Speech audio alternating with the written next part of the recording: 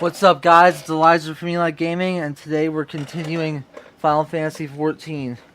Let's get it started. First, I gotta go and what's it called?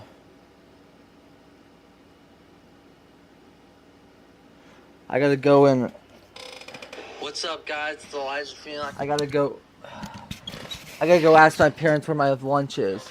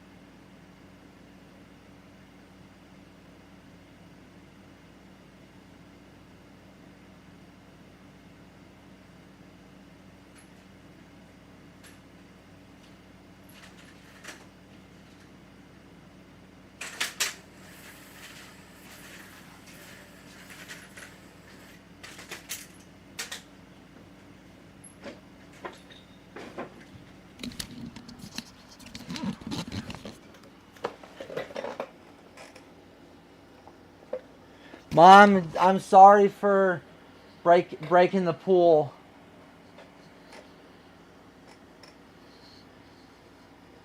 Of a more powerful handheld. Now, there's been a lot of leaks about this, but... And see, in the past, I thought Xbox might leverage Game Pass to, hey guys, you want to play Game Pass games, you gotta come to us and pay our subscription and play in our box.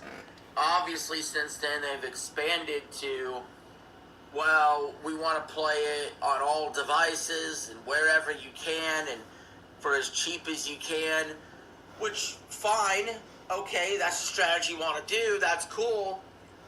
But where it gets really confusing is, why are we now going to shove an expensive PC handheld down people's throats?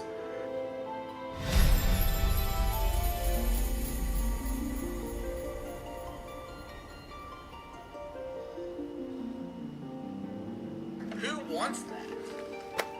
Just a second, I gotta turn the stream on my laptop. The thing that is officially confirmed, which I really want to dive deep on today, is ROG Ally, where essentially there's a company called Asus, and apparently they worked together with Microsoft to make a portable PC. Now, this thing is actually extremely strong. It's honestly some pretty high-end graphics for a gadget that can fit in your backpack, but the price has now moved. It is over. Has now moved. It is over $1,000 for this handheld. What? No, it just can't be, guys. It can't be over $1,000. It's just untenable. It's just completely untenable. It's ridiculous enough that Xbox, raised their price of their consoles when they're in third in the console market. I know they don't give a shit anymore. It's untenable that Xbox has raised its game prices to $80, and their competition is mostly still $70, minus Mario. I don't get this. The Switch 2, I would want a million times more than an Xbox ROG Ally, and you're telling me the Xbox ROG Ally is more than double the price, and it doesn't dock? What are we doing? What are we doing? Xbox, come on.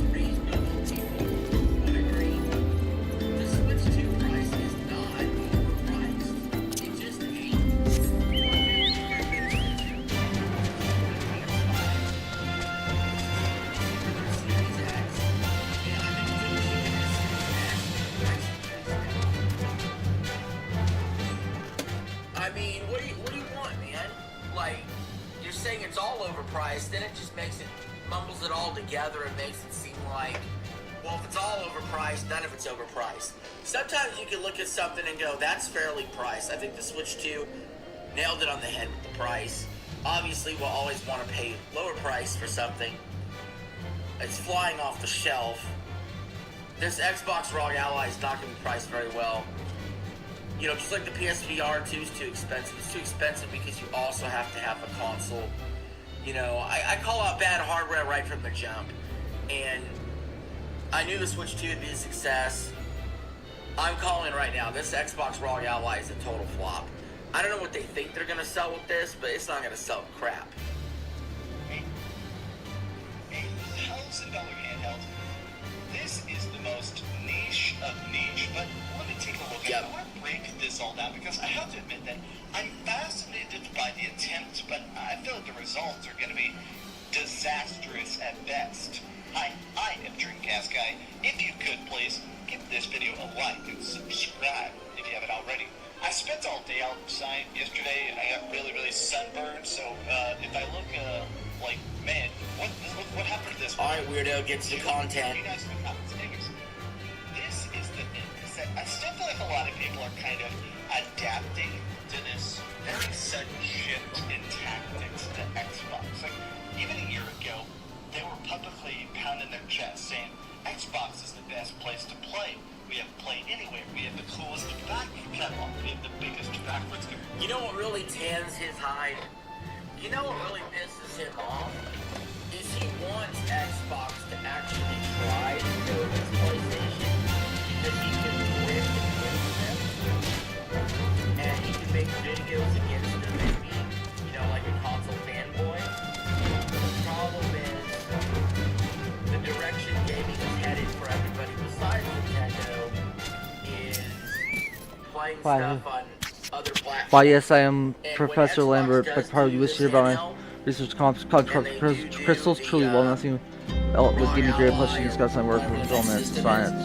It's going to be able to play Steam games, and when that happens, that means basically you're going to be able to play PlayStation games on your Xbox, and Xbox is sending their games over to be played on PlayStation. Also, rare to So find it fellow kinda intellectuals makes and it to see so the rare final game will copper. against, And in the nature of Crystals, come think it doesn't know, remember to.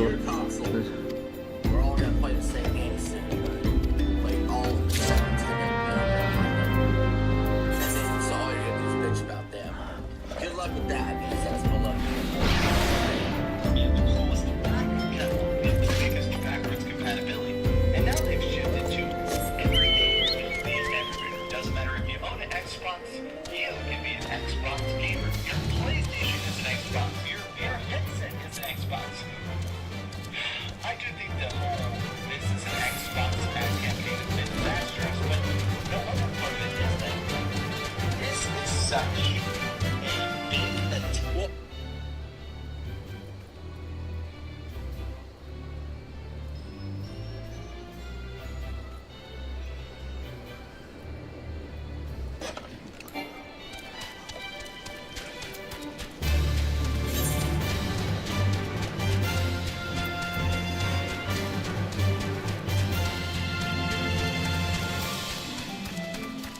Well, again,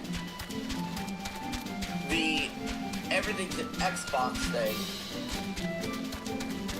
I mean, it makes sense if you want to play cheap. Imagine a smart TV. Your Xbox has an app.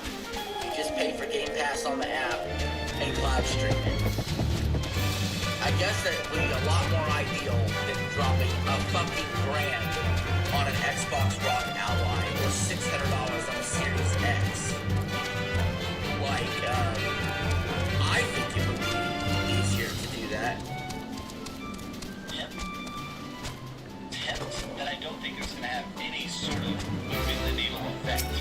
Aggregated library support or games with your fingertips than ever before. Welcome to the future of gaming on the go. Now, I'm specifically going to be mostly talking about the specs and the price of both these devices, but if you keep me sitting seriously, the ROG Ally X, I am talking about this, the ROG Xbox Ally X. Now, there is basically a more expensive version and a less powerful version, and you're probably thinking, wow, that looks like a standard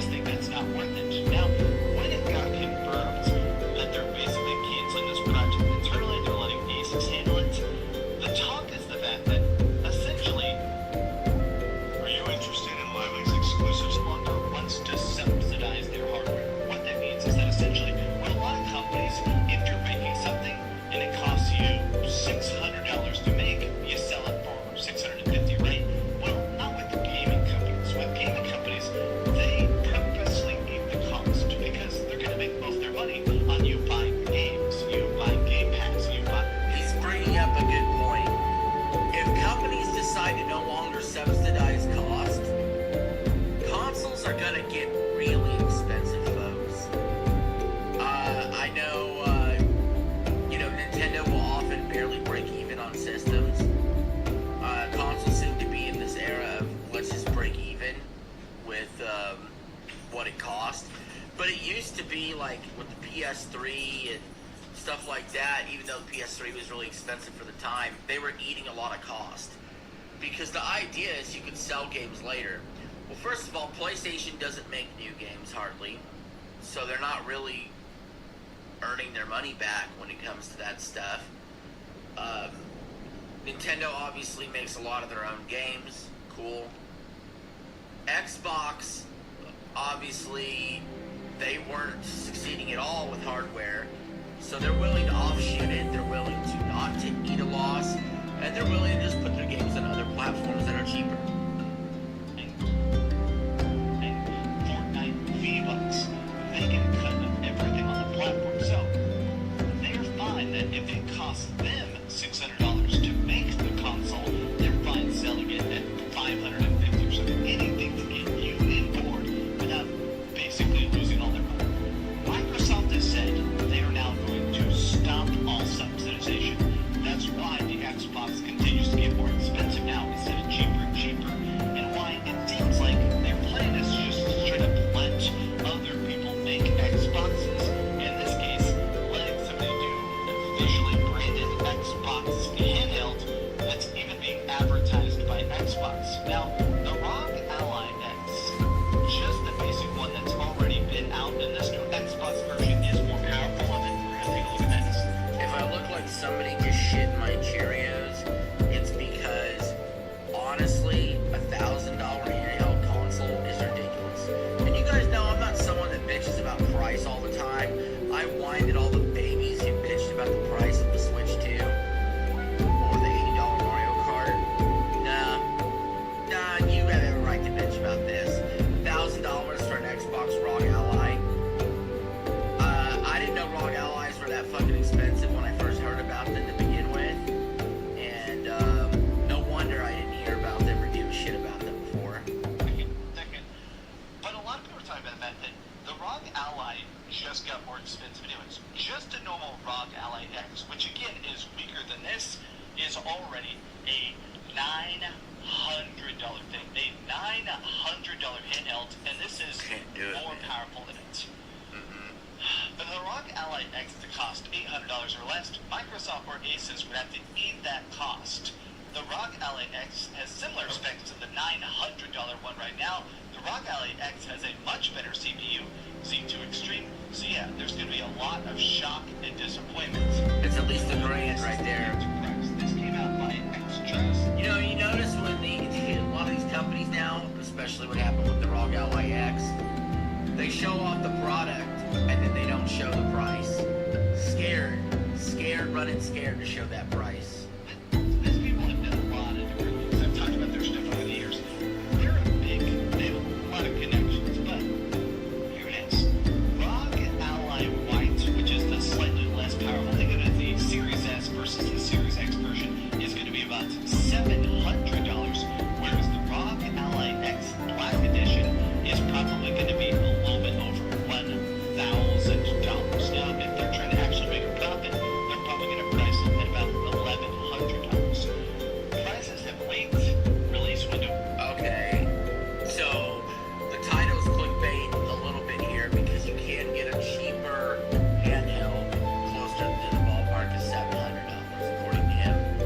A less powerful one. That'd probably be the best option. That's probably the only tenable option. But even at $700 for a handheld, go fuck yourself for the cheap one. And then $1,100 for the expensive one. Get the fuck out with that.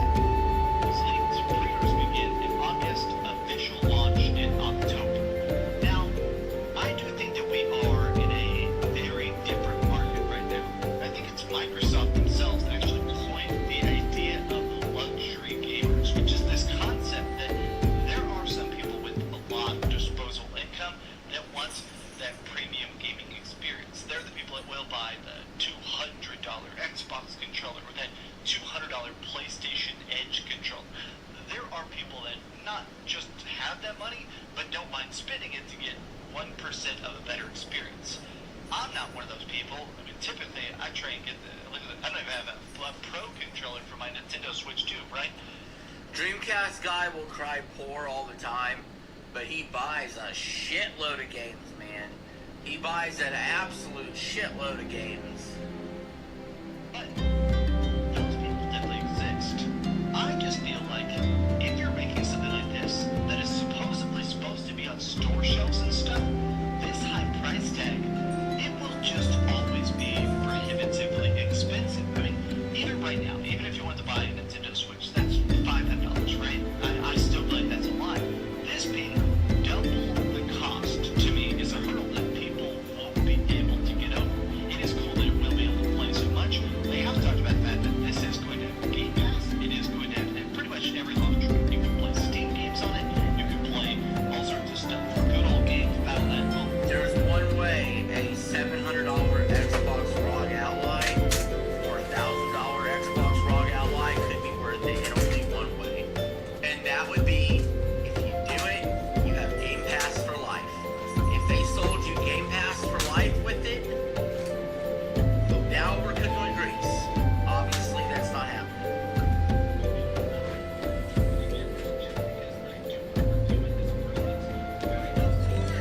Of course, this is the same guy who was bashed the Nintendo Switch 2 for weeks and weeks and weeks. And then what did he do? He bought it anyway, and reviewed it anyway, and hated it anyway. And now this motherfucker's like, I'm gonna go buy the Xbox ROG Ally. And now he's like, well, you know what, guys? Just for the sake of the channel, I better buy this product so I can view it. Oh, perhaps this day, Halloween College should be chosen guidance manual by Oscar Brace, the professor, and Brent's pupil substitute use circuit says, play core your core, your timing is impeccable. Back to I was just preparing to preserve perhaps crystals on very well from my first research. They were the death of saying destruction causes calamities, plus the bounty of sublime specimens, but something tells me they're not, but a perfect peace will satisfy your high standards. In which case you must need descend to the deepest estimates of floating waters and murderous murder nights. United States the most fantastic formation I've found thus far. This being more powerful, it's interesting. But this is the thing like what some people say, which is that, okay, this isn't really an Xbox. This whole advertising campaign, this is an Xbox, is still so bizarre. It's a fucking Xbox, okay? It has an Xbox button. Xbox signed off What? on it. It's a ROG Ally and it's an Xbox. I've heard people talk about this online. Well, this isn't really an Xbox. Shut the fuck up. It's actually an Xbox, okay? It literally is designed to be one, but in a ROG Ally form. Alright? It doesn't, it's semantics.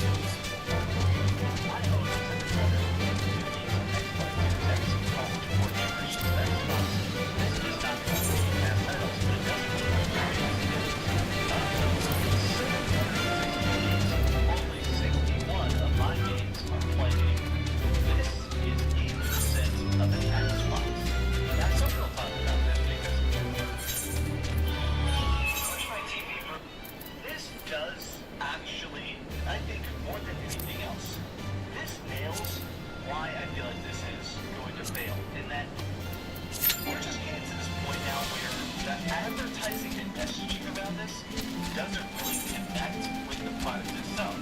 Yeah, so that's a problem. If it doesn't play your full Xbox library, that's an actual issue. That's a problem.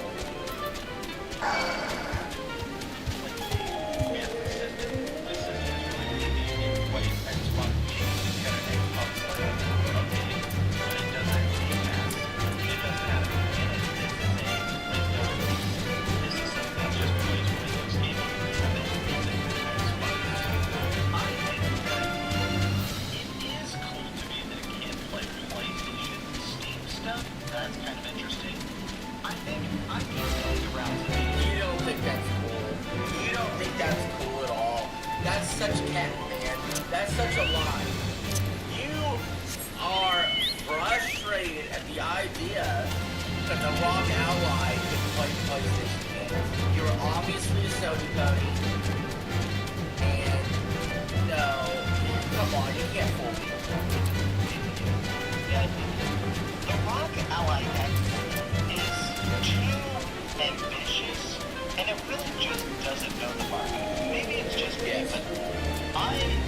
like people are paying more for orange shape, or when you spend money on they're funding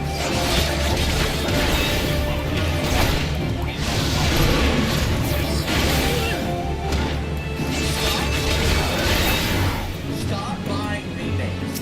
Stop. Just fucking stop. It's just like everybody gets excited. I'm going to use a random game example, okay?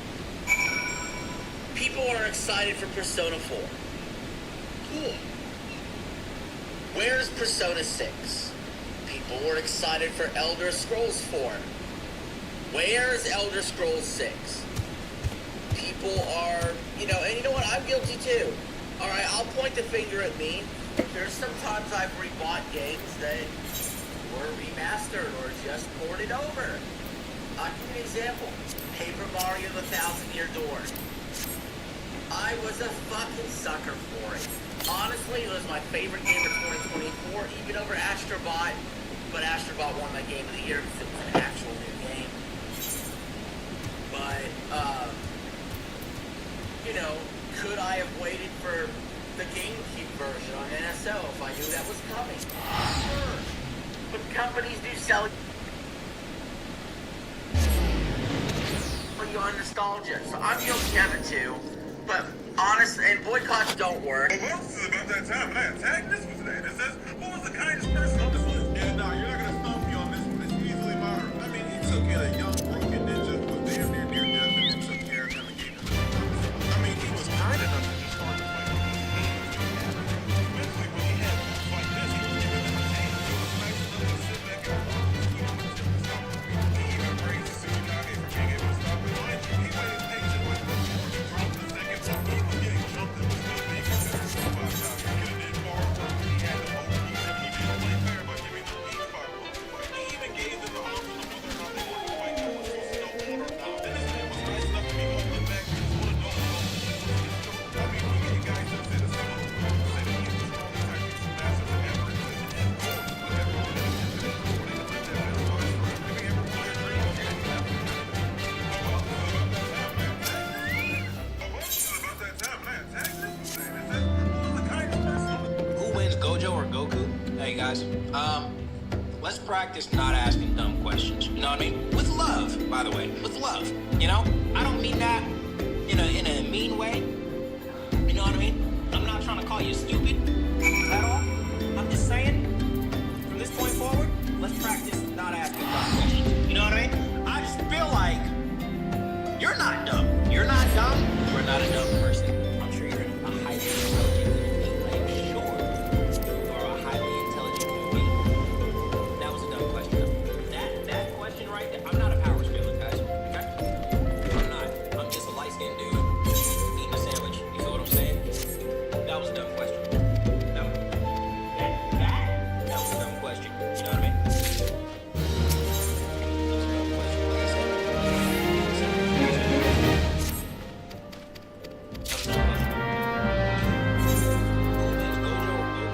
Hey guys, let's practice.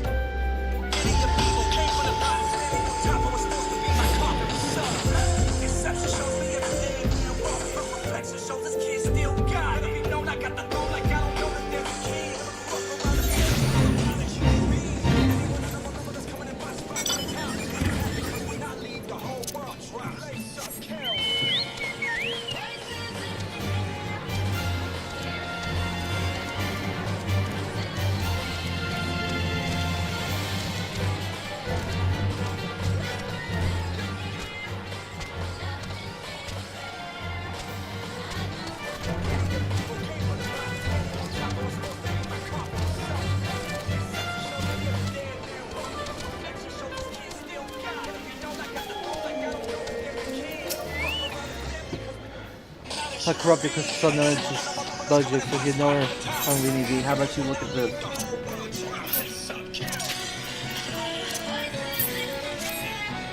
I began progressive way introducing the Betty Party since Battle for the Rock. I'm seeing the greatest progressive. This is jealous why I did you see me at right. Yeah, they accomplished all of this background. I was just leaning pedal on and on. I must get this together by now. Tired by now. I said to the writers, you will not refer to this black man as a silverback. I am not a primate. I told the professor my many misses of legendary starting Pharaoh series, complete with covers of crystals of exceptional strength. Which you get to test my hypothesis that all styles from the best period of Christopher Reed, and you see my attempts to acquire this information met with noise at the same time. So, if they have to, you will have better look for information for the deal that evolved and given up at this point. And I went from being the silverback to being Warren Henry, strongest man in the world. And primarily because I took time to stop pro wrestling and to go back and compete against the strongest men in the world to validate the fact that I was the world's strongest man, not the world's strongest primate.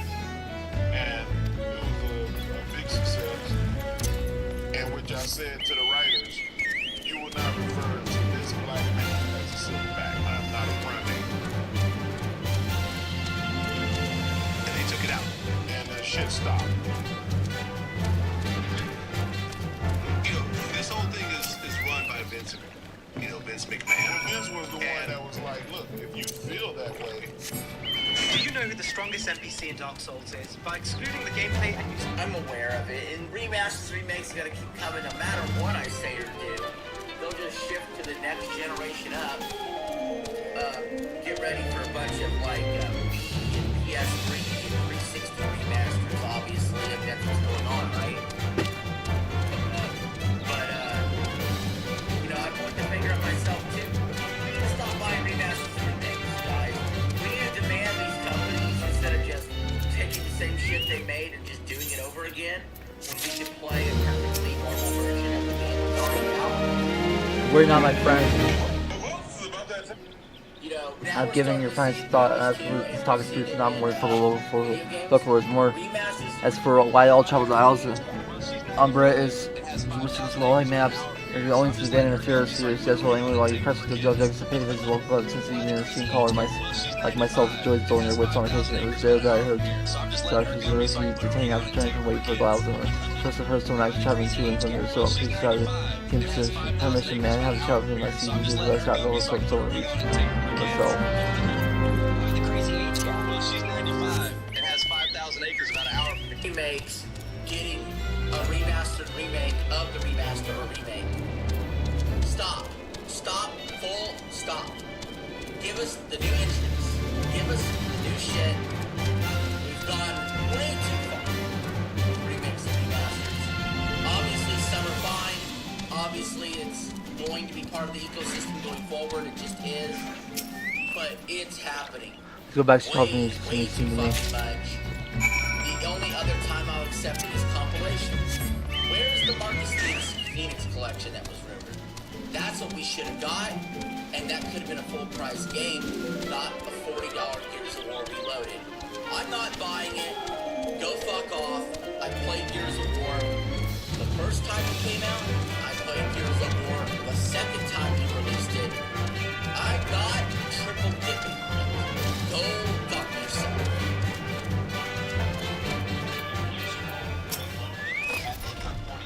What this good? Tons of maps, long campaign, play co-op and stuff like that. Things like Expedition 33, a game that's $50.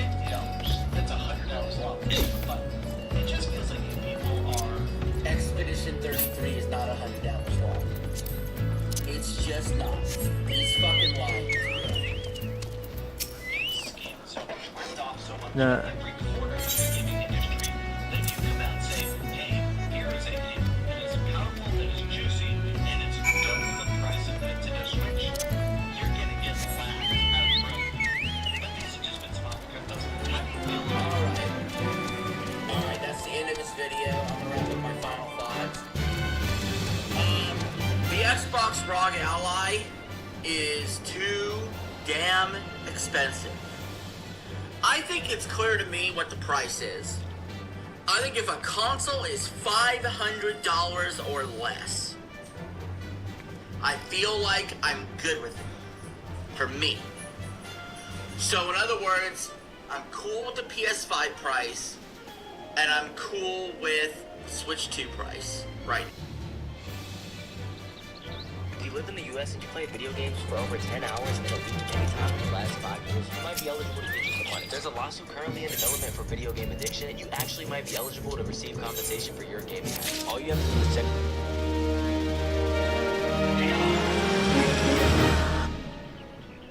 When we first find God, how God wins off of the Prince of Death. By the persistent persecution of their kind, they rise above even the Golden Order's cohort of omen killers. Something we can deduce from the fact that they dropped. So Final Fantasy policies justification for driving along the good business to sell goes well. Was the head of the operations and the most famous of the omen killers. From that same entry, we learned that omens were born from the Crucible were characterized by the prevalence of horns across their body. Omens in particular may be some of the greatest Crucible beings, as it is specifically the aspect of the omens that is reproduced in the royal lineage through Moog and Morgoth. And while their royal lineage may have more to say for the strength and influence they would attain, the presence of This doesn't omen seem all that bad. heritage in the royal It will bloodline seem bad soon. indicates it remains an aspect of the primordial crucible not even the rigid theocracy of Marika's rule could undermine. As per the entry for the Omen Killers, the Omen-born were the most detested aspects of the Crucible to the Golden Order, and it may be due to the fact that the aspect of the Omen were the hardest to remove from the royal lineage connected to the power of Godfrey, the first Elder Lord. As we learned, Godfrey remained close to the Crucible and even depended on prices those about how of you the come here, Crucible sounds in currently his first restricted. campaigns as consort to Marika. In this, I don't find Godfrey's this strength see may which how pay this homage sorry for to me, the I may aspect have of to the return Crucible empty-handed. No related thanks, I'm to the getting what I Omen, want. and therefore the omens themselves Grit and ask Momo give you a grant and she actually but only offers why you ask look up time since before the Golden Order's narrative of the world. We learn the Horn Center may have been the original ruling forces of the primordial crucible, and the omen may be the cruel So this is a dungeon irony coming up. tying the graceful races to the primordial aspects of the crucible. We know those that were Horn Center So on to actually right, held doesn't great people just influence family in the about how lands Karen all between seven and inducing carried out because this is successful warring as it starts campaigns shuffling of towards the their own, water. adding further credit to the idea that those born of horns have a great deal of influence. It's got that power voice, that sewn single into fleeting their verse I still hear heritage. say close to the shore, it's only short for I knew to take every else my strength to resist. Godfrey's union in the form of Moog and Morgoth were omen-born but still worthy of royalty and influence in their own right. With Moog specifically Almost level 49. Like 100k experience, so it's I'm not almost. And this talk of the learning voice simply as if, but that's all they're dead, aren't they? Now I need a little less than 100,000. They just like they were saying that me know, but I see something about something which I was dangerous. Right anymore. I'm feeling retired waiting for like a young loud 1,000 yams scared to return, which I'm assuming is you. I don't know what sort of range you had, but they should probably go to this place still.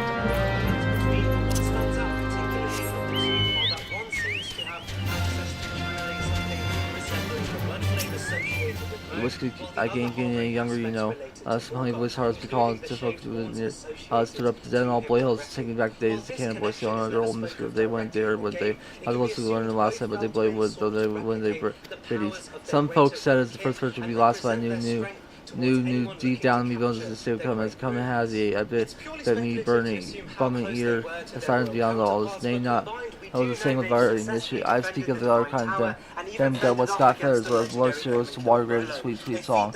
But don't end there, no drownings start seeing and death man sleep out of these four durability until the force and do more.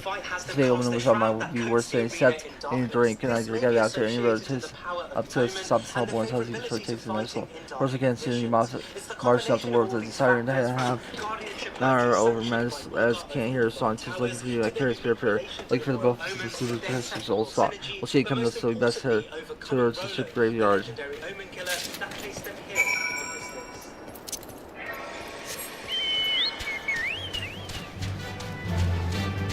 Divine Dancing Lion Beast stands tall as the greatest representative of the power of Horn society.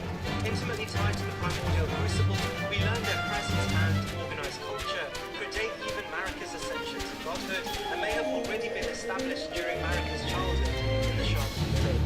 We know this as we learn in a bombshell revelation that the Horn were responsible for the massacre of Marika's own race, torturing the shamans and stuffing them in jars as ritual killed them. We learn this is the root of which would create a resentment for Marika and as she ascended to a place of power outright vengeance by commanding Messmer. These she passes in force, she's already just fighting, can't really come with this matter with it now. This should be easy. During this war, we learned the primary militaristic forces of the Hornsent were categorized ff14, I'm 2 levels above. with their hierarchy predicated on their divine affinity. We know the Crucible is tied intimately to the primordial life forces of the world, extending even to the aspects of nature, and thus the control over these forces tied closely to how close one was to being divine. ff46 is fine, only 2 levels above this. Bottom of the list, we have the Time to fight a siren. civilian population with little to no ability to command the natural powers of the Crucible, but hosted horns typical of those born of the Crucible. And I'm beginning to run some side birds, but you are in here. Ability to storms, calling upon winds to help them foe. Above them were the divine beast warriors. These beings single-handedly had control over weather and other natural elements, shifting the atmosphere and commanding their powers. There's a song. We learned from the description of the divine beast help that the divine beast Like, dude, warriors were you chosen hear that? from It's the just Horn her. warriors due to their closeness to the divine. The divine beast warriors were often Time to kill her. placed in high Go watch, stations, she's coming, leading she's to come. impending ill at the heart of Hornsent's organized society. However, She's there kinda was bad, still but I'm still gonna one kill her great ass. and the true highest calling for the Hornsent. This, of course, are the divine I just shove them dancing plugs in here and get ready for fight. So she was your depth here, these found herself when we up there. And of course, I'm gonna know. would ascend to this role, and if we look carefully at the beast we actually fight, we can see that it would often be a role held by two great divine beast warriors, carrying themselves in unison to perform the ritualistic dance typical of the divine dances. We learned initially this ritual dance would be purely for ceremonial purposes. They would pivot the ritual to a more offensive role as Messmer's forces threatened their hegemony. The description of the remembrance associated to the dancing beast tells us the imperial power and thus the divine dance.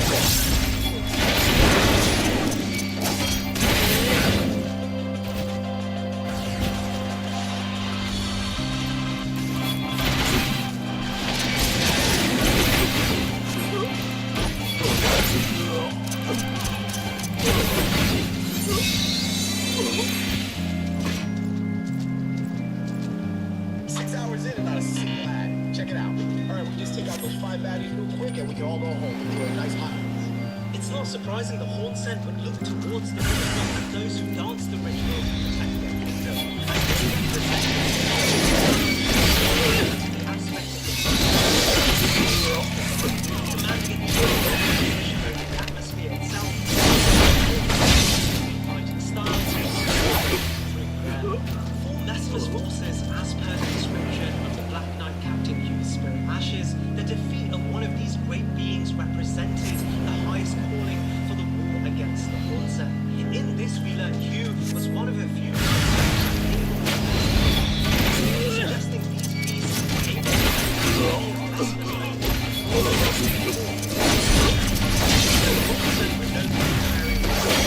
one powerful enough to organize their own culture and claim hegemony over the entirety of the region. The power of the Crucible that the Hornsent took credibility from was also responsible for a large section of Godfrey's own campaign in conquering the entirety of the land. We know many divine dancers existed, but within the lion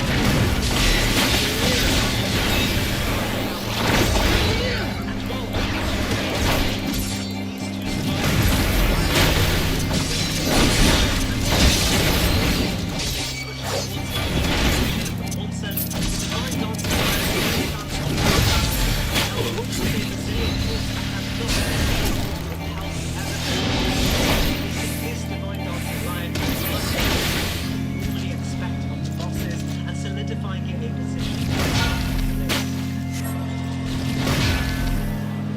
Duty complete. Get shit on.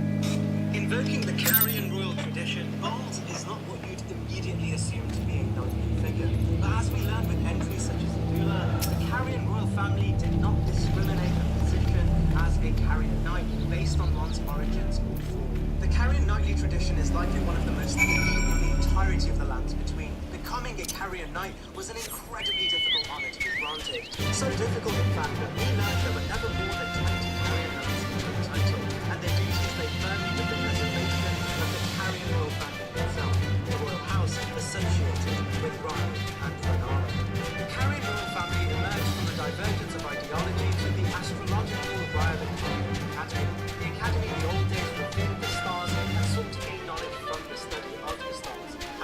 carrying royal family posited the moon bear in much greater proportions. The split would I culminate mean, it was a into sign of how assembly real of the resist factions the Academy resist the song. I see. I had heard Cuckoo Knights. that This Master battle Minota was was in involved no in the way first balanced, however. was The involved in the Carriers first person, never actually him. Survived the ordeal like that. I can't believe for carrying her along the long round with him. The way I have something for you. The perfect kills. Crystal, you want to safely seal the pot. Just requested. Please take it with my compliments. With her falling sorcery. With the intention to unify the astrological factions, she took up the position of a headmistress at the Academy. Raya Lucaria conceded to her demands. Soon enough, the Golden Order, determined to maintain dominion over the entirety of the lands between, sent Radagon and his army to now reunify Liurnia and enhanced Wiccan territory. While a majority of this war lasted in stalemate, eventually Radagon would meet Renala on the battlefield, and a love would emerge amongst the two, bearing the carrion royal eggs. We learned Radagon would eventually leave Renala seemingly out of nowhere, causing her to retreat into an impressive state, and leaving Oh, gee, welcome back to your looking Margaret Hill. Let's see, more 20. Why aren't you? I thought we were a close look to the rest. You can be quite pleased with the success. Congratulations. You told me if I ever return to cut the crystal close, that's all I'll run to fire. I said to you here, huh? Well, you want to correct it. Crystal composed by tax effective, you think there's counter effects of raging wind. I will discuss the components of it. Anyone knows anything about Delma state, I will have people near us both.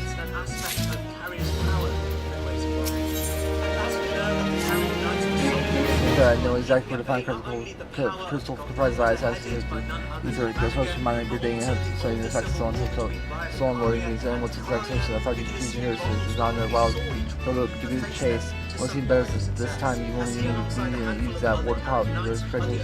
So this crystal energy hangs tries to like what you asked for is just say it's own god. You process the awareness of precautions necessary. Anyway, do not let me keep you as bad pleasure. You let come back and see what's happening, right? Remaining comrades, as we'll find out, retained at these posts, protecting and serving the royal family.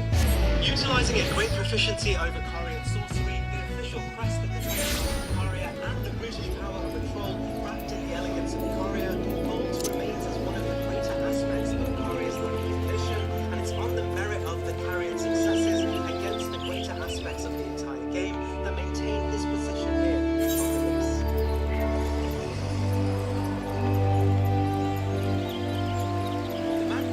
Directly associated to the act of dragon communion. In order to commune with dragons, we learn one must first sacrifice the heart of a dragon and communal altars to enhance their own proximity to these prehistoric beings. The dragon communion seal tells us the sacrificial devouring of the heart gives power. The act of dragon communion itself. I presume CNN before me branches out. We're terribly sorry about the Mr. Those not actually taking the name signs that are true lists. And I hear crowd possessing this project so you can be found in runs the same course spawn and flame. Last year, no one case while there is at least one survivable Christopher. They can be found within 12 of the where it is at. I any given no more this mistake permanently explain your opinion is pretty good. Yeah, but one such secret is that infamously the stage will outside signaling the art every critical tells supports of you. This Chris was taken into the enjoy guys. Assuming they can use that originally one still buys those glasses. Quite kind of thing with my theory that it's good to you first to the press so you couldn't kill us about this all this too.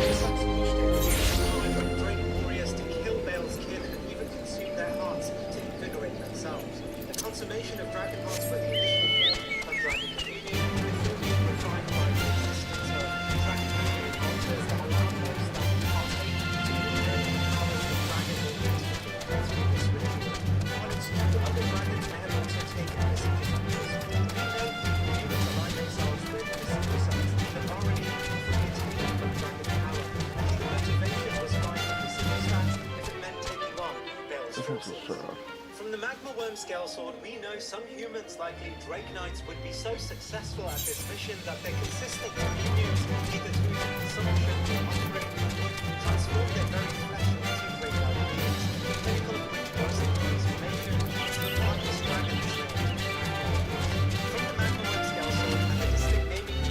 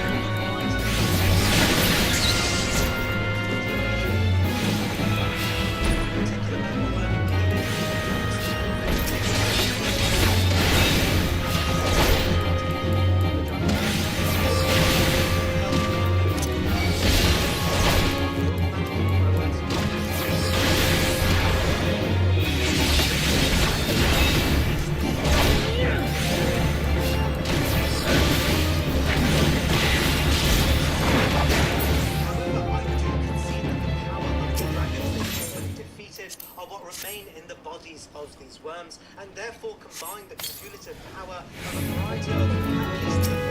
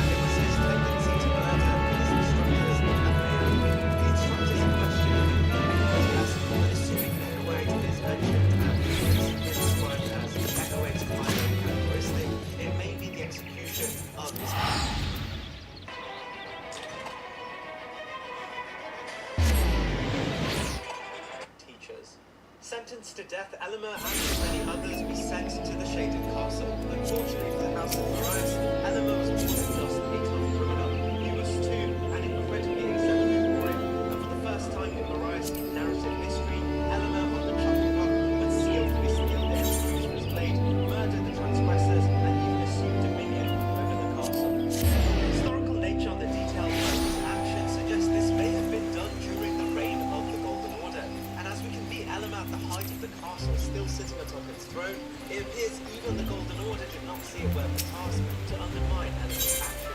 Elmer would carry on with his mission to slay the magic merchants, and as this was his sole motivation, the Golden Order may have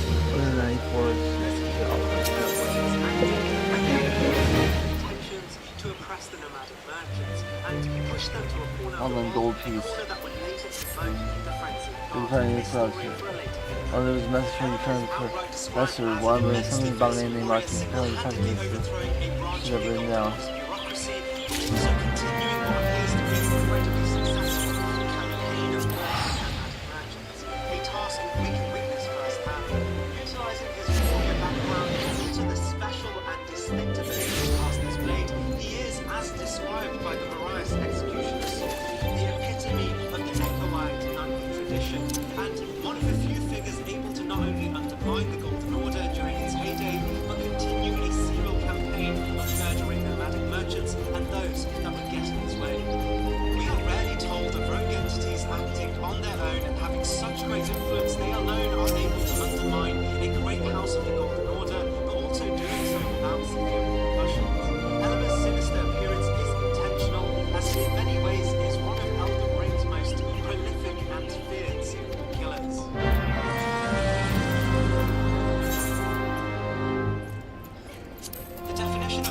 Tells us that it is a manifestation of a deity or released soul in a bodily form on Earth.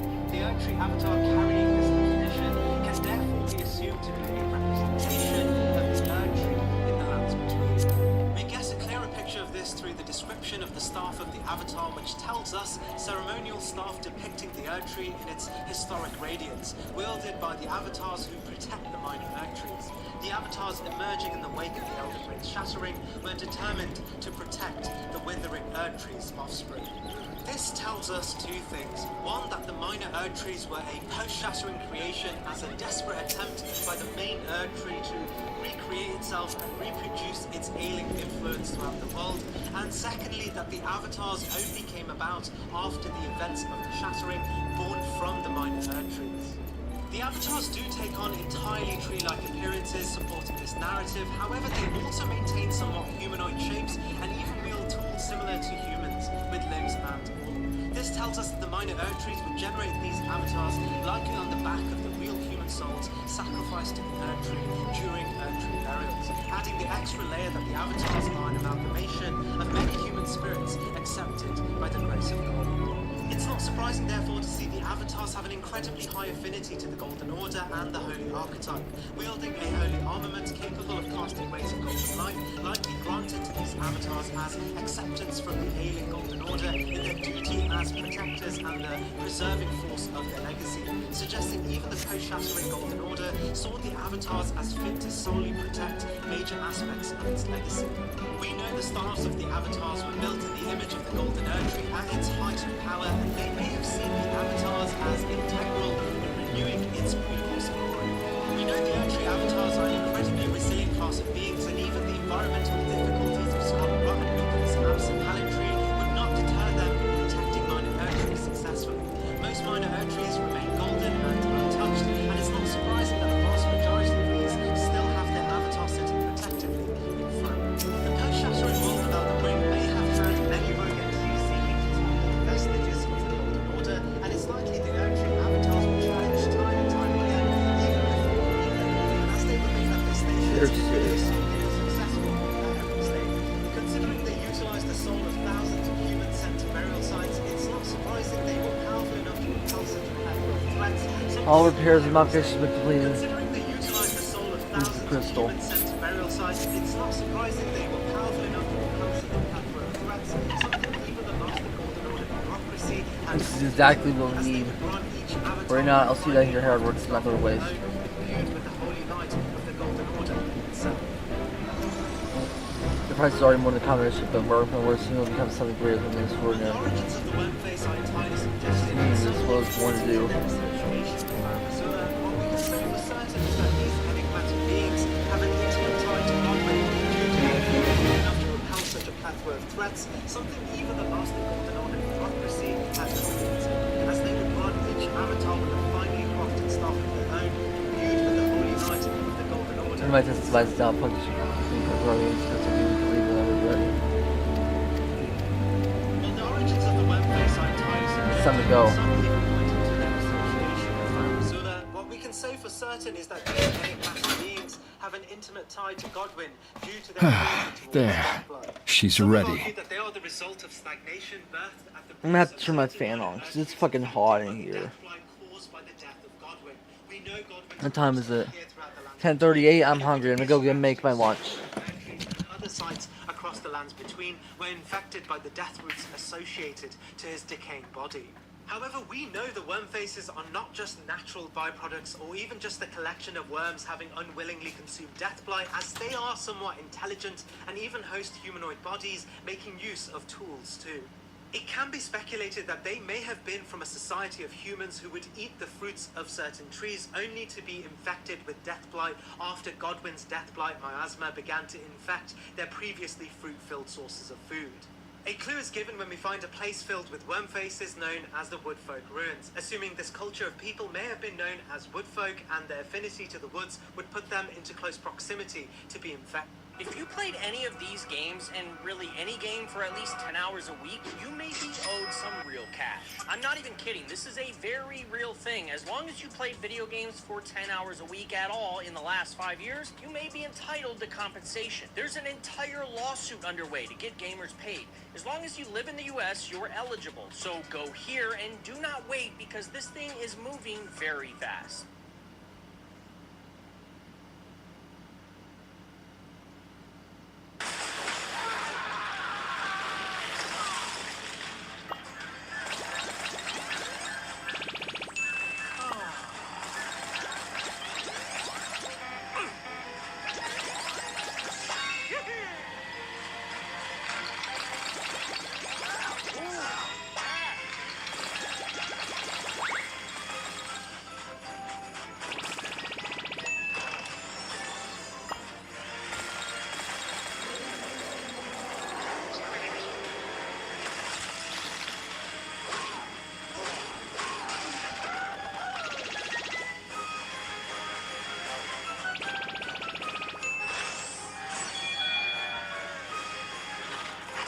Whiteout survival.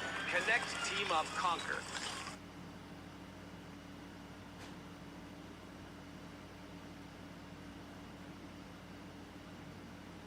did. The worm faces themselves gather in groups, and it's clear they together did resemble a community of their own. The file name for the worm faces are referred to as Deirasi, which translates to uprooted, inferring the people of the woods were somehow led out of their homes by a disease that found itself to them, rather than the other way around. Once infected, it's clear the worm faces would become reliant on the consumption of blighted roots as sustenance, which leads us to the boss encounter with the large worm face. Found at the foot of a minor Erd tree, it peculiarly takes the position originally held by an Erd tree avatar. We learn the worm faces control... I'm back. Ah, she stirs.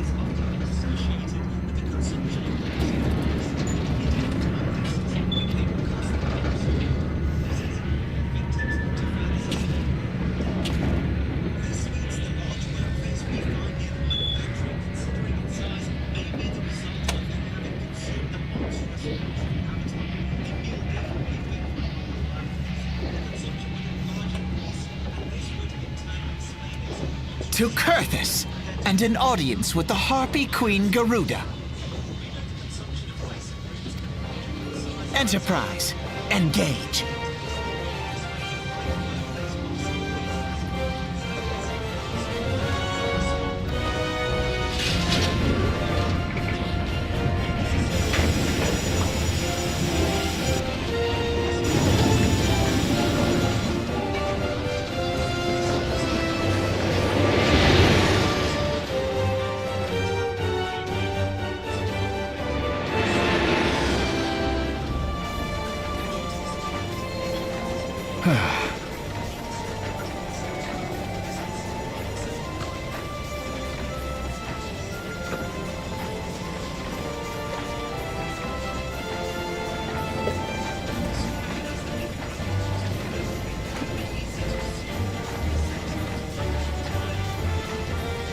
I'll be right back.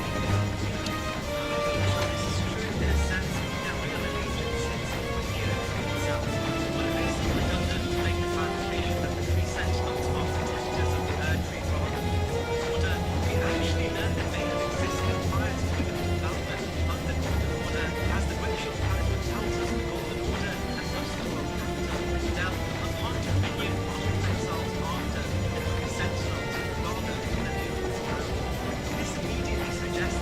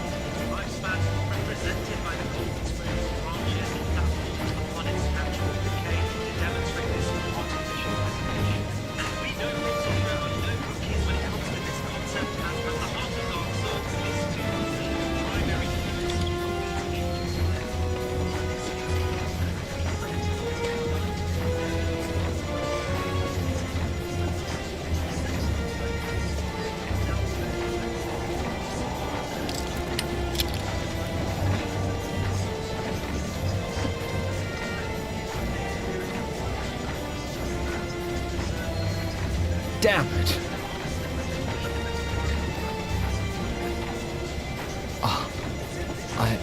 I once flew in this airship, and I was not alone. There were adventurers on board. Adventurers like you.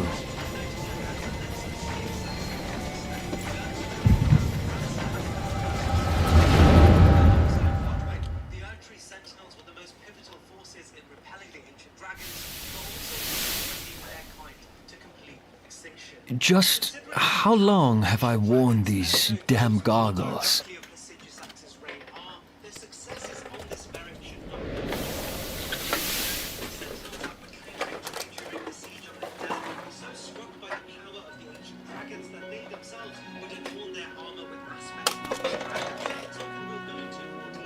Ah, yes, I fancied myself a trendsetter in my younger days.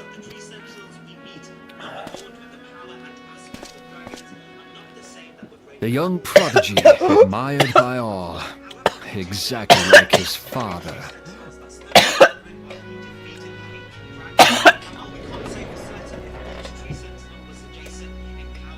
I forgot to pray. Born Thank and you, God, raised for waking me up in today. Garlemald.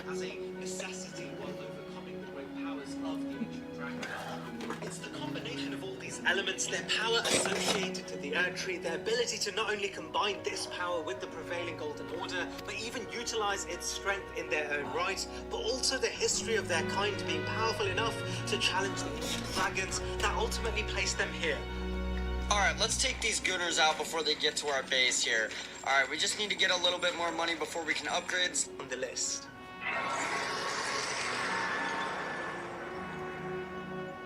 It was only natural that the precocious young student should become an engineer. Had his father not done the same? Instead, I implore you all to draw your attention back to the Godskin Apostle entry for all those looking to refresh your memory, as this builds directly from that entry itself. I'll skip over most of the crucial details and outline why the Godskin is greater than the Apostle, while carrying the power over from the Apostle as reasoning for a majority of its strength, as they are intrinsically linked. Father, when did we stop seeing eye to eye? That the Godskin nobles are hierarchically at a much greater place than the Apostles. But if naming conventions aren't enough for you, we learn directly from the item description of the Godskin Stitcher that the nobles possess skill unmatched by any noble. Despite When their did size, Meteor become your successive attacks everything, from the weapon and your loved ones cease to matter? This not only draws our attention to rank, but also assumes the nobles were distinctly born much greater than those that would become apostles. Seemingly derogatory in its description, it draws our attention to the origins Is that of his the father? Godskins themselves. We learn from the description of the Godskin swaddling cloth talisman that the Godskin are not natural born in the common sense, rather seemingly born or even raised ritualistically to transform You into their abandoned us pale all, form and become but he was there for in the me, new Father. game. It's in this the nobles may have had their own distinct ritual in relation to their birth. Though he that made proved them no the better in the aspect of end. Glamorite Queen, and as per the Gaius description of the was swaddling just cloth, another the man, death of the with an gods. It's all-consuming... these nobles had a closer affinity to the Black Flame that held the material condition to bring down the gods via the Rune of Death, and in the absence of destined death, still retained a greater degree of strength associated to what remained of the Black Flame. This combines the notion that they not only And so I held a greater ran, combative left style the than Empire their behind and apostle came to counterparts, but Eorzea, also where I affinity built the to their true ironworks. source of power, which was, of course, the Glomide Queen and the Black Flame. In this, it's not surprising that we meet a Godskin noble in Volcano Manor, as Rykard recruited only the greatest antithetical aspects to the Golden Age under his wing, which included a gifted aspect of the Rune of Death from Rani. And as the Godskin noble is stationed near the ever-so-precious Serpent's Amnium and in the Church of Icle, related to the serpent that would characterize Rykard's ambitions and the Glomide Queen, it adds more credit to how important this Godskin noble may have been to Rykard's domain.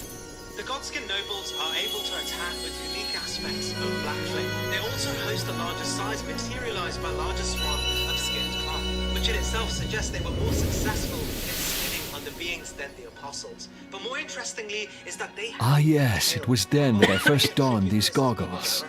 It likely harkens theories around the Glomide own relationship to serpents, and while I don't want to delve into the theory of serpents here, we know the Eorzea opened my eyes. It was home to so many manner of people, each with their own hopes and dreams. People worth saving, and so I fought beside them.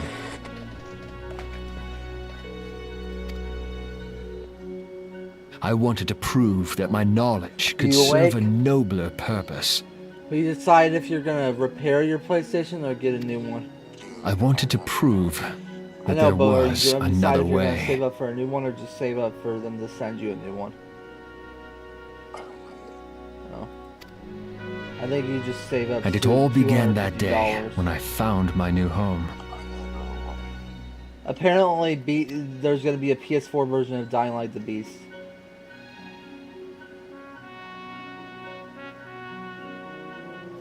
If you still want to play that.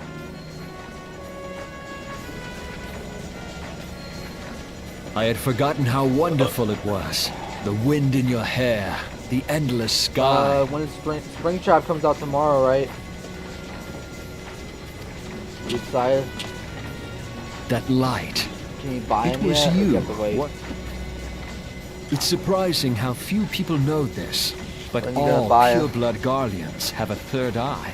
You have enough orc cells to get them? Perhaps mine helped me recognize you.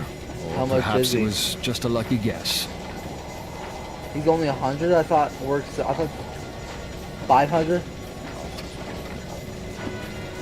How much are regular killers?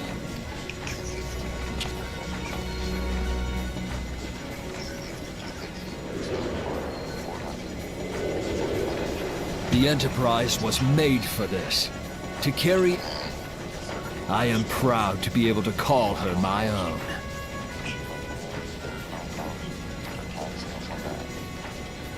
So the Sid? old, What exactly do you remember? what the older licensed killer, are they cheaper? Alphinord, my boy. The older Sorry licensed to have been killers. such a burden.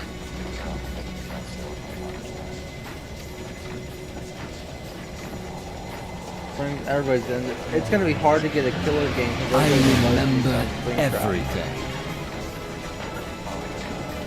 Is there a survivor in this DLC? My They should've name, made, my people, and my They purpose. should have made. Everything. They Come, should have made it like would be one rude of to the keep Garuda animatronics waiting. Survivor. Like they could have made one of the good animatronics in Survivor.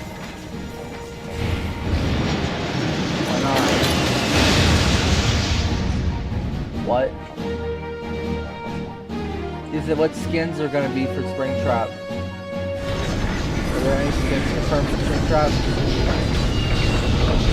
Any skins confirmed for Springtrap?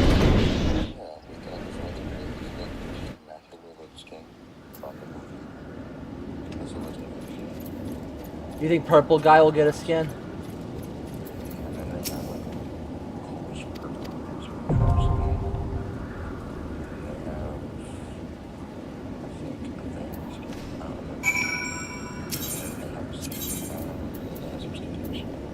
You think Purple Guy will get a skin?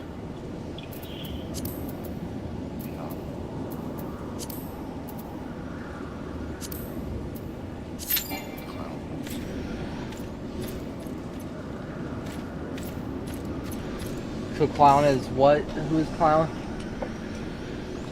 Yeah, which one is he? Yeah, I know, but what is his skin for? You think we'll get Golden? You think we'll get Golden Freddy or Nightmare Fredbear?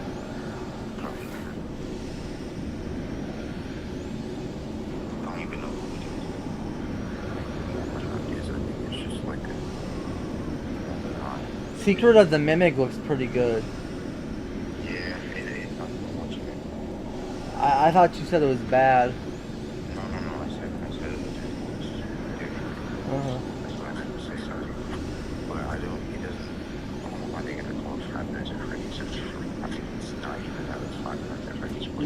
Five Nights at Freddy's 2 comes out December 5th, 2025. We gotta go see that.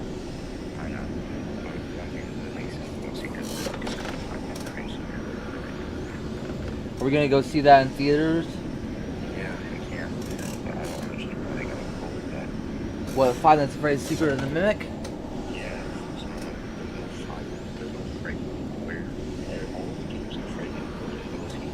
I don't know. I think it's because Scott, whatever his name is, isn't really in charge anymore.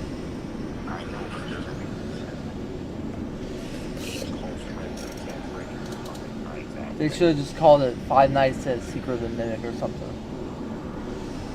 Or just call it Secret of the Mimic. Yeah. Five Nights at Freddy's, sure. They could be a spin-off without Freddy is what they could call it. It could be in the Five Nights at Freddy's universe, but it's just called Secret of the Mimic.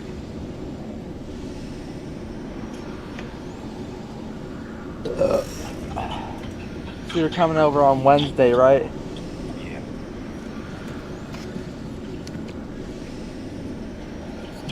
Bro, I hate maintenance in these games because I can only play till 3 o'clock and then the game goes that I can't play it till tomorrow.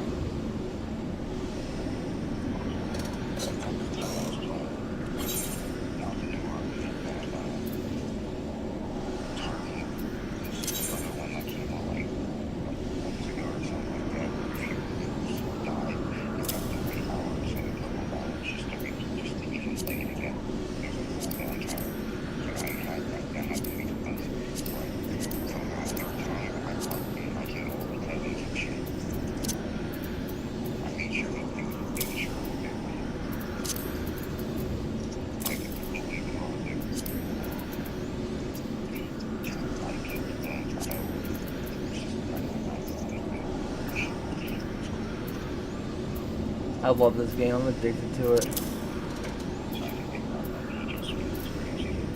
What? What about the old Hitman games?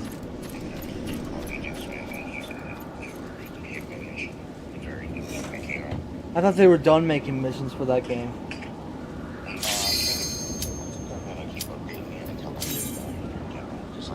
I think they're gonna make a Hitman 4.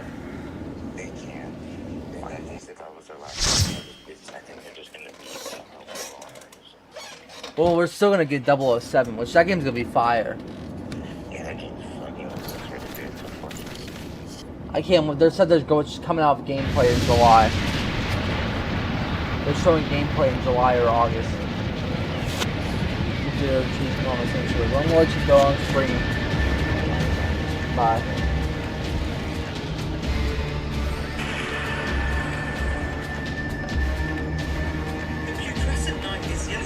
You who influenced shall not go and punch landwalkers. She's kind of bad though. Tell her though she's huge. That's what she says. As it wouldn't breathe.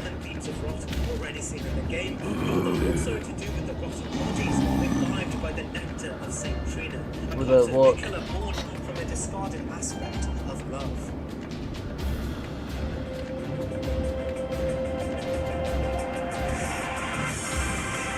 Hamlet, Geo, and co-workers, why was the Ixel bringing here?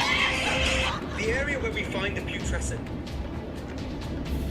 Well, where's four come you hither, foolish mortals?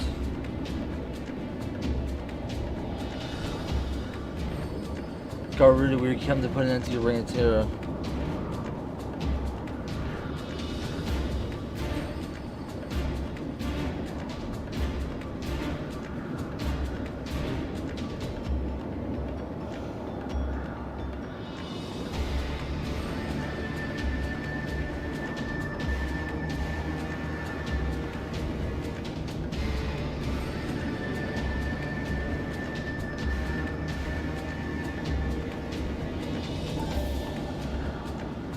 Here you, this blasting will turn these landmarks ring below.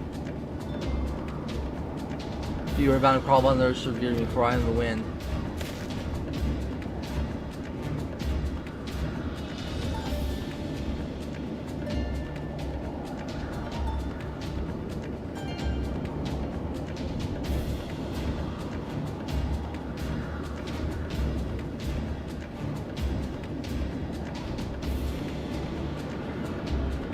We now take the sad slip your defense will be bound by nothing, Garuda.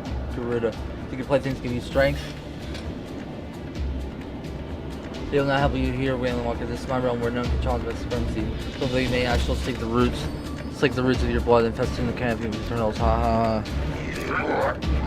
Squawks leave them feathers once, and we shall, as an offering to Garuda, they will serve.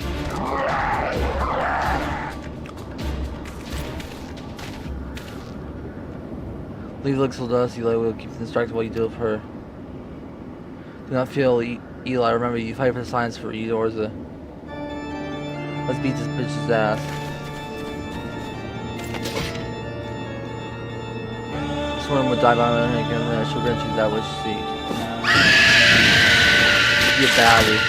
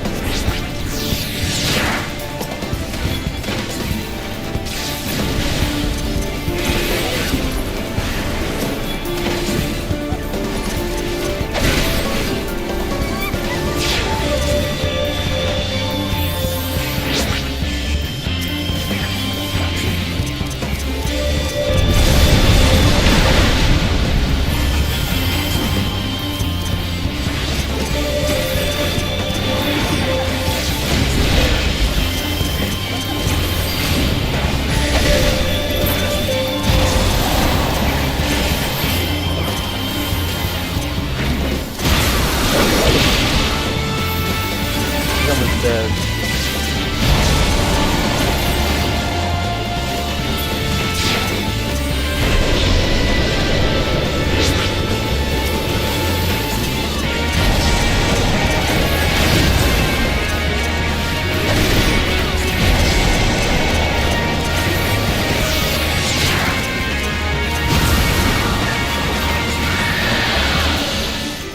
Yeah, guys, it got her ass.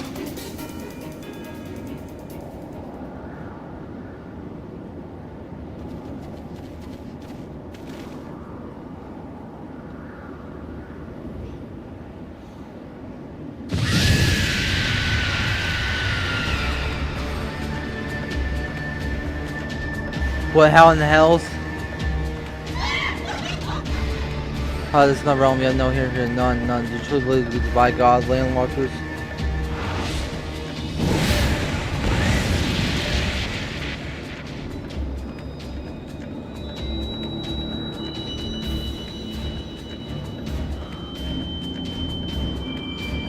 Shows the extent of those who died in this. Powers limited. My children, they have run us both crystals. So it gives to me the power, their faith and powers in me. Unsaved my children will escape the resurrected being immortals. Those who would use my crystals will get the rest shall realize the folly of their faith. Of course, such so long as the evil will still keep praying, she will never fail. Then let's stop them.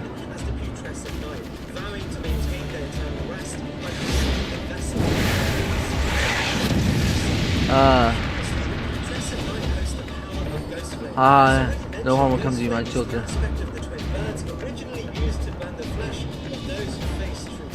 Only the beginning, this is only the beginning, land. Walkers all opposing shall suffer for the science. To the warriors of the forest shall receive my judgment. That is the vermin next to all the stone shall difference. This happens to end this. 10 wise vacations on the sea lies. Their wound bows cannot render in the wind. Their eternal mortal strife shall visit you all in time, and all shall be mine, all mine. You live our years and to raise your hand, you shall be the first patriots and not your death of your life. You will serve me land belong to your last breath.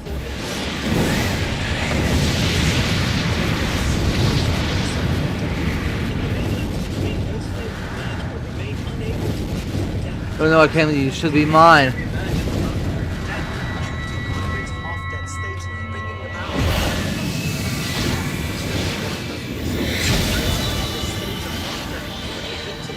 aspects of the ghost flame, likely as nature desperately attempted to grant them true death. But as their bodies were soulless, they would not be granted this escape, and instead became Thanks for the crystal. evermore. In a similar fashion, we learn those imbibed of Saint Trina's essence would have their soul granted a place of eternal rest, and their bodies became soulless vessels of their previous form. And just as they had for those living in death, become engulfed in ghost flame with no soul to burn. Interestingly, these bodies rather a joint. That's the last crystal I need. Allowing to preserve the state of their souls.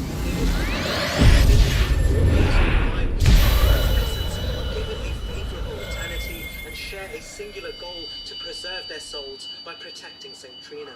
The putrescent night is both the amalgamation of all those rotting vessels given an afterlife in eternal sleep, but also the joint singular will of all those transported souls looking to defend the one that granted. What are you? What have you done to me? Exactly Took your why power. The putrescent night is wielding a blade of skeletons and has the ability to use ghost flame to fight us. World Ship says no world ship has that such power. This is impossible.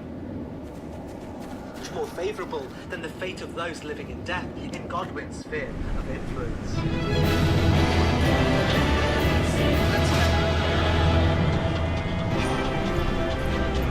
Exit.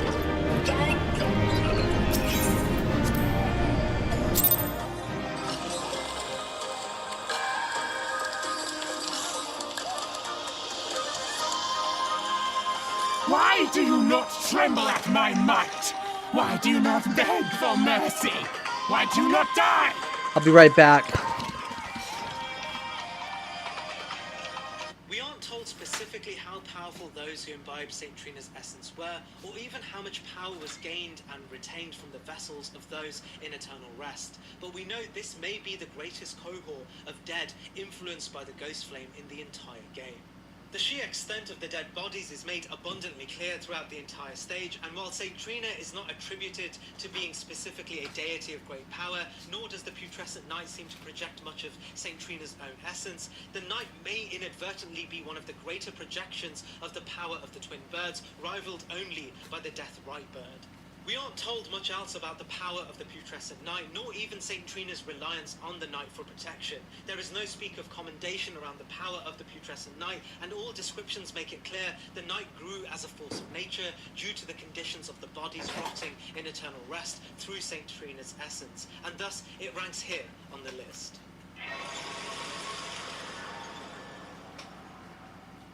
From dialogue and item descriptions, we learn the Knight's cavalry were associated deeply with Margit, the alias for the great demigod, Morgoth. In the lore of his campaign, Margit is told to be notoriously influential and the sole force maintaining the Golden Order in its post-shattering state. While the story of Margit and his campaign throughout the lands between is for later in this list, we learn behind him were a sect of elite knights named the Knights Cavalry.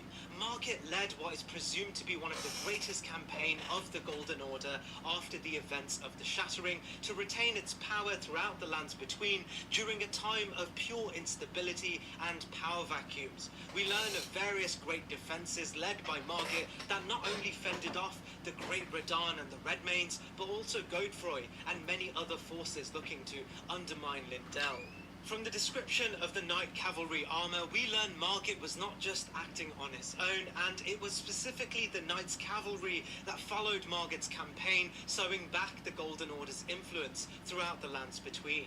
The Knights Cavalry were an incredibly powerful sect of warriors, befitting Margit's own strength. We are told they became a notable point of history as they were responsible for the death of many great warriors, knights and champions, which itself is reinforced as the Knights Cavalry drop arts of war associated with the Bloodhound Knights as per the drop of Bloodhound Step, those of Carrion Royalty as per the drop Ice Spear, members of the Golden Order since defeated as per the drop Shared Order, heroes of the war against the Giants as per the drop Giant Hunt, and even responsible for slaying of a dragon directly associated to the primordial Placidusax himself, as per the drop Ancient Dragon Smithing Stone. It's rare in the game we get direct details of the type of enemies a certain entry was canonically more powerful than, and the Knights Cavalry, based on the items they drop and the role they played as slayers of great beings and heroes, immediately gives us this knowledge. While we can say for certain comparatively the Knights Cavalry were more powerful than those they defeated, it would be incorrect to assume they did all of this as individuals, as it isn't a coincidence the greatest achievement, which is the defeat of a primordial dragon, is interestingly dropped only by the duo encounter with the Knights Cavalry in the consecrated snowfields, as it's more likely they achieved this as a duo too, something further evidenced as the item only drops when both have been defeated.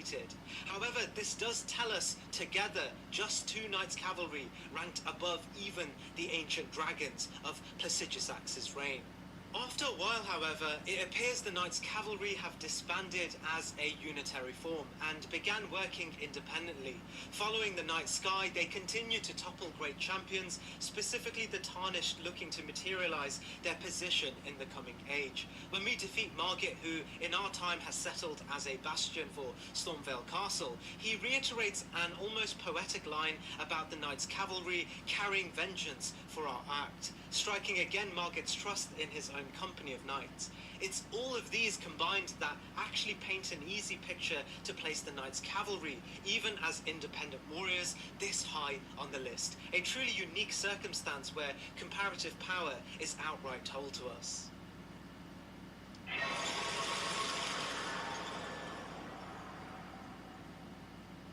Every now and then in Elden Ring, you'll come across a boss encounter that seems entirely uneventful, but only once you've defeated them and indulged in the flavor text granted by their items and associated descriptions is the fight recontextualized as anything but ordinary.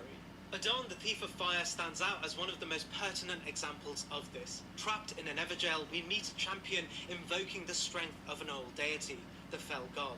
Equipped with the Fire Prelate set and a Fire Monk hood, he casts the incantation known as the Flames of the Fell God, a spell so powerful it is described as representative of the power of the Fell God deity of the ancient giants, the same aspect that would later burn down the Erd Tree in the main story. The campaign against the Fire Giants and the Fell Gods are one that stick out as one of the Golden Order's most historically relevant events, taking the combined efforts of Godfrey, Crucible Knights, the Zamorians, Trolls, Giants, and even more to over... Is Quinn secretly a powerful superhero? Why was he working as a delivery man? How will he take his revenge on Kathy? And will she regret breaking up with Quinn? To find out, listen to the exclusive My Vampire System on Pocket FM.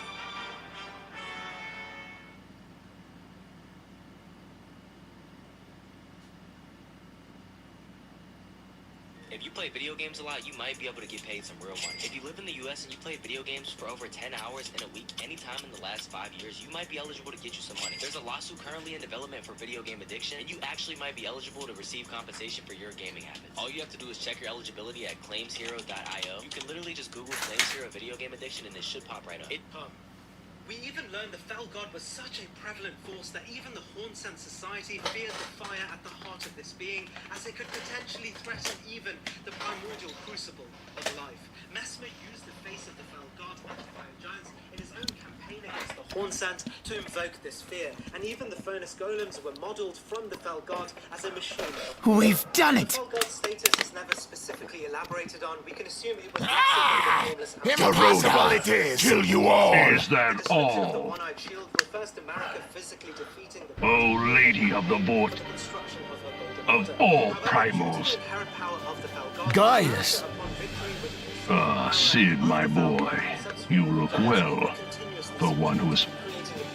What? What exactly did you... Well,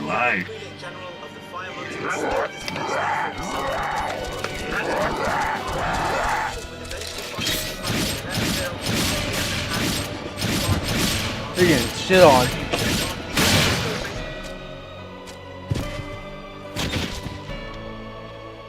Hello. Is that all? Is Hello. that all? Yes. Hi, my name is Tom. My calls are monitored and recorded. May I speak with Noel Kaiser? I'm her son. Okay, I take it this is a wrong number to reach her directly. 10? Yes. I'll have the number removed and you enjoy your day. Thank you. Bye.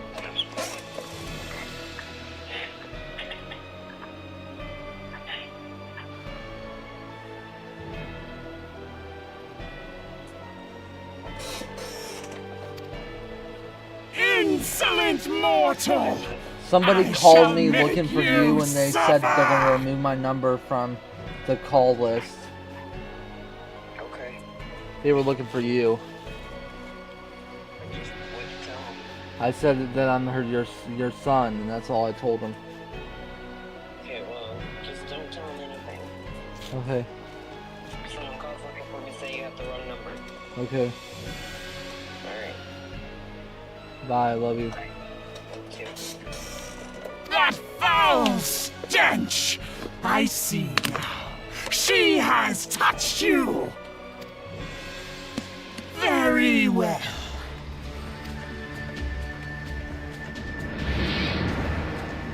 Seven hells, does she still mean to fight?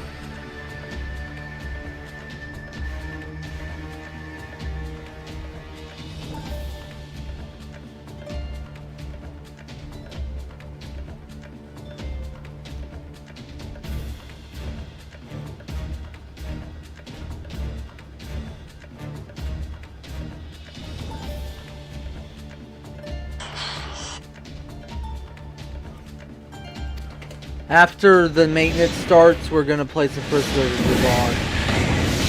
Oh, Lord of the Inferno Almighty! Save us, Titan, Lord of... What is she?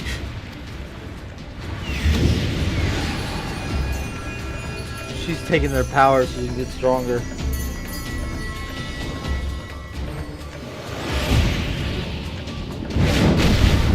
Ifrit and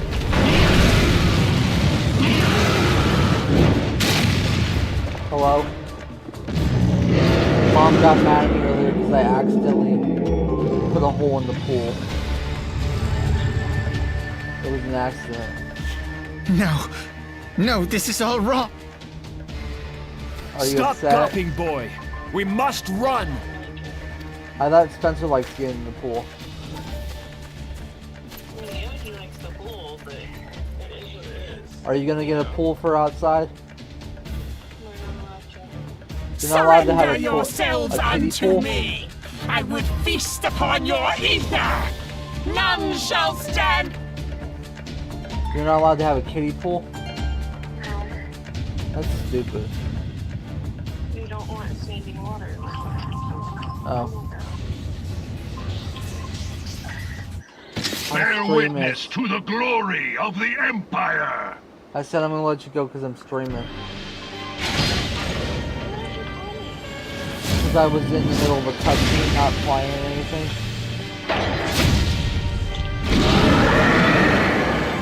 Bye, love you.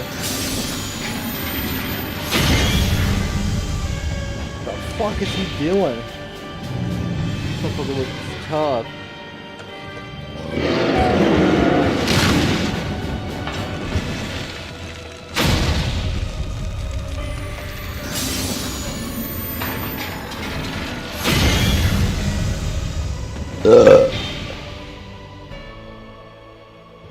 It is you who will suffer, Garuda.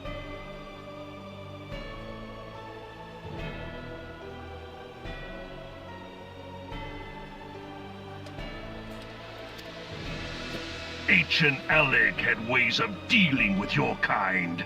Now, look on their ultimate weapon.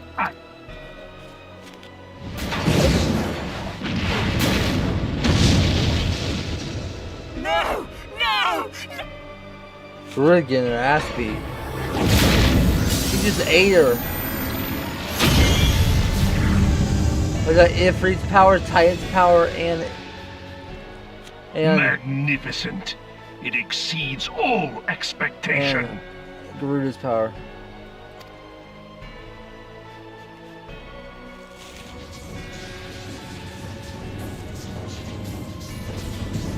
With each primal it consumes, it grows more powerful. Such is the fate of those who oppose the Empire.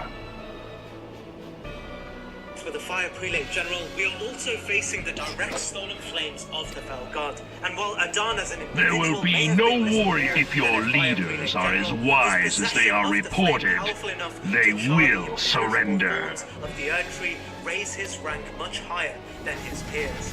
As the flames of the Fell God are kept a close-knit secret, Your skills are impressive, but they will not be enough. Position in the Coven of Firemonks. And while we don't know if Adan had stolen the flames secret or did so in past display of mutiny, his ability to not only steal but command the spell too place him far beyond a large section of a lot of bosses already in this game. And the projection of power 12, have mercy. What chance? And who was that arm? Even during the height. That was Gaius van Balsar, legatus of the 14th Imperial Legion. Of course. The Black Wolf. How could I not realize? I was never so naive as to think the man would abandon his ambitions. But these developments, what have you been doing these past 5 years? How could something... We heard no whispers, saw no signs. In the wake of the calamity, the Empire seized land. Damn it, Gaius. Where in the... It has been a day of unexpected developments. But the fact, while I take no comfort in the manner of her downfall, it does mean... Which just leaves the matter. Indeed. That weapon poses the greatest threat, but first, we must... Let us make for Vesper Bay. All is not yet lost, my friend, for we bear the light. It's clear in all of the Death Knight's weaponry, they aesthetically carry this mantle too. Their weapons adorned with a golden ring. One of Godwin's greatest campaigns and shows of force were the defense of Lindell against the ancient dragons, specifically that of Grandsax, accompanied by two ancient dragons boasting a distinct brand of red lightning associated with the city sites itself. Grandsax's company waged a war that for the first time breached the walls of the royal capital. Godwin would go on to defeat the ancient dragons, and while it's suggested he alone carried the weight of these achievements, Oh, I don't have that again. most likely his personal guards that would go on to pick up the Death Knights. We know this is the case as the defense against Grandsax that survived would adopt draconic traits. I'm not getting that. While we'll go into the details of this around the draconic tree sentinel soon, we can see this very That's when we turn the way to sand. Knights Almost gold 49. tell us these weapons of the Death Knights, just as they represented the power of the Golden Order with a ring, would go on to also be adorned with the aesthetics of lightning bolts associated to the ancient dragon. After the war, Godwin would build a close affinity to lightning, even befriending two dragon siblings, one to look over Lindell and one to stand beside him. However, just as many things in the game, a great shift would happen one night during a successful plot to murder Godwin, but only in soul. This of course relates to the events of the Black Knights and Rani's plot to sever her body from her soul and sever Godwin's soul from his body, destroying Marika's heir and giving way to her to build a new age as a god beneath the stars. Godwin's half-death would transform the magic between spreading across its roots and bringing to fruition the concept of those who live in death, just as he had. Unsurprisingly, the personal bodyguards of Godwin would themselves change alongside their lord, and just as they had once before, their armaments and tactics would evolve on the new conditions of Godwin. Their weapons would decay according to the descriptions, and they would rescind their positions as aligned with the Erd Tree to become aligned with a wall that represented their beliefs. The age of the Dust Wall. Their armor tells us these knights once Godwin's personal guard quested to find their transfigured masters and dab the surrogate for the coming age of the Dust Wall. And it's in this state that we can find them in catacombs with Godwin's rocked presence looking over the new dust, adorned with the power of ancient dragons and very likely aspects of the new death left in his eternal slumber through Deathloop. These knights were great to start with, being anointed with the task of guarding the heir himself, only to then potentially have fought alongside their lord against the ancient dragons in once hegemonic power, and eventually finding themselves suffer the corruption of their lord, only to find power in this disease, a power they knew was sufficient to seek out a new age, one that showed their loyalty a second to none. However, unlike the draconic tree It isn't set in stone that they would have a large play in the war against the ancient dragons. Their armor isn't built from the very corpses of the ancient dragons, such as that of the draconic tree sentinels. And there is room to believe they may have actually become personal guards after the events of the dragons and were originally adorned with lightning and to begin with, as many of the concepts of armory would be, which is why they rank below their tree sentinel counterparts, however, remain at the point where we meet them a combination of some of the greatest powers in the game, with a mysterious past and origins prior to their appointment as personal bodyguards.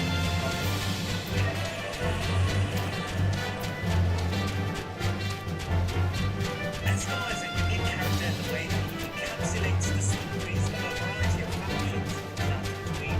We know Escar likely began his journey as a student in Valyria under Renana's premiership as the head of the institution.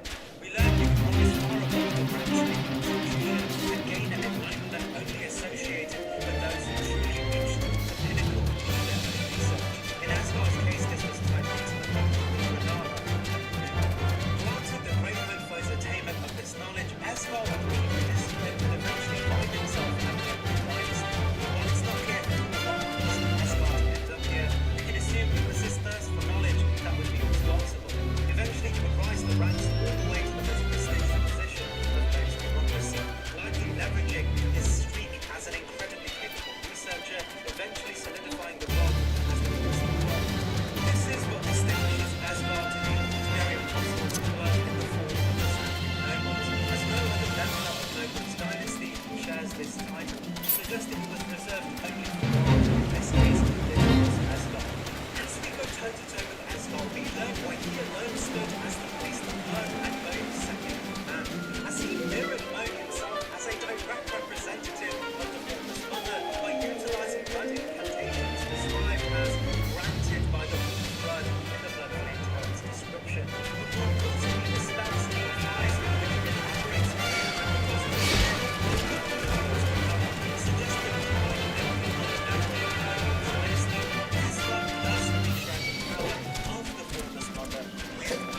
suggesting suggesting the two sat directly in favor with the Formless Mother adjacent to one another, which would further explain why Moan saw it necessary Escar being granted the title Priest of Blood to canonize both his own position as the Lord of Blood with Escar. And while the majority of Moan's other subjects are of Moan's dynasty, only Escar and Moan share the title of the Blood, and therefore the direct representatives of the Formless Mother.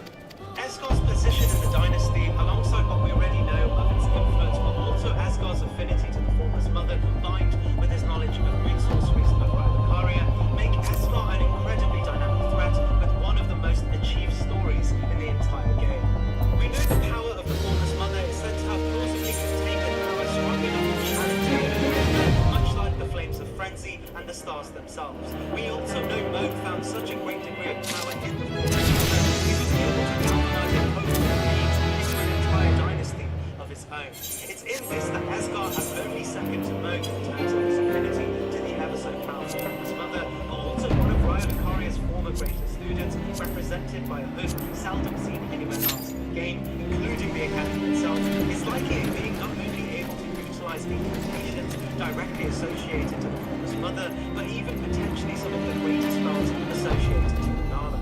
It's no surprise Escar drops the Talisman of Exaltation and an heirloom of Moan himself, as he more than likely represented the power of the Formless Mother in the overworld in Moan's absence as he looked over Nicholas Cocoon. Be right back.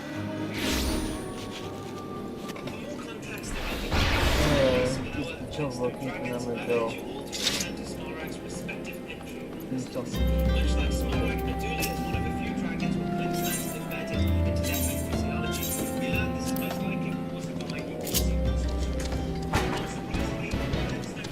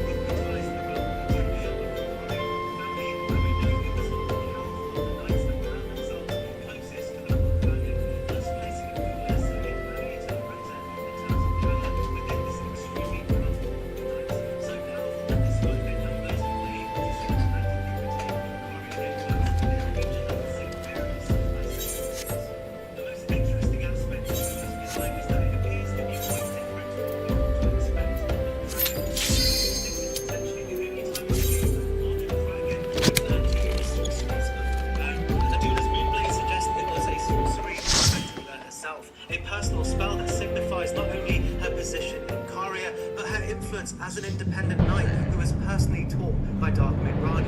We know this is the case as the description of the sorcery reinforces this connection, but also the nature of the spell being an intelligence-based spell rather than a dragon incantation that utilizes arcane and fog. We know the greatest of the Carrier Knights often created spells of their own, carrying their own namesake, as we learned from Loretta. And Adula maintains this tradition, and may be the reason why Rani would take the second only to centered the power of the Smaragd, also layered this power within the greater as she was also made of Caria's greatest foil, Rani, and thus placing Adula here.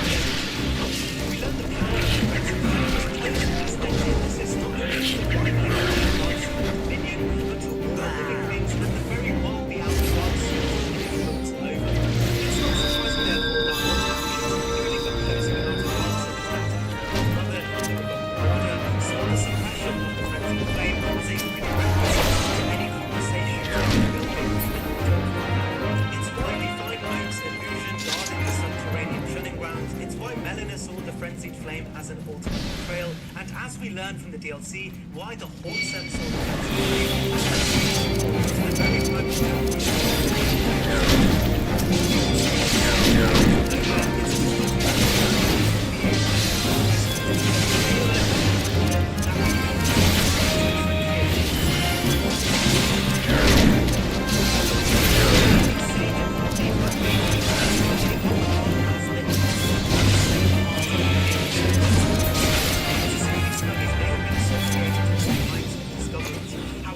one day you would stumble upon the knowledge of a certain outer god. This, of course, is the outer god.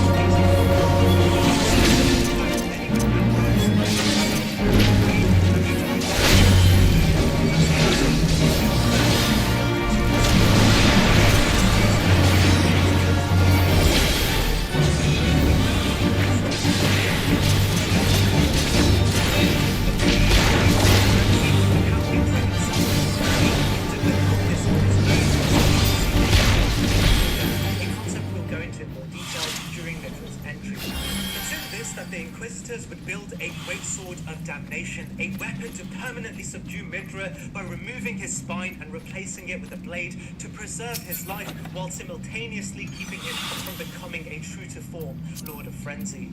It's not hard to imagine Jory himself executing this ritual. The spiral's reminiscent of Jory's own power. It's in the details of spirals that we learn about a majority of the power the Inquisitors and the Purge. Spirals are rare spells in the game, while most of the spells contain the spiral spell associated mostly with Jory actually uses these powers directly to power and lost the game.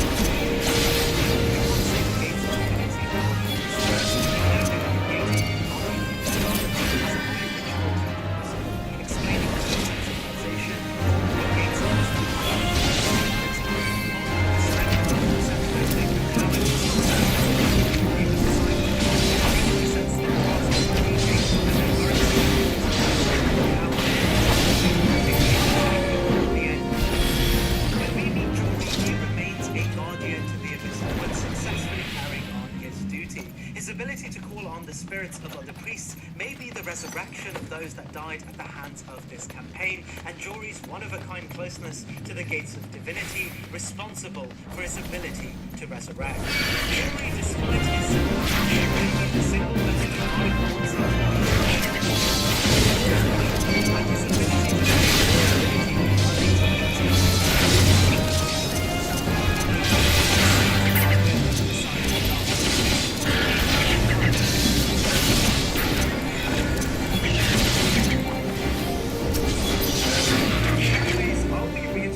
everything said about the Valiant Gargoyles here, but with a special edge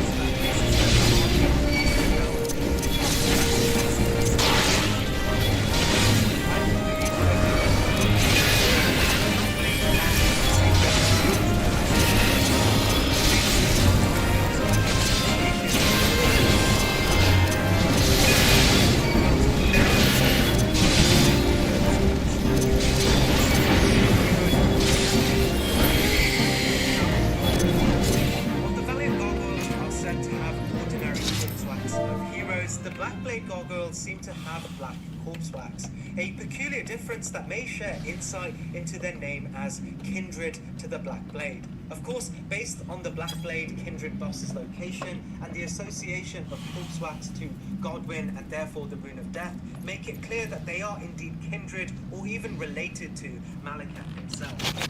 While we're not told specifically what makes their corpse wax black, we can infer one core difference, that being the skill known as Corpse Wax Cutter, which tells us it channels the power of ancient heroes and even shares a degree of similarity to Malekith's own Rune of Death and the effects of Destined Death itself. The spell casts a visually similar effect to Destined Death, but notably without the unique status build-up of Destined Death. This may suggest the black corpse wax may be related to the corpse of Godwyn himself, and considering it's only this distinct black version that allows the player to cast the spell Corpse Wax Cutter, we can speculate the reason this specific corpse wax can still generate this power is related to Godwyn's body still being physically present, albeit without a soul. We learn it was specifically the Black Blade Valiant Gargoyles that served Malekith, as item descriptions indicate the blackened wax were a mark of those who served him, presumably due to its ability to echo his own power of Destined Death. We learn Malekith was extremely precious about the fragmentation of his power and the Rune of Death, adding further confidence to how powerful these specific gargoyles actually were and the confidence Malekith had in them. We never talked about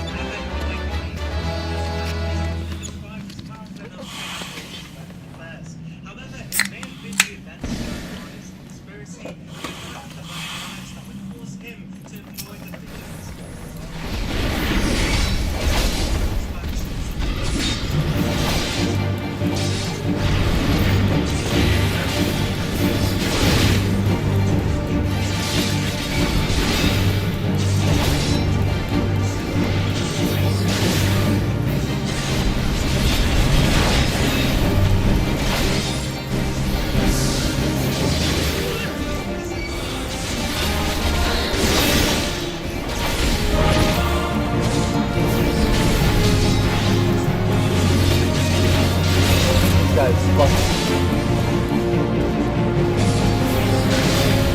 They both were, as the only two beings Malika.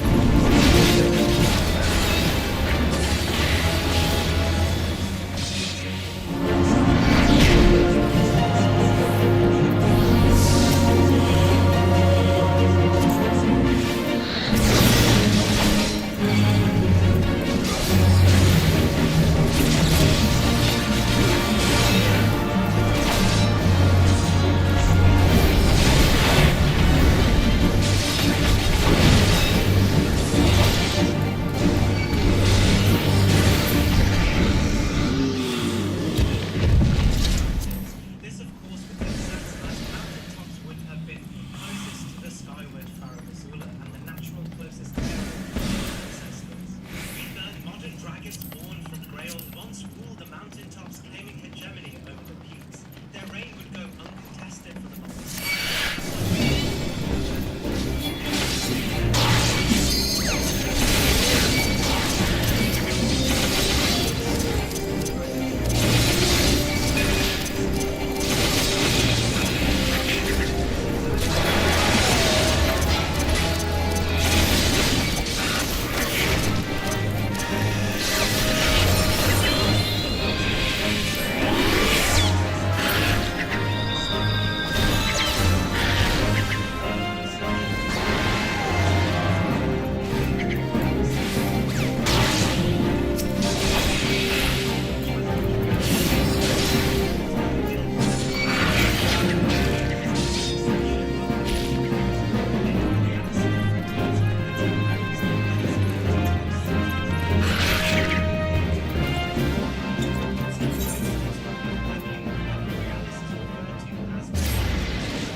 Now we Rather,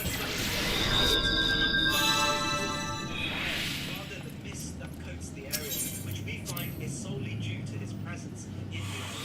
Much like a few of the other modern dragons on this list, Borealis too has an incantation that holds his data. The major difference being it's one of his description of superior incantation. We also know Borealis was specifically greater than his contemporary dragons, as he drops 2 dragon hearts, whereas beings such as Xtex and Hegel only drop 1.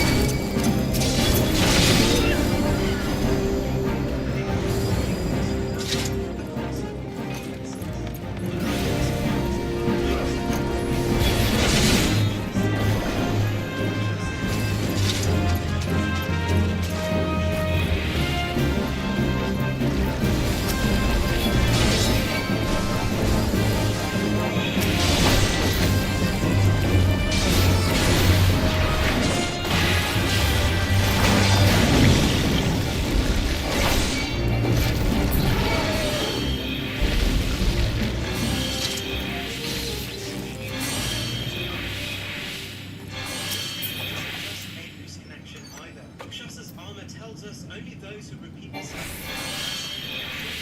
the self and become Rakshasa, suggesting unlike the traditional mythology of Rakshasa originating as a demon type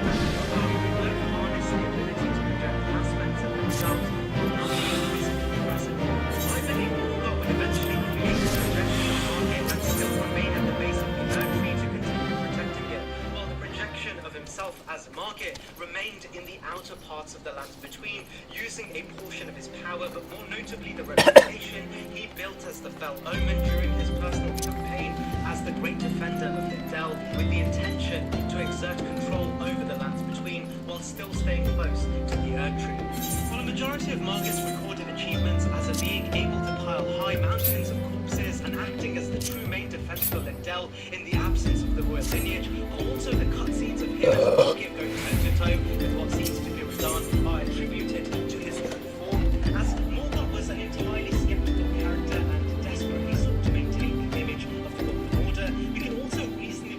projection versions of Margit still fulfilled much of the same strength and were in many cases inherently tied closely to the we know Martin's campaign as Margit recruited only the most powerful knights as his personal entourage, and we can assume by association Margit, even as a projection, was as strong as, or more likely more powerful than, the Knights Cavalry too. However, it remains the Fox Margit's association with Morgoth of interest ranking far above the Knights Cavalry, and it's no surprise Stormvale Castle, governed by the civilian amateur and unpopular Godric, remained uncontested in a region extremely antagonistic towards Godric's rule, as Margit took it upon himself to station his projection at Stormvale Estates as the first element of the front line of defense. One of the major drawbacks to Margit's power, however, is to do with his own choice to hide a great deal of his power in keeping his weapon concealed, trying to keep the speculation of his heritage away from the general population, meaning unlike most illusory version of himself, Morgoth's illusion as Margit was less than just a representation of his own power, intentionally One of his pals now is version visible. of himself, ultimately placing him here on the list.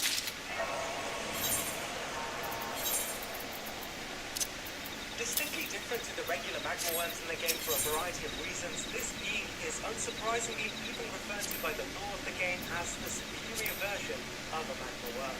We learn the great magma worm was once a hero aligned to the Golden Order that fought one of the most decisive wars of Godfrey's campaign, the battle against the Fire Giants. However, unlike every other magma worm, we learn Theodorix was likely a great knight born a troll. We know the trolls were intrinsic in Godfrey's campaign, and it isn't unusual a hero would emerge amongst the trolls that would be venerated by the Golden Order. We don't know if Theodorix became a magma worm after or during the events of the war against the Giants, but we know he was likely the single most successful Drake Knight in the entire game, even when compared to his contemporary heroes. We gather this from both his prefix as a Great Worm, but the fact that also he drops more Dragon Hearts than any other being in the game. 3 to be exact. While seemingly inconspicuous, this outright tells us Theodorix harbors the power of more Dragon Hearts than any other being in the game. As mentioned in the Magma Worm's entry, while the Magma Worm form is often referred to as a curse that undermines their previous form, the power is likely determined by the quality and quantity of the Dragon Hearts they consume in this new form. And it's in this that helps us understand why Theodorix stands alone as a Magma Worm referred to as superior, and why he hosts a Dragon Communion incantation of his own name. As all other Magma Worms don't have a unique incantation unlocked after their defeat, and Theodorax specifically does, we can assume he definitely did defeat dragons worthy of their own distinction to harbour a power distinct to himself too. And it's on this merit that the Supreme Magma Worm, descending from an ancient troll warrior of a battle often touted as the Golden Order's greatest victory, that places him far beyond the power of other dragons that he likely would have slayed all on his own.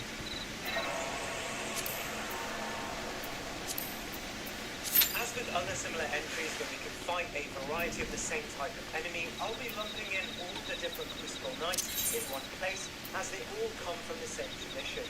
The Crucible Knights are the sect of elite warriors that served under Godfrey during the early days of the We learn their name comes from the primitive form of the Erd Tree, the primordial Crucible.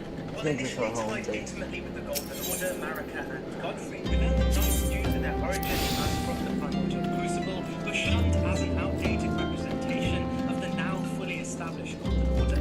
Club content assumes that the Knights were such an elite force that only 16 would take on the station. In assessing their strength, we therefore have to place them adjacent to Godfrey, who of course was the Elder Lord associated with Marika and the Golden Order's primary grasp of the monopoly of power in the land between. We learn Godfrey's campaign was entirely successful, and his actions etched into history as so great that there were no losses recorded. Even some of the greatest demigods of Sudan were inspired to become warriors on the back of stories of his campaign. In this, while Godfrey may have accepted a variety of warriors to his army, only the greatest of the era would take the elite Crucible position. The Crucible Knights themselves would achieve this position likely due to their affinity towards the primordial Crucible. The aspect of the Crucible description tells us it manifested the Erdman's primal vital energies, and it would be the vital energies of the greatest of power in the land between that would stand out to Godfrey as worthy of great positions in his own company of warriors. The Crucible Knights, representing the vital powers of the primordial crucible, would claim easy dominion over the lands between and open a pathway for Marika's hegemony in the wider world. But as the Crucible formed into the Erdtree, their existence sat as a reminder of what is likely the tainted deeds required to achieve this. And Marika likely ordered Crucible Knights to the periphery of the world and denounced their nature as entirely antithetical to the Some would rebel and be cast into ever jails, while others would reaffirm their allegiance to the opposing factions, but most would remain in the peripheries as ordered by Marika. However, in the specific case for Godovis, he would be discreetly honoured for what we can assume to be his exceptional service during the Age of Plenty in the Ariza's hero grave. Considering how close this hero's grave is to the royal capital, alongside Marika's own discriminatory beliefs against the Crucible Knights, we can only assume how influential Godovis must have been during the decisive battles in the lands between to be honoured so greatly. And while a majority of Crucible Knights alone could rank quite high on this list, purely on the fact that they not only represent the power of the primordial crucible, the single most densely powerful object described in the game, but also their victories beside Godfrey, it's Godovis' specific circumstance of being honoured so highly, despite Marika's reservations against anything antithetical to the Erdtree, that place him much higher overall, and stands as the most powerful of the elite sect of knights employed by Godfrey to represent himself on the battlefield.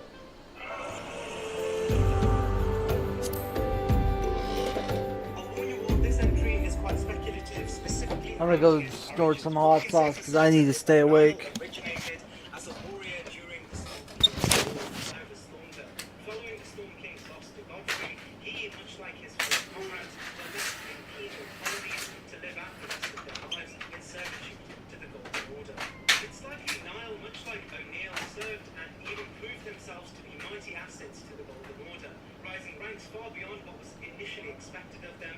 We know O'Neill would rise to the top of Melania's own army, assuming a position as a general of her army during its greatest war. However, Niall, though becoming a general, is inferred to have joined a very different deity's army. Context from item descriptions, the Eclipse Shotel, but also half of the Halictree medallion paint a clear picture for us.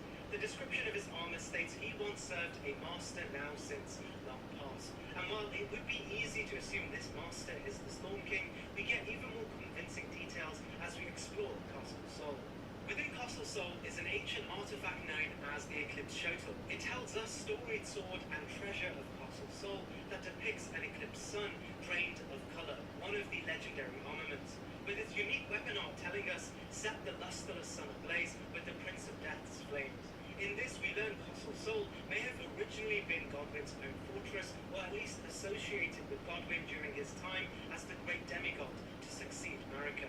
It was during Godwyn's time as the heir to the throne that Niall would act as a general to the forces present in Castle Sol, the veteran set distinctly describing Niall's tenure as long and hard fought, having to overcome a variety of battles. It would be Godwyn's death that would leave Niall masterless, and I speculate it's during this period that Niall would look to rebuild Castle Sol as his own dominion, offering his leg to Godric the Grafted in return for his former Stormlord countrymen. He would build an army of his own, an army described by the veteran's prosthesis as one of no nation, but under Niall's command. But it appears, as is the case for many of those left astray in the lands between, he would eventually find solace in Mikola, and thus Melania too. But unlike O'Neill, he would task himself and his own forces to look over Castle Sol and defend the other half of the Halictree medallion. In return, Mikola would build Niall a prosthetic limb to compensate for the one he lost, and thus explaining why Niall shares characteristics we only see in Melania's domain. It appears even his subjects too found solace in Mikola, as we can find ghosts in Castle Sol speaking highly of the Halictree and the respite it can offer them. As all of Niall's knights are said to be banished or exiled and linked with the Storm King of Stormvale Castle, and thus graceless and punished, Mikola's age of kindness appealed heavily to both the subjects of Niall and also Niall too. It's clear Mikola's bureaucracy held Niall in very high regard, much like his adjacent commander O'Neill, as he would be tasked with the protection of the Halictree medallion and the key to the sacred Halictree itself, a place intentionally hidden as it hosted respite to those most oppressed by the Golden Order.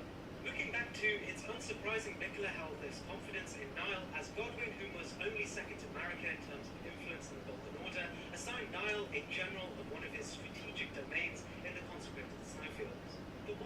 exactly were Nara's powers? Well, we learn he had an elite grasp of storm-based attacks, echoing the tremendous power of the Storm King. But we also know he adopted lightning. While this may be a curious addition, it adds further credit to his close relationship with Godwyn himself.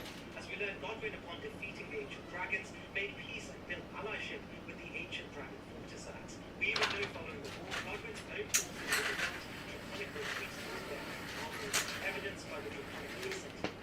Nile also has the unique ability to summon spirits and may be connected to Godwyn's new form as one that lives in death. Similar to Fina, can call upon spirits connected to Godwyn to battle alongside him.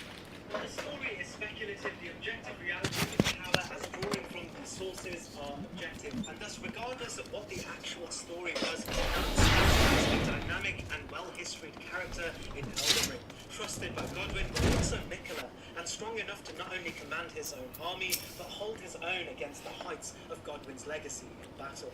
He fuses elements of his history with Godwyn, aspects of his current form, and the legacy of the Storm King representing the casting of ages and his resilience in withstanding it all, while also remaining relevant and influential no matter how much the world changed. The veteran armor says it best. This aging general could not die, nor did he have anywhere to fade away.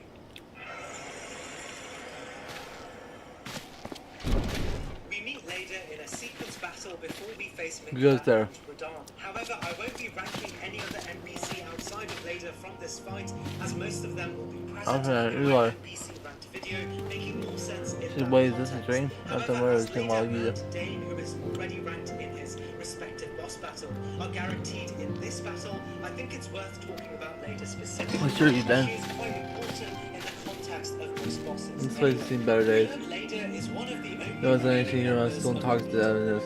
Knew about it was when I came back in the Saul. Yeah. The church taking care of the bodies, but that's still the stain that it was hard to restore if she. Yo, she does here too. Yes, but she's not here right now. She's not an older immediate man who might know what happened to the others. Helping them immediate field run among the dead, bringing church. Which doesn't think they're taking us elsewhere, somewhere elsewhere. From the words of Black Wolf, no doubt. Why would he want them? Because they possess something inside us. Knowledge of another power that we brought to bear against the problems once the Gaius has yet don't hurt us. The Echo. Gaius will be aware of resistance while the immunity grants give primal resistance. Powerful those elegant weapon may be, it would be zealous desires of protection. It means to use manipulated to gain a understanding of the Echo. And we're just playing time of the Empire King, the location of what we keep seeing in the first place. I think Stan created the traitor. No matter, the Empire has shown its hand that Messiah is up to us to rebuild the science and save Yorza. I count on you, Yuda. Wait, what? Oh yes, of course. But curiously, we also learn Leda is the only remaining Needle Knight. As we play through the story, we learn exactly why she remains alone in this position. Clues from descriptions of her blade and the existence of an armor set named the Oathseeker set gives us clues that the Oathseekers came from the same place as Leda, once serving Miquella as Needle Knights. But one day they would cast away Miquella's influence on a quest to discover an oath truly worthy of devotion. It's likely the Oathseekers, based on their close proximity to Miquella, may have seen through Miquella's veil of kindness next move on your souls to turn for now, so we rest. Causing them to disrobe their cloaks and look to place their devotion elsewhere, something Leda would see as a grand betrayal, motivating her to kill each and every member for their apostasy. This, of course, is reinforced in her own item descriptions and dialogue, consistently bringing our attention to her fighting past, distrust of her comrades, the smell of blood coating her weapon. Leda's sword tells us this blade still reeks with the stench of the crusted blood that lingers from the cull of her knightly comrades. And while we don't know how many other Needle Knights there were, we know Leda alone was able to murder all of them till only she remained. A testament of skill when assuming the power one must have to not only be associated with Miquella this closely, but also able to take the others adjacent to her during their time serving the same lord. We aren't ever told of Miquella's bureaucracy when it came to his menacing knights and nobles, but we do know the context that Melania stood as Miquella's military will, and Loretta, the guardian of his domain. Bringer of light, Assuming Leda is knowledgeable of Mikla's brave gatherer of the crystals, thy soul burneth bright. quite appropriately one of Mikula's most powerful choice of force. I am Heidelin, all made one. Hearken unto me now, for the darkness doth begin to spread. Wear thee the bearer of the crimson brand, for he is the avatar of shadow, whom death attendeth always.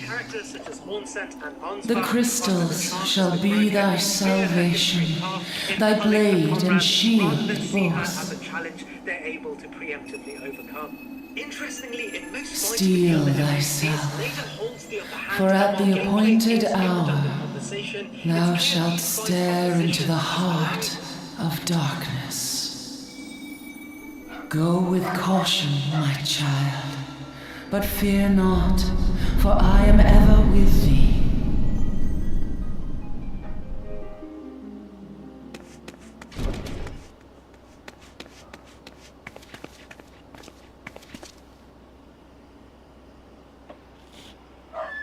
I gotta go get some drink.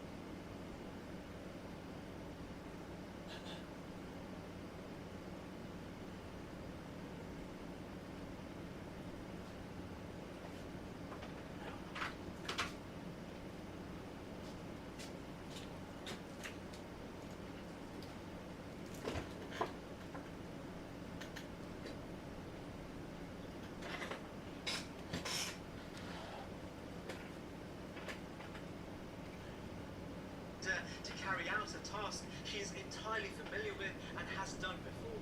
When we consider both Arnsbach and Hornsent are powerful entities in their own, with Hornsent even able to get through Nesmer's forces for an audience directly, and Arnsbach's rank beside Moog himself and a once challenger against Mikula, it gives us a great measurement for how powerful Leda truly was. While our first encounters with Leda paint the picture of a benevolent leader, we learn between the lines are stories of her bloody past and her brutal judgments, culminating to a character that is an incredibly powerful projection of Mikula himself.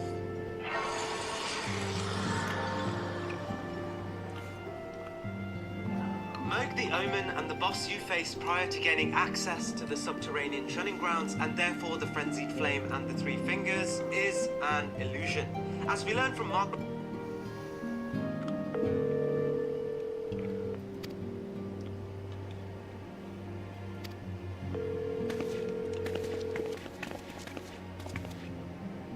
Well, I know where me fitting the others are being held. Where? Hello? Hi, old lady.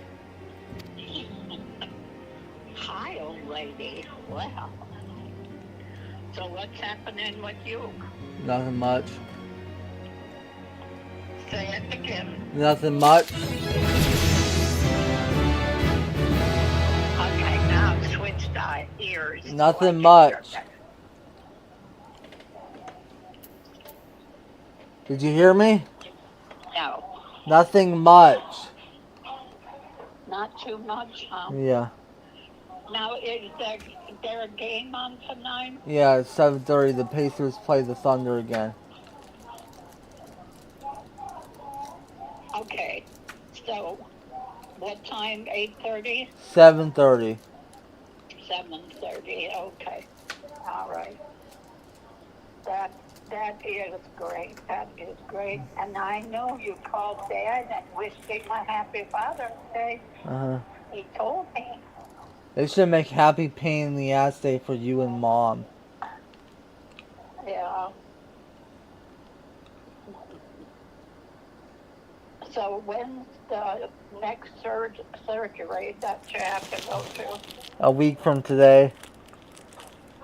A couple days? No, a week from today. Wow. So in 7 days. 7 days, okay. All right. I tried to Happy stop old, it today, but happy early birthday, old lady. I said happy early birthday. Oh, thank you very much. That was very, very nice. And if I had a possibility of making cake, I'd have made you one. We're gonna make you a shit pie cake. Oh, goody. All right. We're gonna stir up the Sammy's kitty litter and put it into, and we're gonna make it into a cake.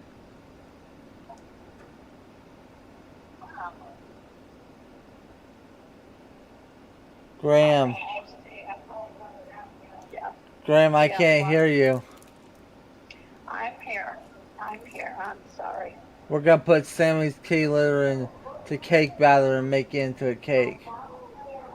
Oh, whoopee. I don't quite think that will work. You know, I've been close to that, and it just doesn't have the smell for it. We can make Sammy into a cake. No. I don't think we have any takers on the whole thing. He'd be too bony to make a cake. Yeah, I'm afraid so. I am afraid so. There is nothing Graham, do you want monkey brain cake? No. Not only does that not sound good, that sounds real bad. That's your favorite part from Indiana Jones, where they start eating monkey brain. Well, I don't think that'll work for me. Did you hear that they caught that guy that killed those people working for the government? Where? Here in Minnesota? I don't know what you're talking about. Yeah, but 2 people that worked for the government here, and voted on, several bills. There's at least 2 more games, but there's a chance that it could go to Game 7, and whoever wins Game 7 wins the whole thing. All right. Well, I'm hoping that I get lucky tonight and they win. I would be pissed if Mr. Oklahoma City Thunder won. I can't stand that team. No, I think you kind of pull for Oklahoma every once in a while. I'm never going to pull for Oklahoma. They are pretty good, I know. Well, I am through eating, and now everybody's staring at me because I'm still sitting here So can I give you a call back after this? You're looking for your wait. They're staring at you because they're telling you you're not getting dessert. What? What did you say? I said the reason why they're staring at you is because they're trying to tell you that you're not getting dessert. Yeah. Well, I am going to let you go, but is it okay if I call you back after a bit? Yes. I gotta go downstairs and pick up my laundry and I have a plastic tie that I can pull it along with me. And so, but I have to go get it. And I don't care, bring it up to the room. So I'm gonna go down and get it, and then I'll be settled in my room. And then could I give you a call back? Bye. Love you. All right, so it's okay? Maybe later. Okay. All right, how about 2 o'clock? How about at 5 o'clock? Oh, all right. I'll call you at 5 o'clock. Okay, Bye, old lady. Oh, you always say the nicest things. Uh-huh. Bye-bye, sweetheart. Bye. Bye, honey. Bye-bye. Thank you. Bye-bye. Its law, the Royal Omens had the distinct ability to project a version of themselves that carried their essential characteristics and strength. We find Moog the Omen in the Shunning Grounds as a safeguard against the power that was antithetical not only to the Golden Order, therefore Morgoth, but also the formless outer god of blood, hence Moog too. In this, it doesn't come as a surprise that Moog likely projected a version of himself here to safeguard against budding Tarnished looking to harness the frenzied flame for themselves, undermining the influence of not only the Golden Order, but all other outer gods too, due to the frenzied flame's goal in mutually I'm gonna have to spill water on myself to wake myself up. The fact assuring us that Moog the Omen is a direct allusion from Moog himself comes from, interestingly, the music that's played here, which is distinctly the orchestral version of the true Moog soundtrack and is named The Omen Illusion.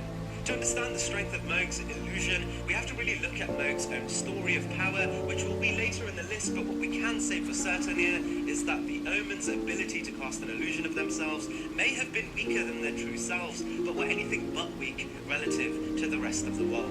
We know Morgoth as Margit was such a powerful being that he entrusted the illusion to lead a company of knights notoriously powerful for bringing an end to a large array of great heroes, and even in one case, an ancient dragon associated with Placidusax himself, as per the entry for the Knights Cavalry. We know both royal omens are very similar to each other in strength, as their stories often play into each other as adjacent in ambition and adjacent in power, with caveats even suggesting Moog was more powerful as he formalized his own dynasty and even embedded a crucial aspect of the Formless Mother's blood within himself, a story we'll delve into in more detail for his respective entry. Unlike Margit the illusion of Moog does not hide away its power in any means. We know the illusion of Margit was created to conceal his own identity while campaigning through the lands between, and a crucial means of hiding this was never utilizing his own blade in combat, stifling his potential. However, Moog never felt the same shame of being an omen. Instead, he found pride in his form, and therefore his illusion is outwardly a projection of himself and utilizes the power of the royal omen in this illusory form, but also much of the power of the Formless Mother too, ultimately consolidating Moog the omen's position here on the list.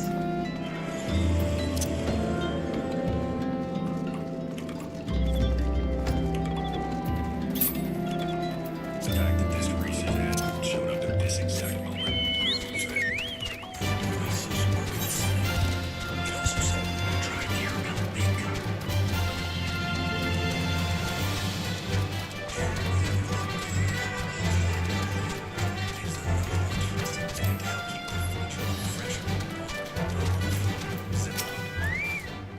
Thank you for coming. We haven't had much time, so be blunt.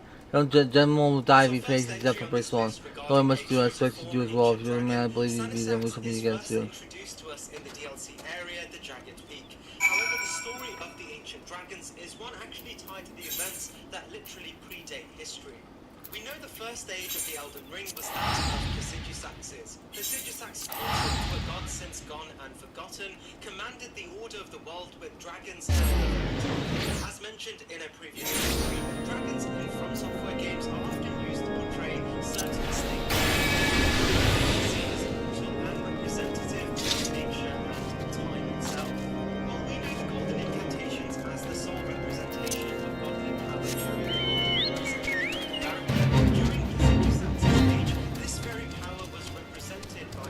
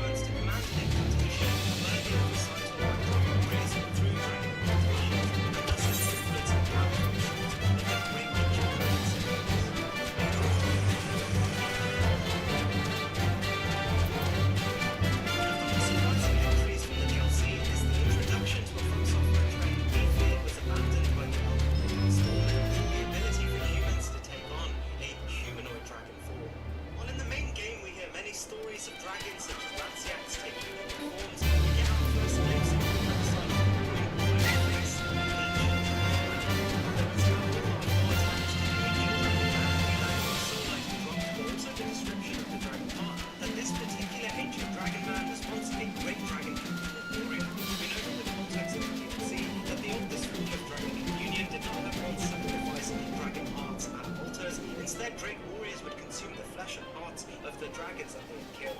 Dragon communion began as a right bestowed upon all living beings with the idea of building their own traitors, incentivizing their destruction by granting draconic powers to all those who would succeed.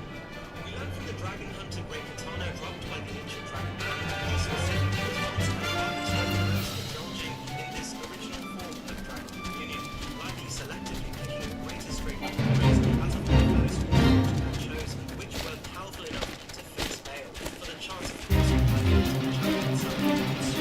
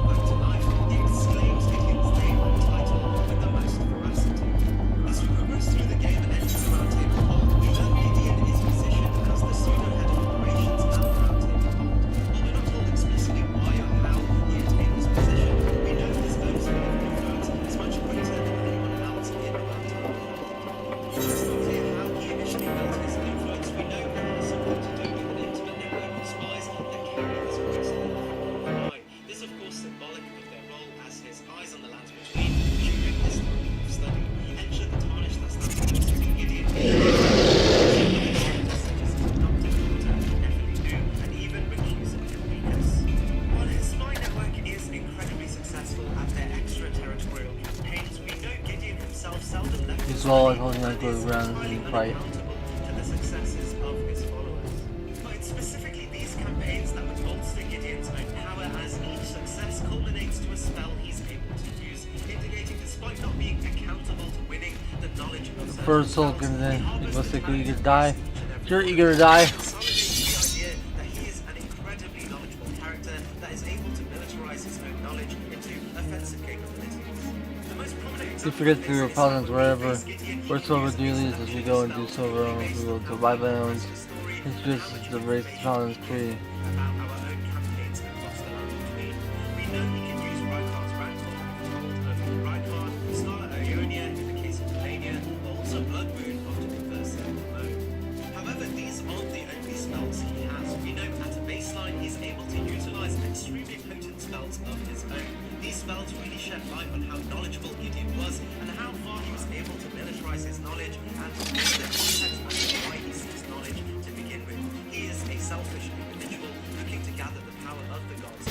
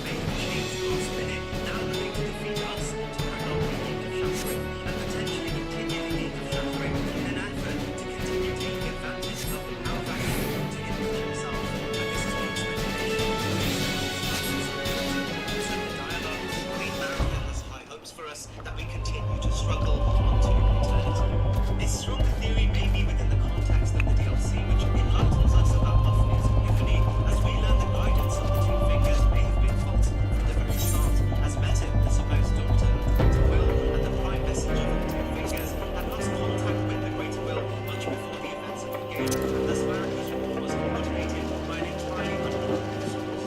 Regardless of what the motivations were, what's adamant is he stands before us with the divine power of a myriad of demigods, specifically to the skill to utilize these spells. And as we approach our final objective, he fittingly represents a mirror of ourselves. All of our achievements, This horse also the reads this. background knowledge of some of the greatest aspects of the lands between, from Caria to the Black Flame, Likely and the even word from a Wittgenstein. mage. In this, he stands as a final tarnish to tarnish fight and the rite of passage to qualify us as a being that has risen above all other tarnish. Fittingly, when we defeat Gideon, he grants us the dialogue, I know in my bones.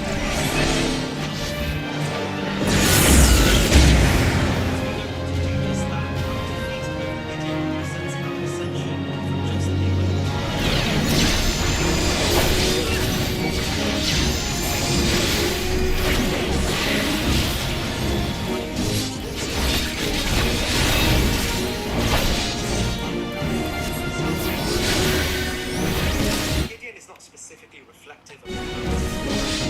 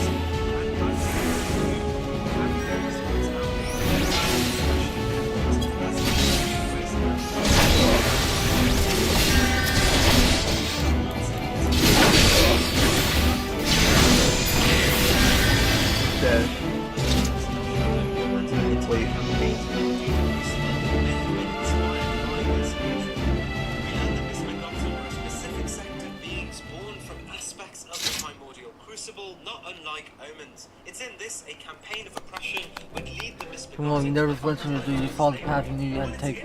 Shows what it means to be a paladin.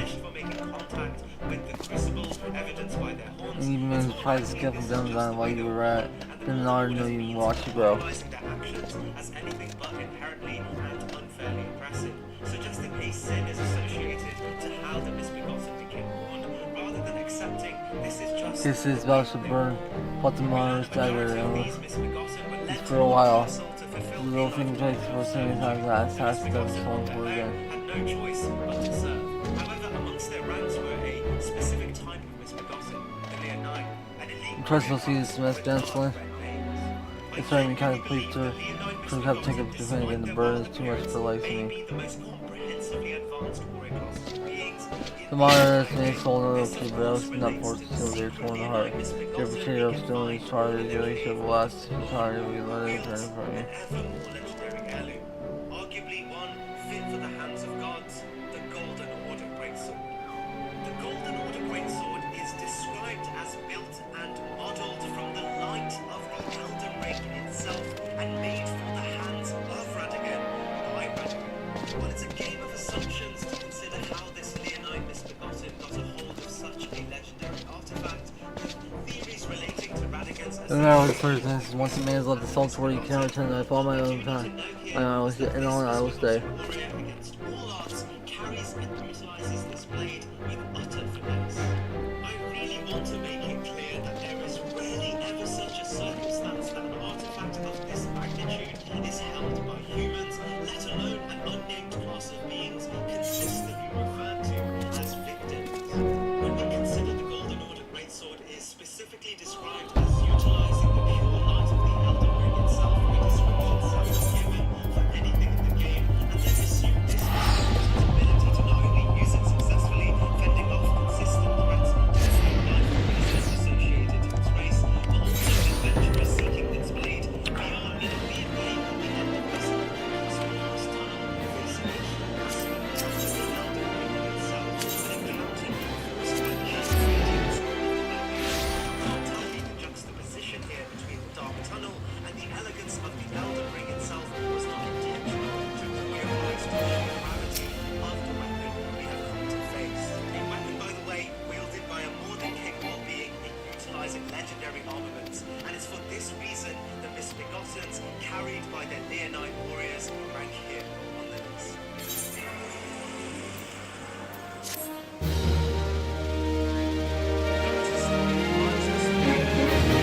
Also that of the carrion.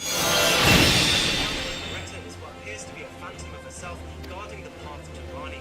In this, it's more than likely Loretta herself was a great champion of the exclusive There's indication too, based on her proximity to Rani, that her station within the carrion Naki tradition was much greater than even her Italian knights.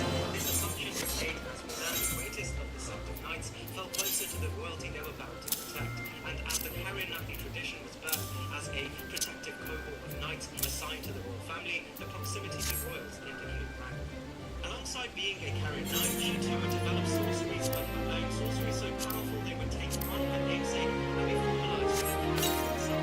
This, of course, was the spell known as Loretta's Great Word, described as a magic sorcery favoured and developed by Loretta.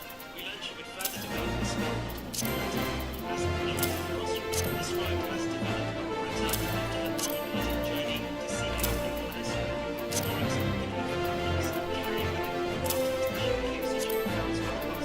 she not only learned the sorcery, these were considered masterful even in contrast to the other carrion spells. Also details of why faster and outfits the through this description, we can assume she was intellectually apathetic to the Albinorics, something the carrions weren't really known for. From the environmental cues of only ever seeing Loretta on horseback, seemingly having withered legs, and her shield representing a drop of dew, we know she herself was an Albinoric, and thus felt duty to her own race, so often discriminated against. Loretta, bound by duty but also moral responsibility, hit a crossroads. Does she continue her role as a protective carrion knight for the family that had granted her great opportunities, or fight to build a world?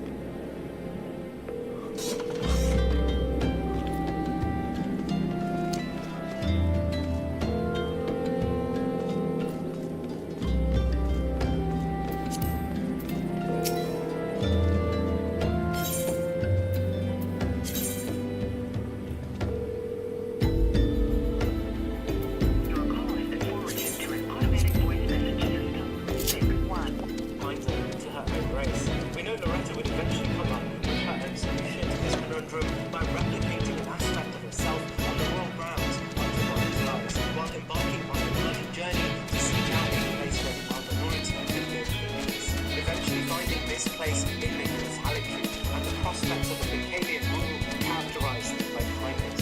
This bloody journey likely saw Loretta alone casting through the lands between and the liturgical towns with all of its tribulations and towards the Halictree. Her actions so great, even a cohort of other inspired Alvanorics in the form of the Alvanoric archers would take on her tradition of bowmanship and tough defense. While the details of Loretta's relationship with Nicola, Melania, and other living representatives of the Halictree are not detailed in the story, we know Loretta rose to a position and the title of Knight of the Halictree, a title likely granted by Melania herself based on the weapon description referring to an Olympic goal.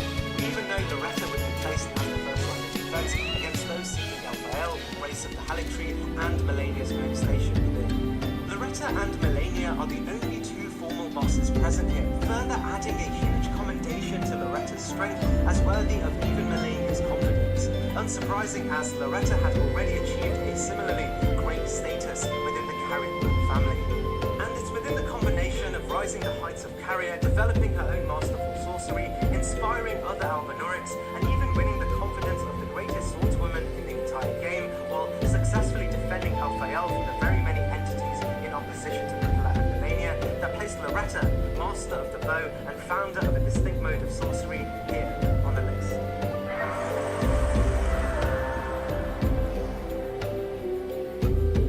While we have touched on the Great War between Radahn, Now at Verizon, we have some big news for your peace of mind. For all our customers, existing and new, we're locking in low prices for 3 years, guaranteed, on my plan and my home. That's future you peace of mind. And everyone can save on a brand new phone on my plan when you trade in any phone from one of our top brands. That's new phone peace of mind. Because at Verizon, whether you're already a customer or you're just joining us, we got you. Visit Verizon today. Price guarantee applies to then current base monthly rate. Additional terms and conditions apply for all offers. And Melania, we have only thus far spoken of the ordinary knights that waged this countrywide conflict. However, both Radahn and Melania were not alone in this coordinated conflict, because beside them were their generals. We learned Commander O'Neill was one of such a general. Described by the commander's standard as the sole veteran who remembers that battle with pride, we learn he may be the only living general from this conflict still alive. Proximity would indicate he was aligned to Radahn, however the description of the commander's standard tells us his lord fled while he stood ground, bringing to memory the story of Melania's retreat after releasing the Scarlet Rot and Finlay's campaign to bring her back to the Halictree. It's clear O'Neill served Melania and never followed his thought, rather continued to etch Melania's presence in the Scarlet Rot of the Ionian Swamp. It's not surprising too that O'Neill is both immune to Scarlet Rot, but is also able to utilize it in his own repertoire, of course echoing Melania's own acceptance of the Scarlet Rot, but also access to the Golden Needle originating from Nicola, who of course was associated deeply with the motivations around Melania's own siege on Redmane. O'Neill's station is littered with what appear to be aimless Clean Rock Knights, and if you remember from the entry of the Clean Rock Knights, they were referred to as the most capable elite sect of knights in the contemporary lands between. And as we learn, O'Neill was not just an ordinary Clean Rock Knight, but one that was a general, commanding an army that pushed Radahn's own forces back to Redmane Castle.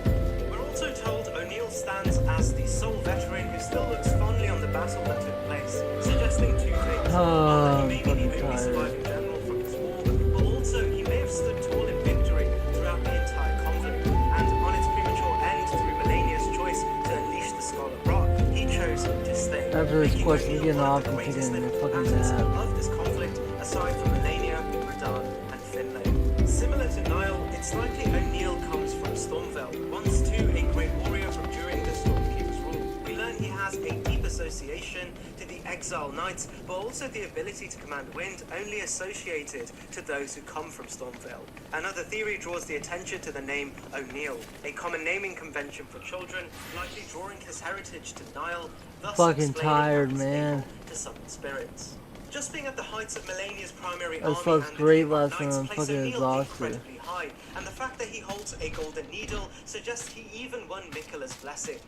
It's for these reasons that O'Neill stands tall as a champion of not just an ordinary battle or protracted war, but one that defined the face of the lands between and etched itself deeply into its future too. His clear victories outweigh even Niall's accolades, as no such single standing achievement is mentioned in Niall's entry.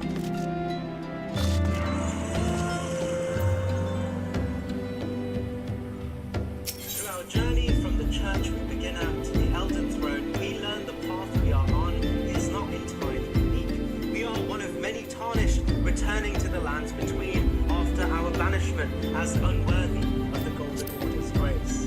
The path we take seems well traversed and the conventions are clear. We are tarnished to be accompanied by a maiden to realize their potential as a worthy consort of a new unified order.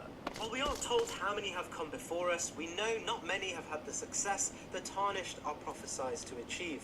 However, if you pay attention to the smaller pockets of lore, you will learn that there was once a tarnished, just like us, who according to the game itself, came closest to the throne of the Elden Lord. However, the story of Vike's life begins much before the events of the Shattering, taking us all the way back to the establishment of the Order itself. While the timelines are muddy, it's assumed that Vike, likely before the Shattering, had made a name for himself as a great knight under the authority and commendation of the ancient dragon Lanciax. Showing potential, Lanciax would teach Vike of her own brand of unique incantations, and specifically the red lightning associated with the greatest ancient dragons themselves, likely associated directly to Placidjusax, the greatest of their kind. Lanciax would gift Vike her sibling's power known as Fortisax's Twin Lightning, a power so great it's described as the hallmark of an ancient dragon who was called the mightiest Boulderstone, and the very dragon god was the friend upon his victory over the ancient dragons following Ransack's invasion on Lindell. We even learn upon this newly found friendship with Lanciax, he would hone his own talents and combine them with the aspects of the ancient dragons to forge a new incantation known as Vike's Dragon Ball, a true representation of the combined power of the greatest Drake Knights, but also the direct heritage of Placidjusax's greatest soldiers. While we aren't told what would happen after Vike's campaign as a Drake warrior, Actually, I'm not getting off. I just want to go snort some fucking hot sauce. Now wake me up. only to reappear after the Shattering Edict. Already around the ship power much greater than most other tarnished, almost his way through the war between, and even ended up on the Round Table, only to be heralded as the Knight of the Round Table, but also the most likely contender to take on the Elden Throne. While we're not told Vike would follow convention and defeat the Shardbearers, we know he would find his way straight to Lindell, taking on a variety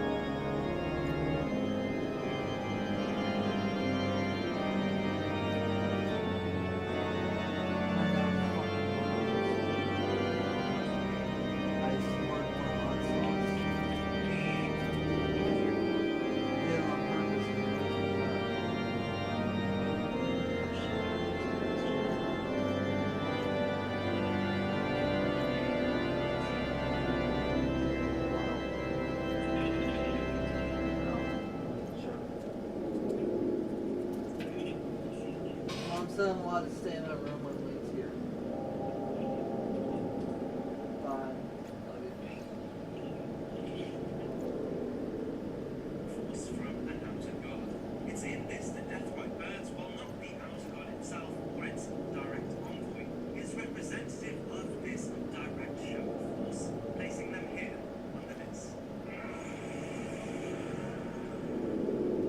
Following heavily from the entry for the Tree Sentinels, the Draconic Tree Sentinels are of the same class of beings, but more notable as they stood beside Robin during Ramsay's siege on Lindell. Okay, I'm back. I was just storing hot sauce. This shit burns.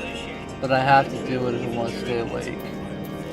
Lindell even looked towards them for inspiration on their own vision of an optimal defensive quantum force. And for good reason too, as we learned the Tree Sentinels were pivotal in undoing the siege of Lindell and helping Boswell bring an end to the attack from the ancient dragons, laying not only the great ransacs to rest, but also his kin, the ancient dragons of Usage surface.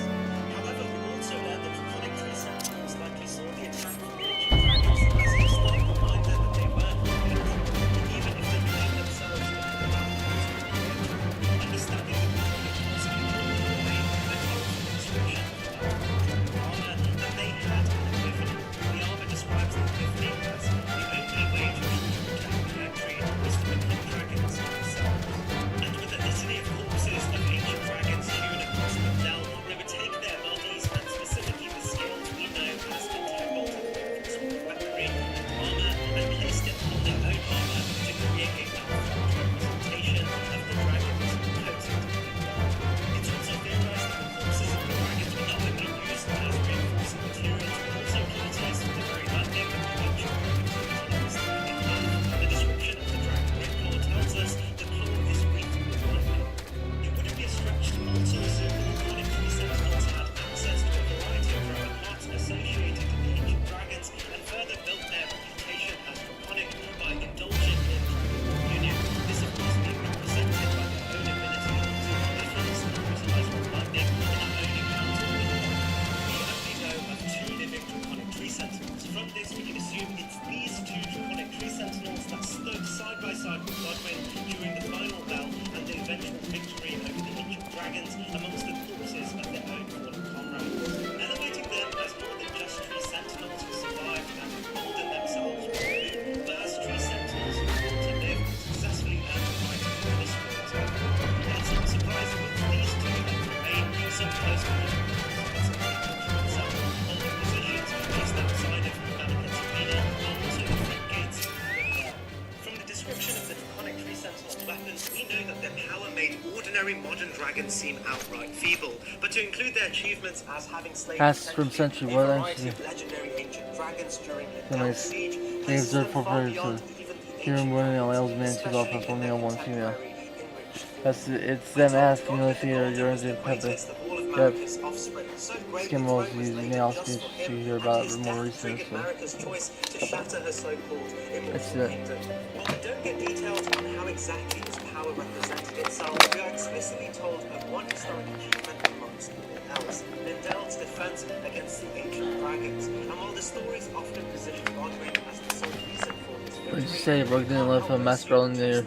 War and Imperial dress of both seemed disclined away from rescue hazards. Their presence will be damned. Spigs and wedge or through those. This was too rascal to escape. Let's find them soon. The Imperials will not rest until they're captured, killed, and Bigs were given choice at Fury take the latter. You know, tell the casualties to require substantial planning and preparations, but such as endeavor that you'll miss some slight delay. Harris gave you by his contrast of not shortly after pursuit vacated their ship with scouts observed Imperial troops setting off in pursuit is only likely the time for the attack. You best act now. If it as has been suggested to go, yeah, blah blah blah. This, of course, is not speculation, but direct information we can gather from Commander Thank you, everyone. You won't regret this. tells us Gaius was owned as the story starts much before the events of Nesmus Crusade, rather during the childhood of another great warrior in the game, the leader of the Red Bane himself. There's those four idiots. Gaius and Radahn were good rivals in the war. All context is elaborated on has been looking to the actual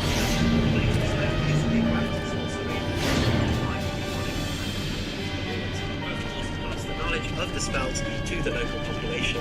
Gaius' armor tells us Gaius was the most senior disciple of the same Alabaster Lord who taught Radahn's gravitational techniques, suggesting not only was Gaius older than Radahn, but likely too was under the same Alabaster Lord's mentorship prior to Radahn.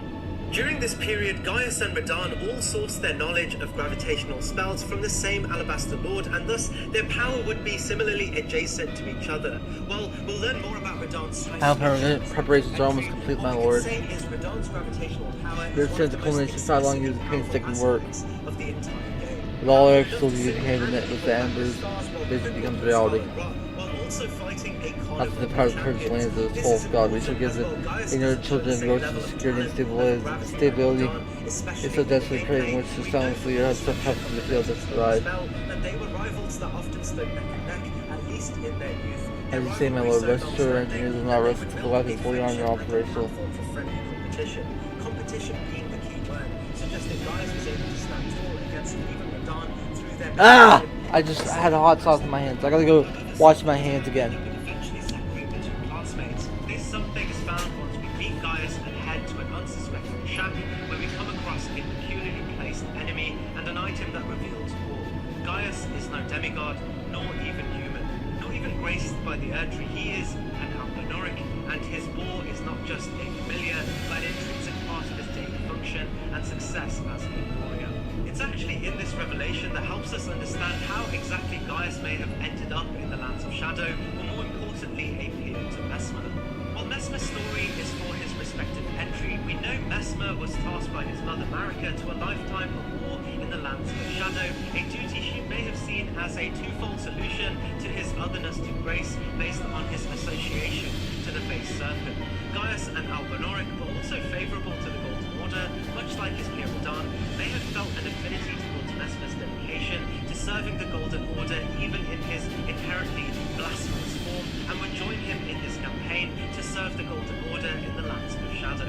Naturally, Gaius' history with the demigod Radahn and his combined power with his inseparable bore held a power over gravity only second to Radahn. We learned his efforts were monumental to Messmer's campaign, a campaign that saw the slaughter of an entire divine order of beings and toppled their bureaucracy to a point of utter annihilation. Gaius is able to mimic much of what we see in Radahn with airborne moves and the ability to create gravitational pulses, not unlike his peer.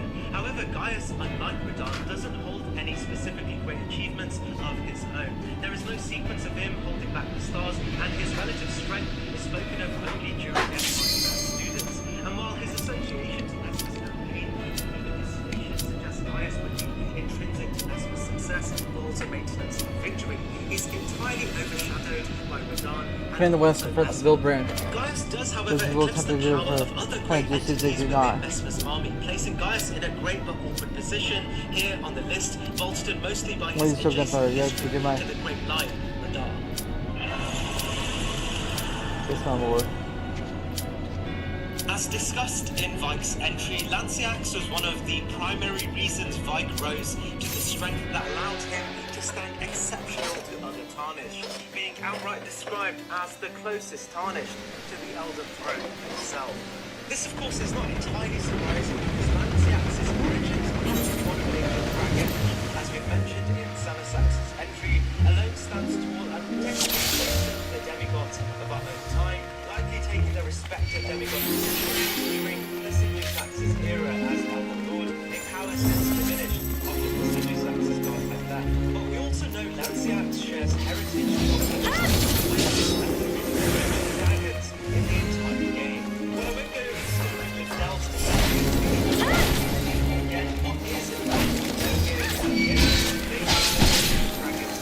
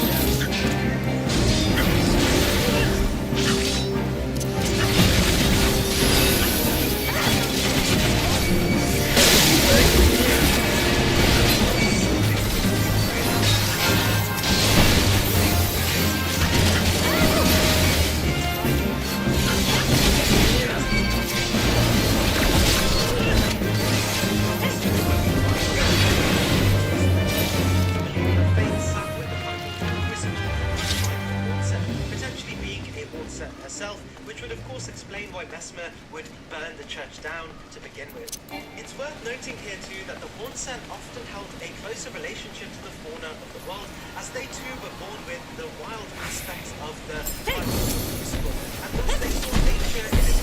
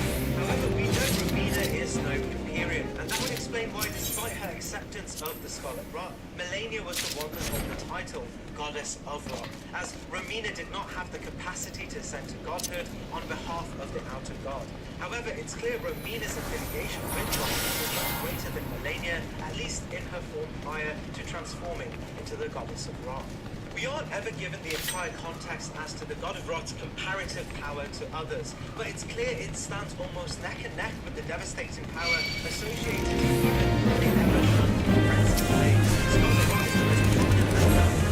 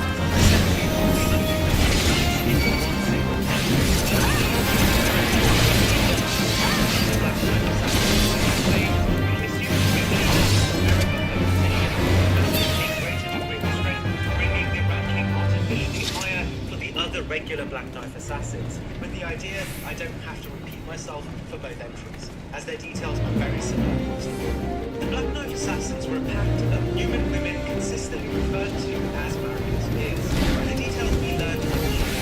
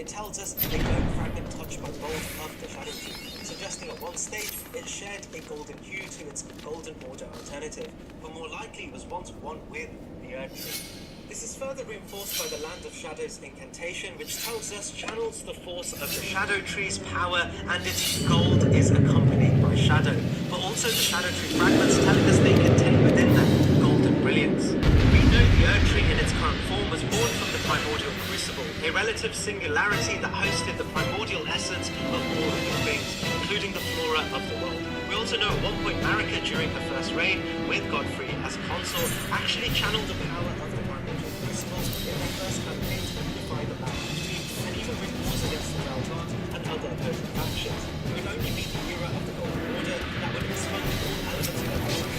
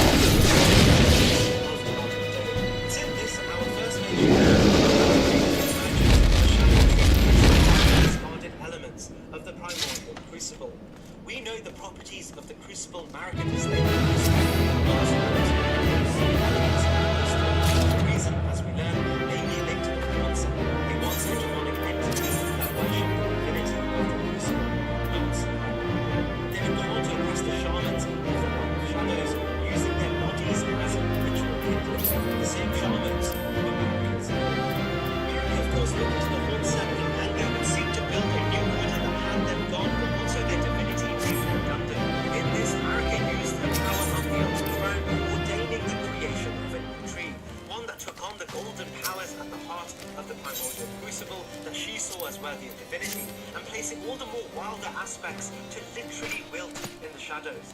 That is why the shadow tree is in a literal and metaphorical sense the shadow of the Erd Tree.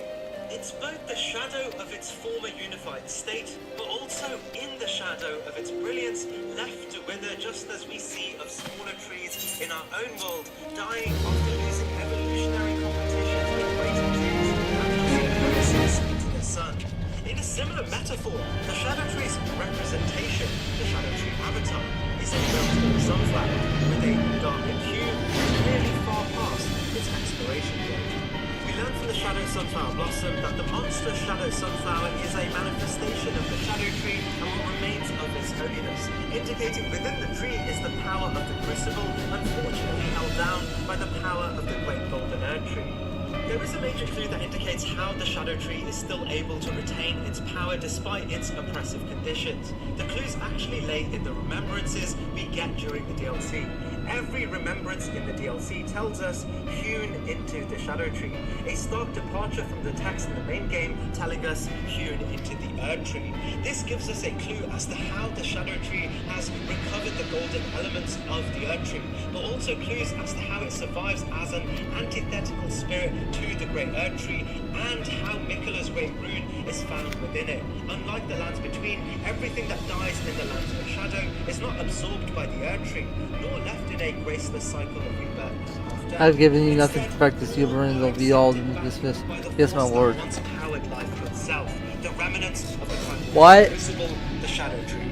Can you This what? also explains why Miquella saw it necessary I didn't hear to you. plant his new age in the lands of shadow, as his hero would have seen it as the utmost importance to shift power away from the Erd Tree and galvanize the era That covers 1 hour. mirroring the crucible itself. This may also be the means to which resurrection is able to occur at the gates of divinity, as it was at the height of the divinity associated to the crucible. The gameplay, however, does make it clear the sunflowers are not the joint power of all of those dead and hewn into the shadow tree. Rather, it's more likely a representation of Miquella's great rune, now discarded but still hosting enough power to bring to life the avatar of the shadow tree. This may explain why the shadow tree avatar doesn't really use the powers of the primordial crucible that we've become accustomed to, rather powers of gold, which is likely due to Miquella's heritage of gold, but also the lasting remnants of golden power in Miquella's historic rune, and whatever was left behind from those who died of grace in the Lord's shadow. This that the shadow tree avatar is not the power of the crucible, rather the power of a fragment of Miquella's golden heritage, and a projection of all aspects of gold still tied to the shadow tree, represented physically as a flower associated to the sun and gold, but deeply shaded due to its current material condition. And despite not being the full power of the shadow tree, it remains a power New dungeon I gotta do. associated with one of the greatest experience. A power we learn is great enough to even summon upon deities of their own, such as Saint Rita. But we aren't told the remnants of Nicholas Wilkins are otherwise legends of all of her primary attributes are already scattered, such as that of love and healing to Saint Rita. It stands to reason that the Roman rune still hosts a great deal of power associated to Nicola, albeit in a fraction form, and thus ranks here on the list.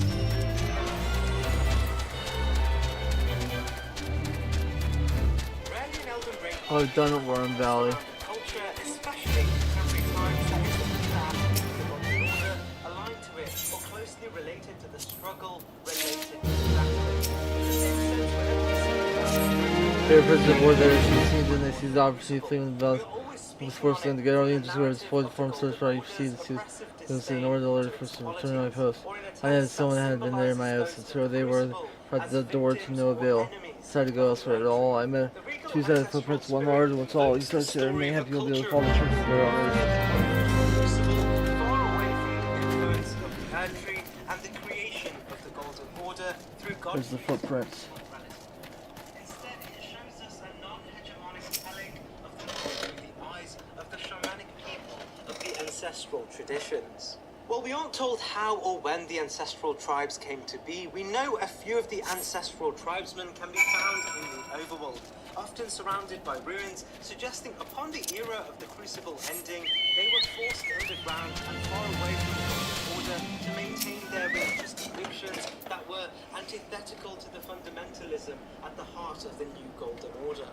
We know at the heart of their religious convictions is the idea of death and rebirth, and as a crucial aspect of the Golden Order was the sealing of death itself, they materially did not align themselves with the image of the primordial crucible in the earth. And it's likely the ancestral shamans may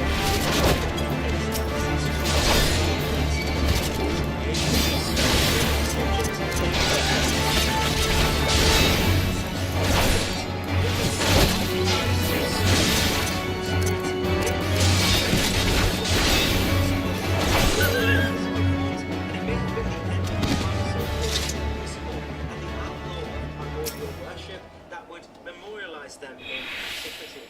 The shamans, ever so close to the primordial crucible and the reverence of the horns that sprouted from its life force, would leave the overworld and bring the corpses of these great beings associated to the crucible deep underground to pray and do rituals to conjure their rebirth, far away from the grace of gold, so antithetical to anything associated with the crucible, and its tendency to dilute anything to the crucible into the earth tree to be reappropriated as something entirely different. After a combined ritual, we ourselves are able to reinvigorate the life force of the great being and others. Almost is about that time, and I got tagged in this one today. And it says, which one of these three are worthy of being Spider-Man's arch enemy? For me, that's hands down Green Goblin. After everything that's happened, Peter's been on good terms with Eddie for years. In fact, they're more like brothers now. Goblin, no matter what universe he's in, has always been the bane of Spider-Man's existence. Even when Octavius took over Peter's body, Goblin immediately knew it wasn't him. Which is why when they fought, Goblin would always have the upper hand on him. Which led to Otto having to admit he was wrong in giving Peter back his body because he is not Spider-Man enough to take on Goblin. Which is why when Peter came back, Goblin immediately knew it was him. Peter has openly admitted not a day goes by that he doesn't specifically think about killing Norman for what he did to Gwen. In fact, in the Red Goblin storyline where Goblin had combined with Carnage, Peter and Norman ended up having one of the most intense battles they've ever had. Peter knows Goblin hates him so much that he's willing to get rid of his symbiote and just to fight him fair and It's you think this is been awful. going to tear off the symbiote just to kill Peter all on his own because he's never needed help or a reason to want to kill Peter. Green Goblin is definitely Peter's arch enemy. Almost is about that time, and I got tagged in this one today. It says, He just found, but Spider-Man's arch enemy. For me, that's hands down Green. Thus faced with an ancestral spirit, a naming convention that is descriptive more than anything, making it cause to believe that these great beings of the Crucible may have had names and distinctions of their own during the days of the Crucible, but can now only be remembered as ancestral spirits of the Crucible.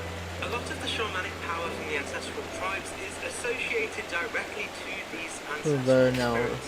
the good monument tower moved the chief to arrive over the dungeon. Assuming this power enriches the culture so well that they would command dominion to one of the largest sections of the underground part of the land between, assume they alone may represent one of the greater aspects of the Crucible.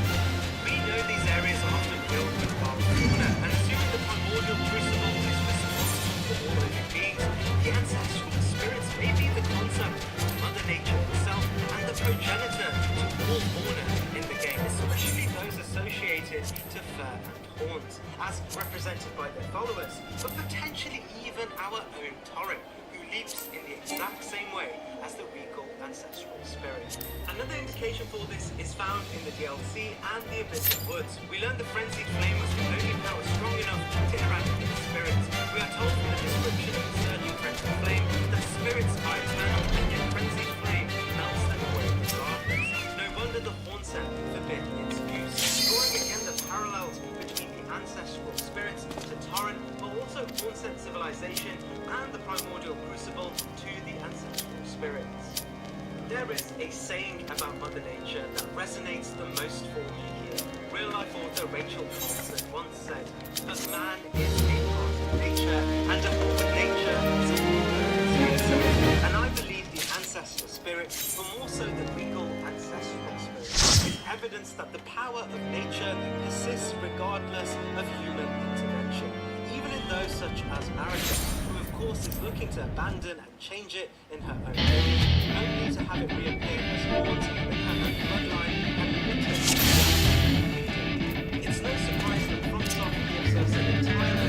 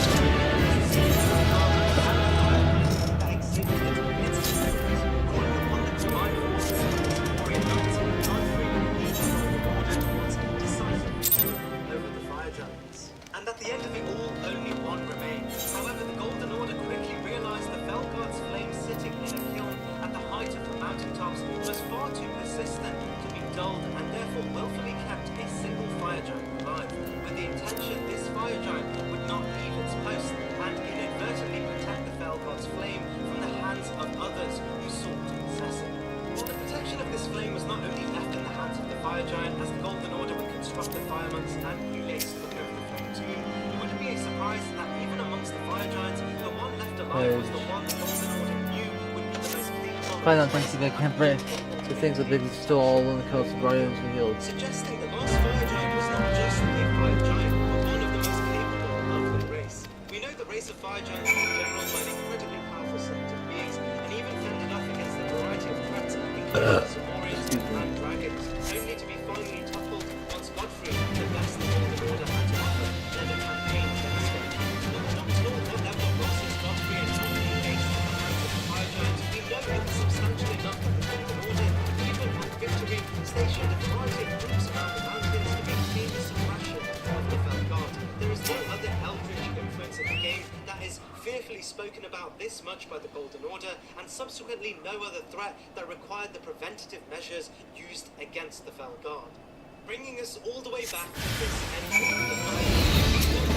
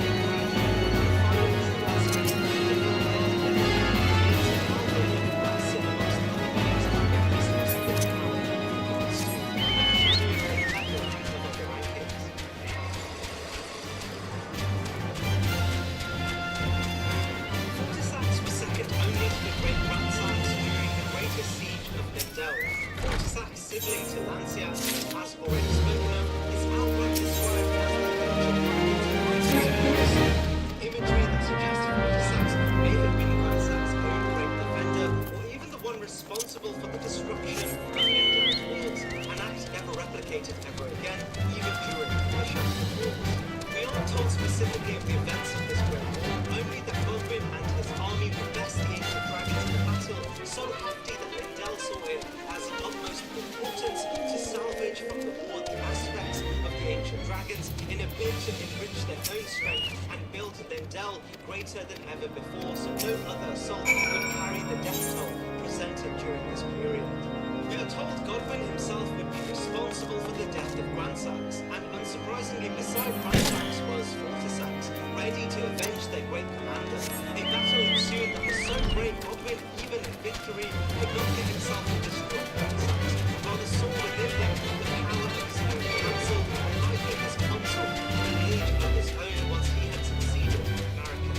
Fortisax would submit, and with time a friendship predicated on a mutual respect for power grew so great that Lindell would adopt dragon motifs inspired by Fortisax, and the ancient dragon cult of Lindell would be erected.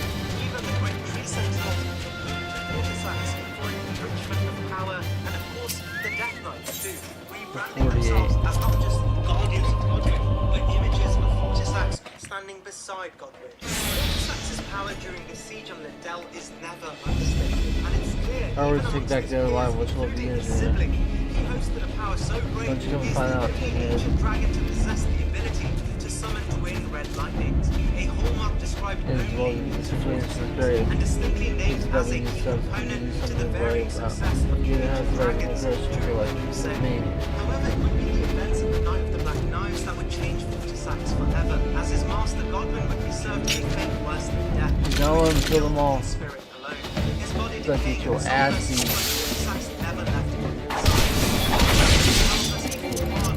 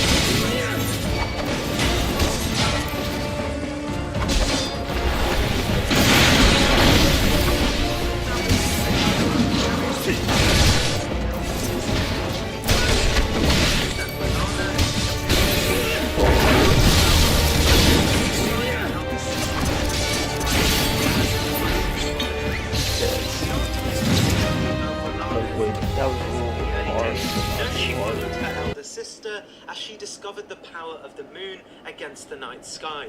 It's in this study that Rolana I think it's another moment I would have. alongside her elder sister's discovery of the full moon, all celestial bodies of great power.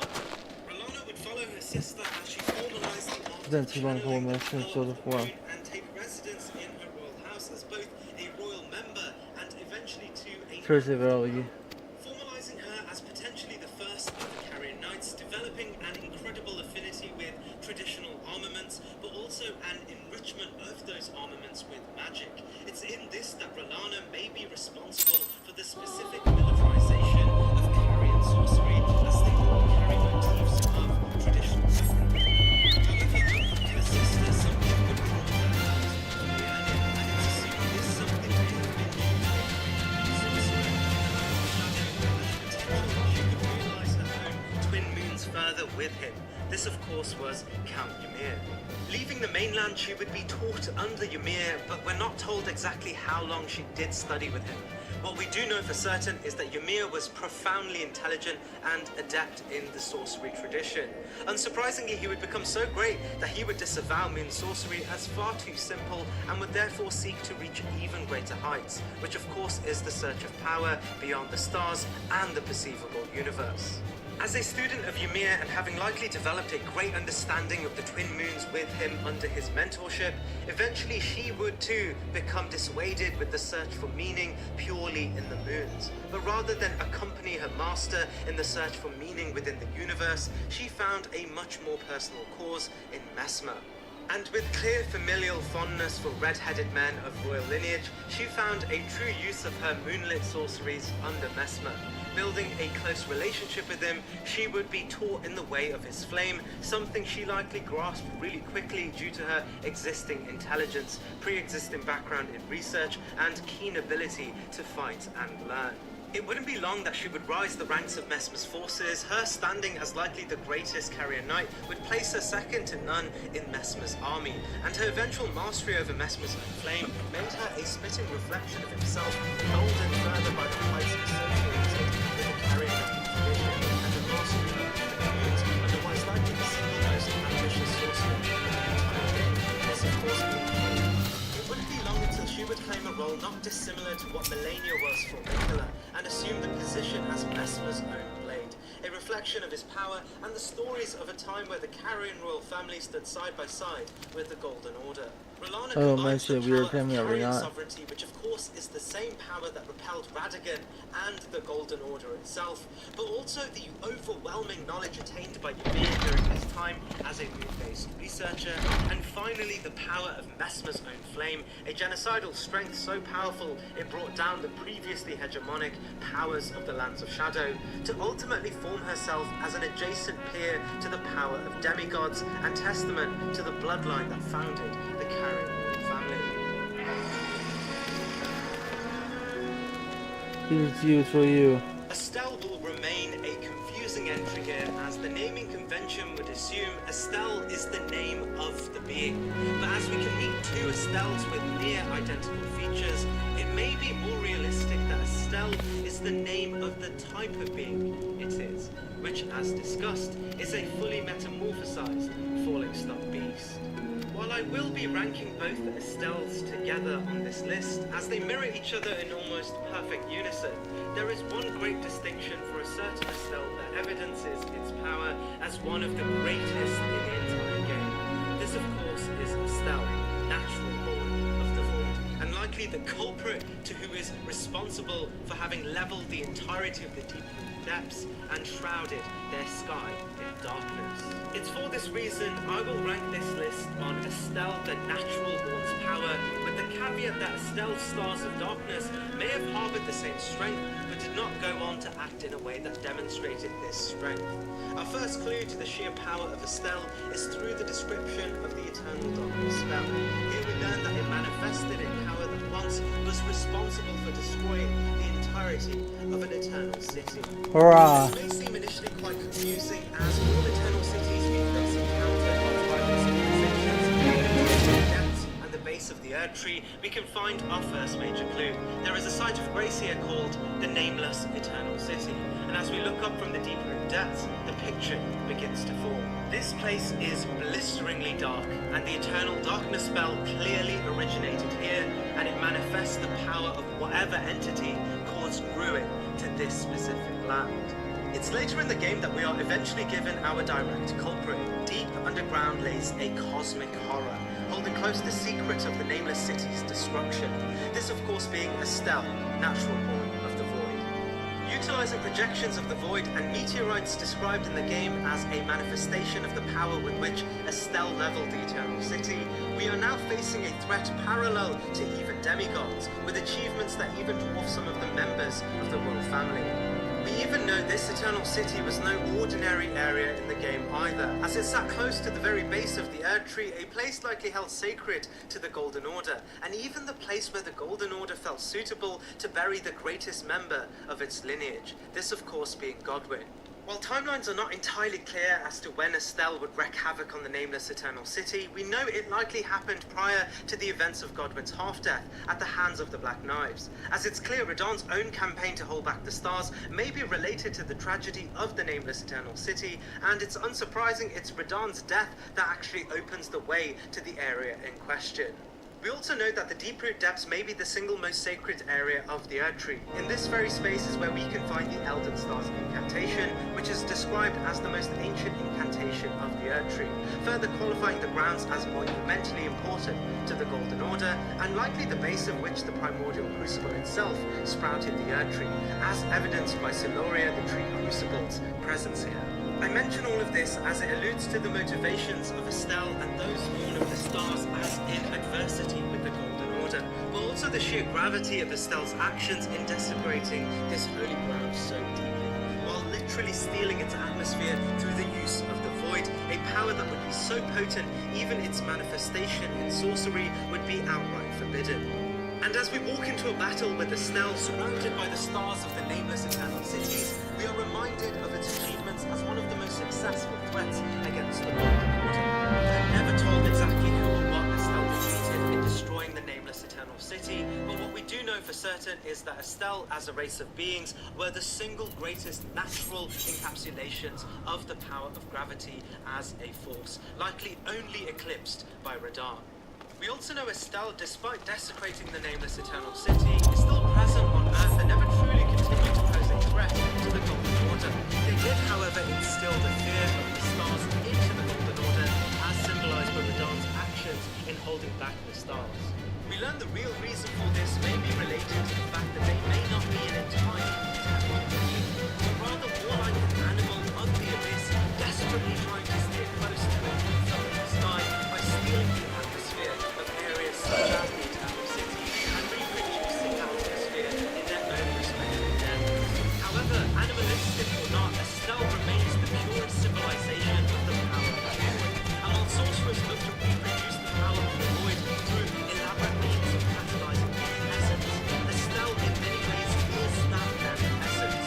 We know the Onyx and Alabaster Lords became revered as lords on the back of this tradition, and Radahn even built his reputation as the star-scourge demigod from just the teachings of the Alabaster Lord. So the stories of Estelle harboring the power to level ancient and sacred cities and calling upon the Void able to suck entire atmospheres does not seem far-fetched at all. And despite the gameplay of the boss being lackluster, albeit an amazing spectacle, from lore alone, the fight with these natural-born Void entities would resemble something much greater and eldritch in proportion, battling a representation of the cosmos itself, placing Estelle here on the list.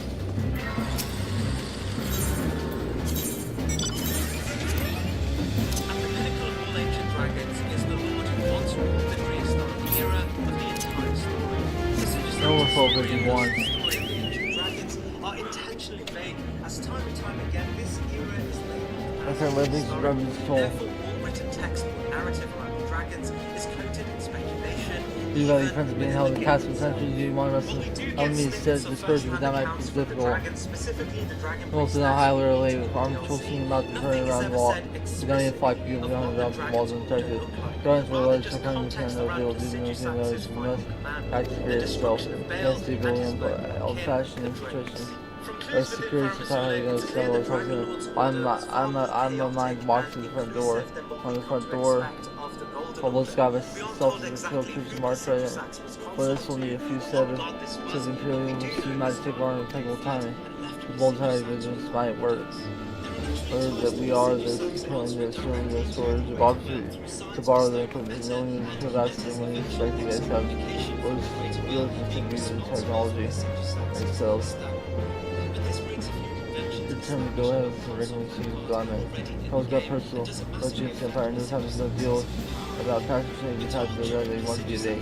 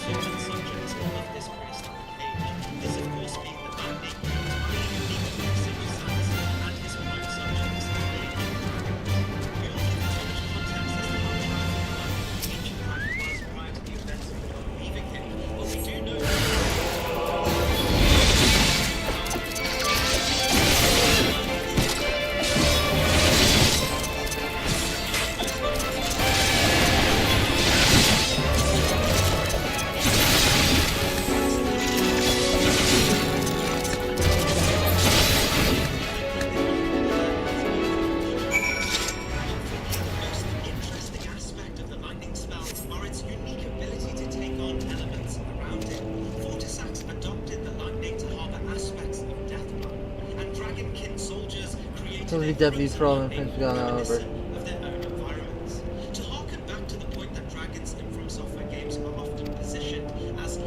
the kind of PC. How am I supposed to blame them? So Chris on his ass to play me stuff.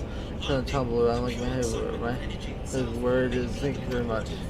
Pick it up, but we just get back to the station. Which would make sense as it's clear Placidusat, a prehistoric entity who seems to have consequently unified spring, but traces to the primordial crucible itself, governed above all else, lightning, the purest expression of power in all things.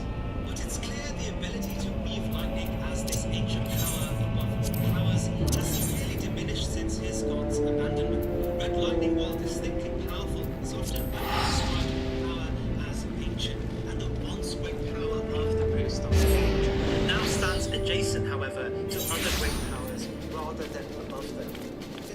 precisely in this that while Sidrisax, even in his debilitated form, still It's good stands to as see. the greatest Give that city practitioner some of the reconnaissance. power Sometimes you'll be able to learn. Some me, yeah, and blah blah blah. vast majority of mortal dragons. And while his power is but a fragment of what it used to be, What are you missing? 4,000 certain XP. influence that his game will want to lead the greatest threat to the Golden Order it has ever seen, Drew Brad Sax's siege of Dell. And as much greatness is associated to Brad Sax, Sidrisax is still his greater. And in this, Sidrisax is the representation of the contemporary power of all ancient dragons in the game when we hear the list.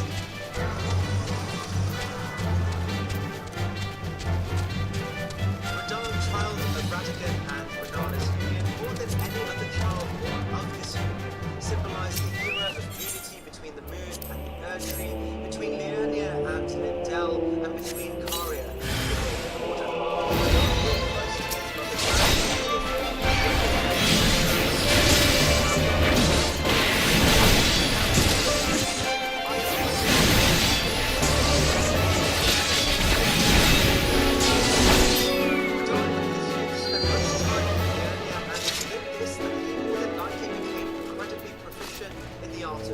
spellcasting. But the Carringall family is a strictly matriarchal society, and as he grew, he began to look up to great men in his life. Naturally, this would be Consort Radahn, but also an incredible affinity to Godfrey. Radahn grew up not in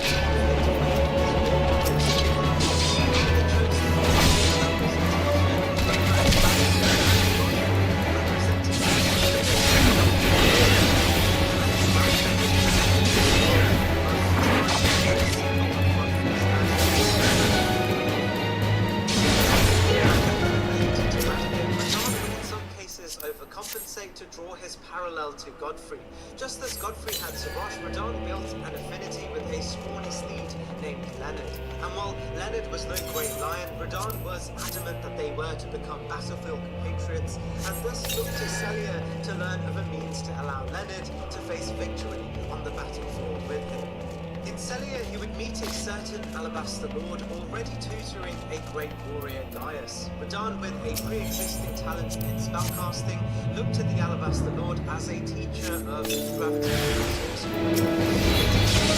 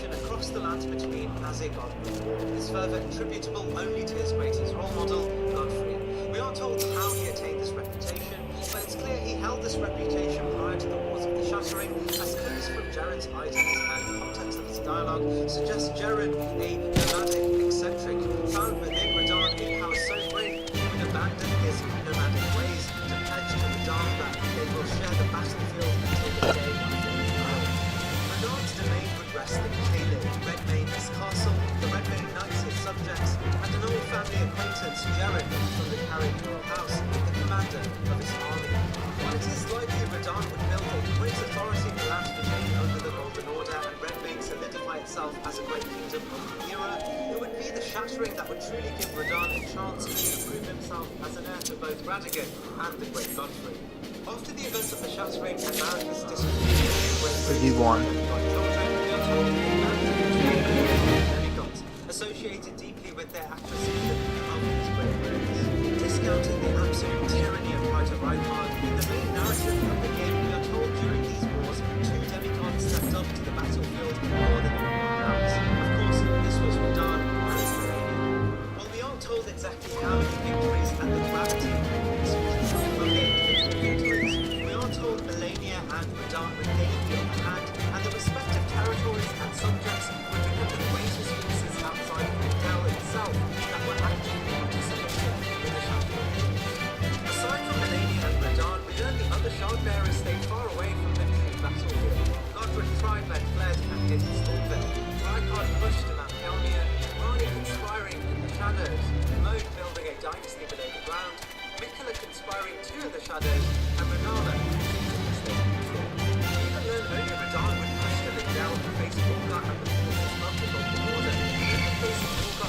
However, still holding the very stars in place. But looming in the near distance was a war so great, Radahn's efforts would go down in history as so influential. A cohort of champions crossing races, regions, and alliances would come to celebrate his life as a future life.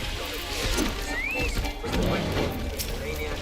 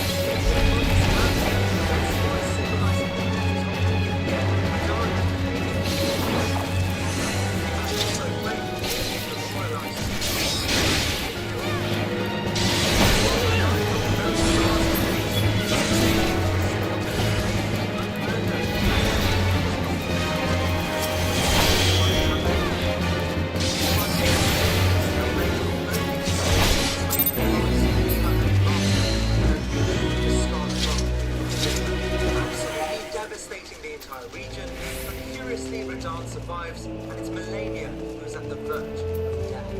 We are told explicitly that Melania may have well died from these final moments, as she is told to have been saved only by her patient who would carry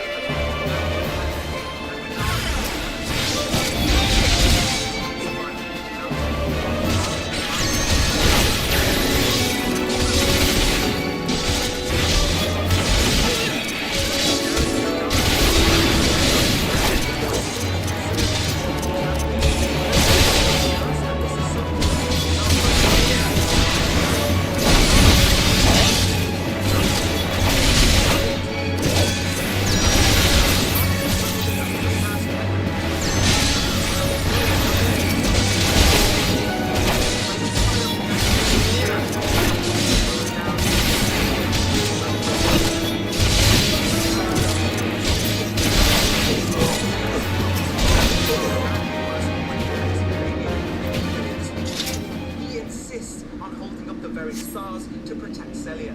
We're joined by Alexander, Jaren, and even the greater shadow of Rani Blind, to only name a few as we push towards the remnants of a hero once so great, he literally ended racism. That's a joke, but it's kind of true as all aspects of heroes undid their biases. We've received all of sworn and insurgent forces near. Hence redouble adventure summit. I show them a great command that patrols be increased. Radahn ranks here on the list, standing tall as still one of the, if not the greatest gravitational sorcerer, and a hero fit for Godfrey's pantheon. No other character in the game is told to be greater than Prime Radahn, and even in his constant form, this remains a phenomenal challenge.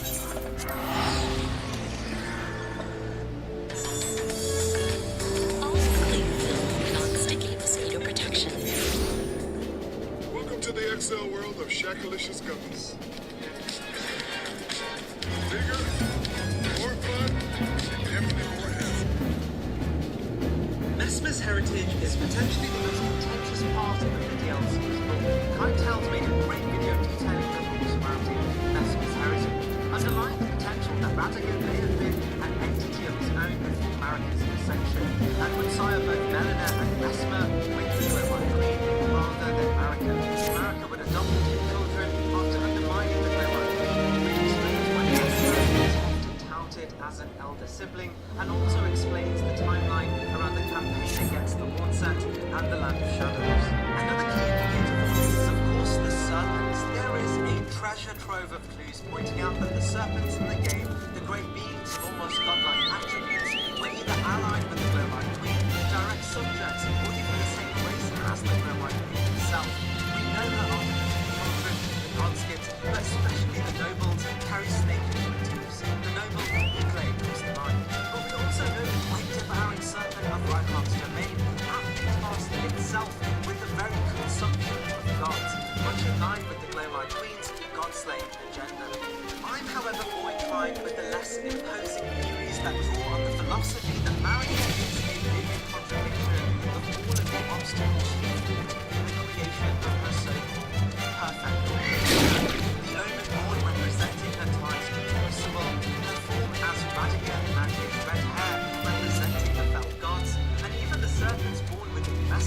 an aspect of the Glowmite Queen.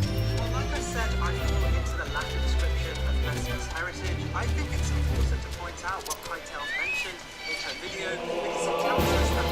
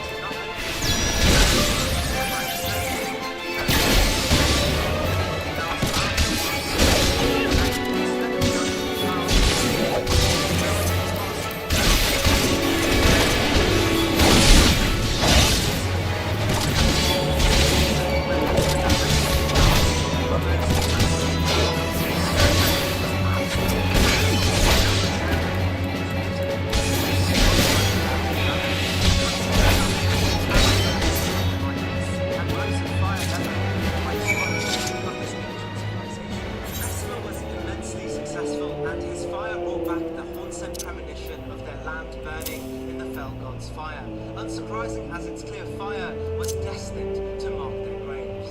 Mesmer's fire being as potent as the fell gods is made clearer as even the great furnace golems or war machines at the heart of the war bear iconography of the fell god's eye, but more importantly Mesmer himself, as per the description of the spell Mesmer's Orbs, hated his fire and sought rid of it, drawing parallels to Radagon's hatred for his own red locks as they represented the fire giants of the fell god.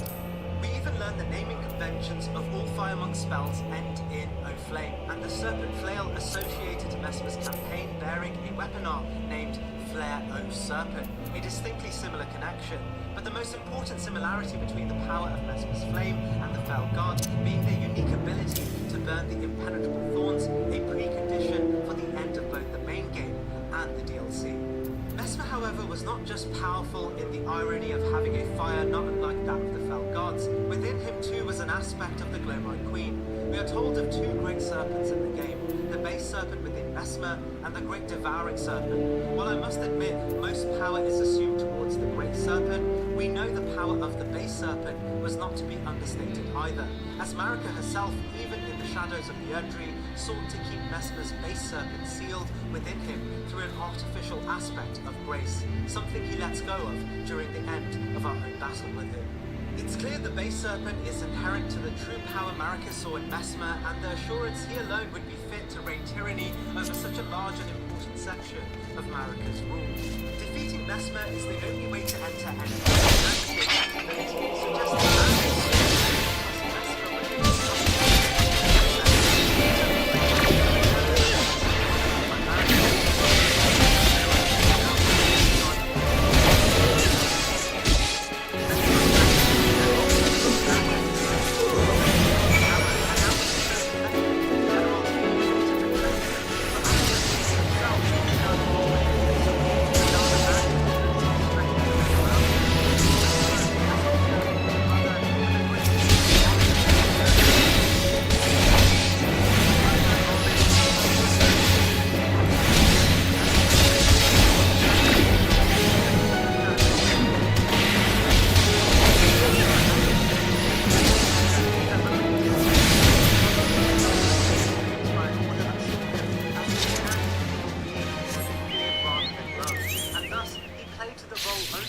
abandoned by the same authority that claimed his redemption and purpose stood within a holy war against the monster. Combine the power of both a flame powerful enough to mirror the fell god's flame, but also remnants of the Glowmite Queen who may have proven to be the most deadly threat to humanity ever. It's unsurprising that the Queen of Death, originally held by the Glowmite Queen, would cause the shattering of the temple god Ronaldo, testament to the power at the heart of the Glowmite Queen, and testament to the power that brews inside Vesper.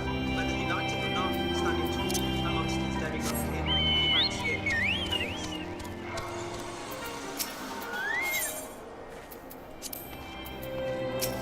Renala is a great entry on this list, as her gameplay and subsequently the ease of defeating her undermined the monolith she once was and the power she remained in control of at the point we meet her. Renala's story, unsurprisingly, is also one that can be recounted from an early age, as her influence would ground the sorcery tradition up until even the moment we enter the picture. While not present as one of the founding factions of the Royal Ikari Academy, we learn in her youth as a young astrologer, her research, much as it was for all early astrologers, would lead her to the skies and the primeval current. However, between the streaks in the sky, Renala found a very different source of power and enrichment, the full moon. We aren't told what would happen between its discovery and the established practice of moon sorcery, but we know she would utterly master the art of channeling the power of the moon, and with this mastery came an abundance of power, a power in which she shared with her younger sister, Renana. As any good researcher, she wouldn't just confine her teachings to her family, but rather taught others of its power too, establishing a small base of followers that would eventually form the House of Harry. Power and influence even So 45 for 46. That's gonna be better than what I got, I think. the head of the family would be Renala, and now Luna Queen of Caria. While her dominion was small, we learned she would take on no fewer than 20 knights to serve as the arm of her domain, thus formally creating the Carian tradition, armed in the way of the moon and Carian sorcery. This further gives us a huge amount of evidence to Renala's power. We learn from the Carian knight's sword that despite numbering fewer than 20, this power made them a match for even the champions of gold in battle. A feat of strength seldom seen for any other elite knightly tradition already in the game. Of course, this was not just hearsay, as soon they would have to test the power of their moon. While timelines are somewhat muddy, we know eventually Renala's position as a rival sorcerer tradition with a foothold in Liurnia would rouse the aggression of the well-established Royal Ikari Academy. We learn the militarized wing of the academy known as the Captain Knights would embark on a campaign to overthrow the Luna Queen's domain, only for the Carian royal family to stop the aggressors and either the force or submission. The academy would concede to the power of Caria, bringing the sorcery traditions together to take over Liurnia under the tutelage of Renala. While Caria were able to swiftly take over the academy with little footnotes in the law, we know a much greater threat was dawning on Liurnia, and as Marika and her new age of the Erd Tree came to be, she would send forth a great champion and what we know to be a Egyptian herself to Liurnia to claim dominion over this territory. We know this battle was hard fought, and the sun rallied from the combined powers of the Golden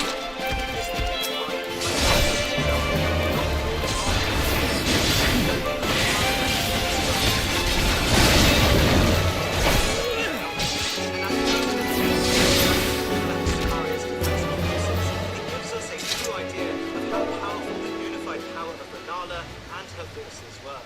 These consistent stalemates would lead to a chance encounter between Renala and Radagon, an encounter that would fuel admiration, and admiration that would fuel unity. It's in this unity Radagon would repent for his territorial aggressions and swear not only allegiance but love to Renala. This would reciprocate into a marriage at the Church of Vows and the creation of the legendary offspring, He's an idiot. and Rani. While all of this paints the image of Renala, a power even equal to Radagon, she would eventually suffer a massive blow to her own mental state when Radagon would leave her side and return to America, an act that would leave Renala in a debilitated state of anxiety and depression. It's in this state that we meet this previously great and potentially greatest sorcerer ever, as she lives beside the students forced into a spiral of rebirth at the behest of the Morning Queen. And unfortunately, in this state, she resembles nothing of her former greatness. However, if this is where the story would have ended, Renala would not rank here. And thankfully for us, we do eventually get to push Renala Renala to her limits, where she is able to once again show us why she is the Queen of the Moon and mother to great Imperials. Once we bring her down, she phases the entire arena into an ethereal plane amongst the stars. Standing before us with her regal scepter told to have been the single greatest glintstone staff ever created, she summons the great moon itself and the core to the power inherent in all of Paris' previous successors. Of course, with the idea to end our transgressions.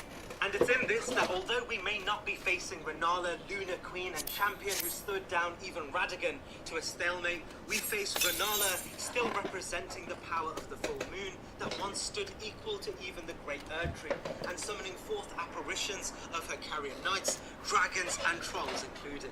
Curiously, this battle too may be an illusion summoned by Renala and potentially aided by her now spiritual daughter Rani, but in any case it still stands as one of the pinnacle moments where we get to face the raw power of the Eldritch full moon. And it stands to reason this full moon stands greater than both If you don't mind joining me, see, my worst Daisy advance up here. I thought it was best to be on the hand. Ah, there she is. That single-handedly stood off against the Golden Order itself.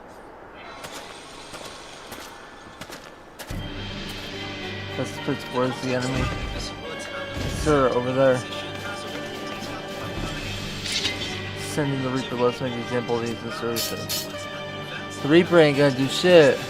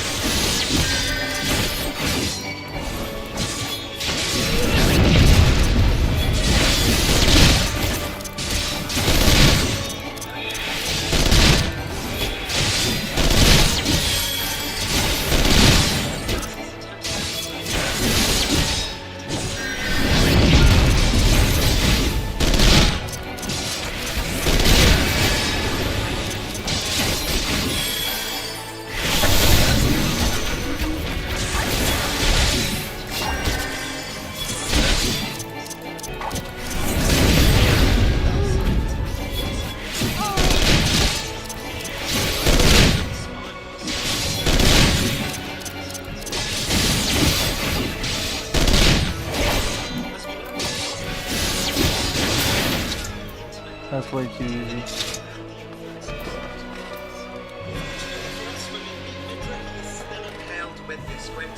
But unfortunately for us, we are exactly the ingredients which That's a very own suit of magic type armor.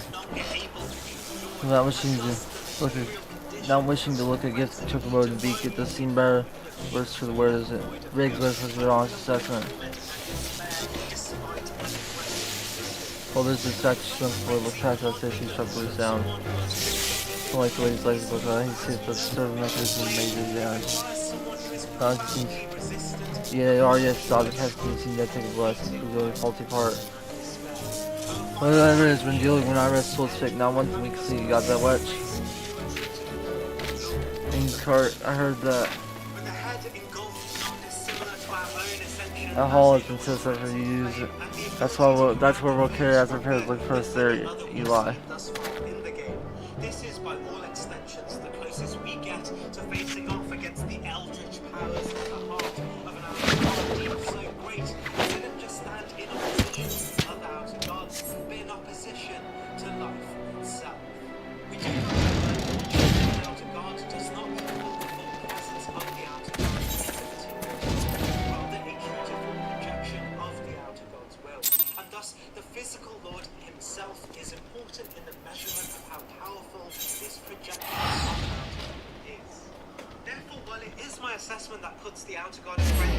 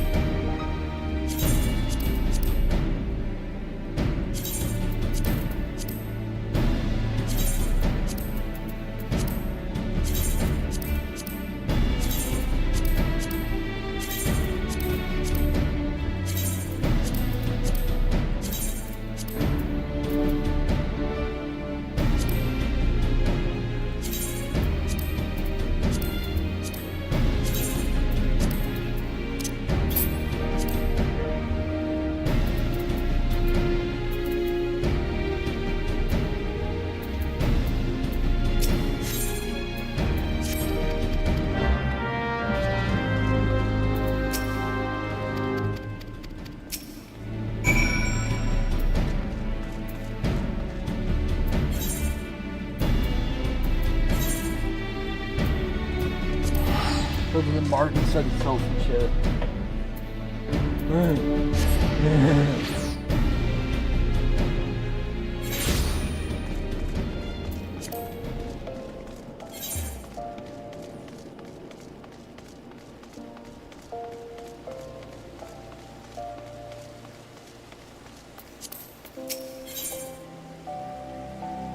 This is samurai.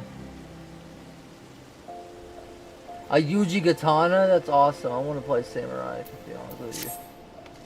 If I play any DPS, it's gonna be samurai.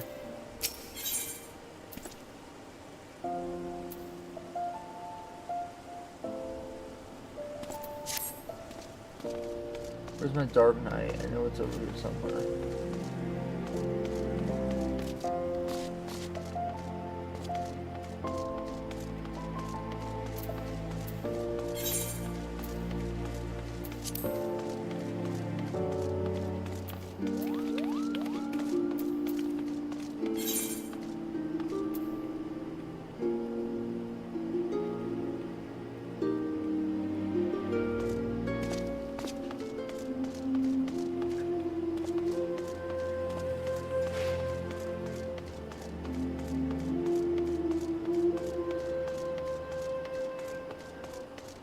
Bye, sis.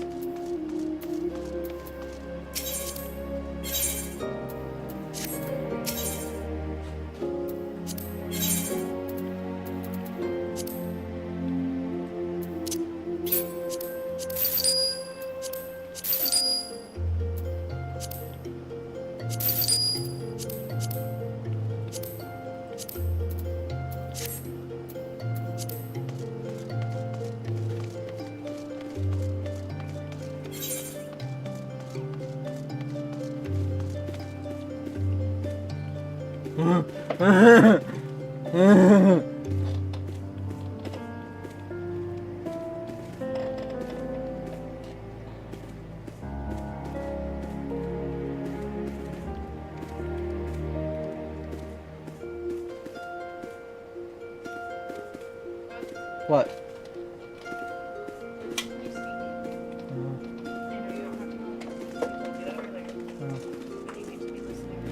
Yeah, I know. She said I have to check on them once per hour. Yeah, I know. I'm walking again.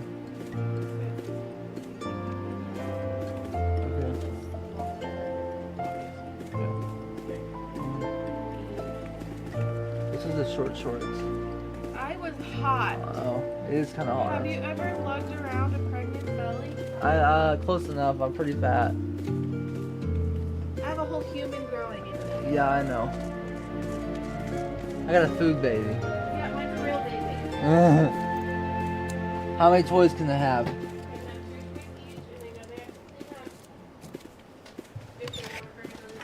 Mom said they have to clean up one set an hour.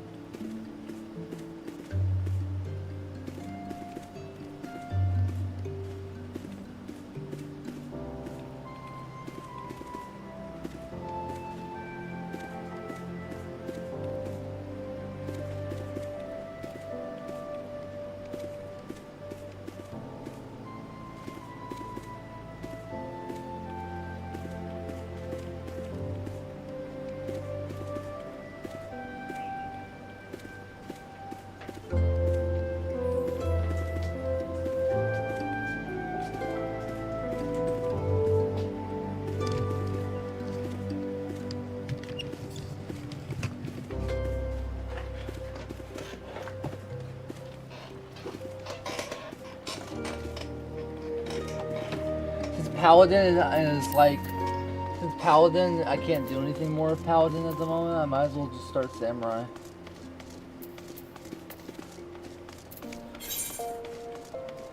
We go back and start Samurai. And I can't start Dark Knight at the moment.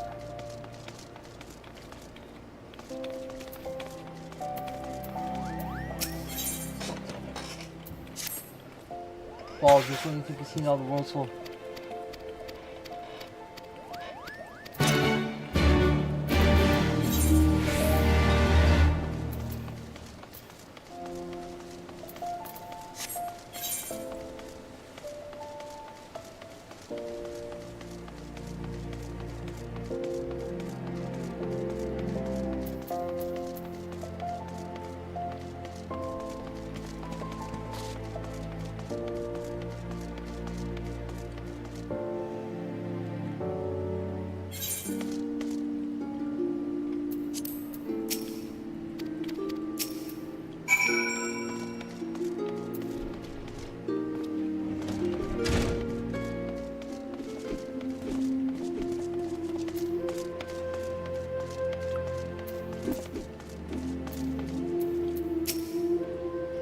We need that Samurai class.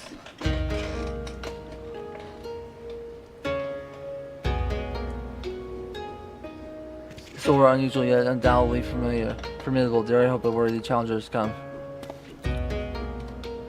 My friend, I am Musasai, Samurai Pingshi. Let you wonder Samurai swords. What? Yeah, yes. She's. What?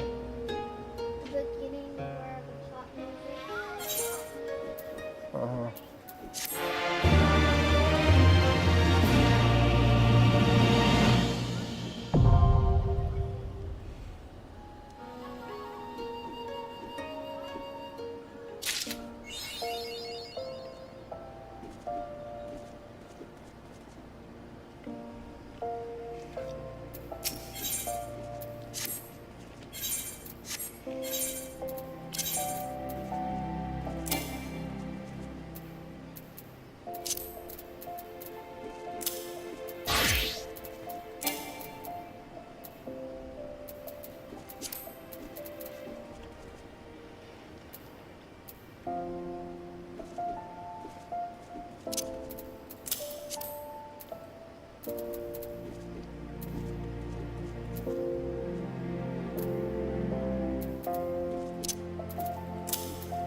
Have anything better than this?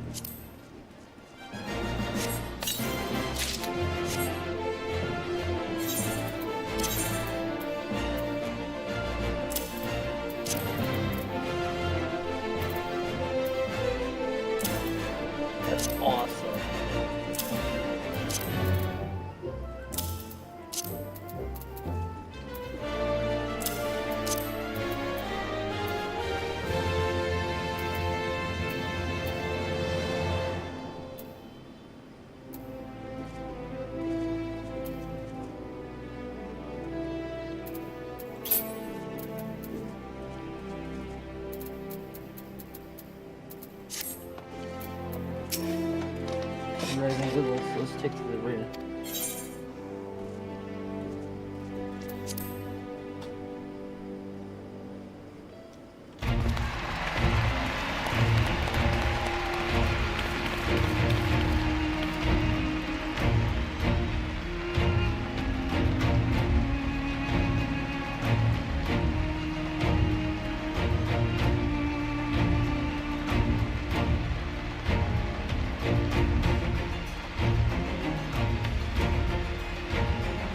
Next phase, we decide so mad. It's right.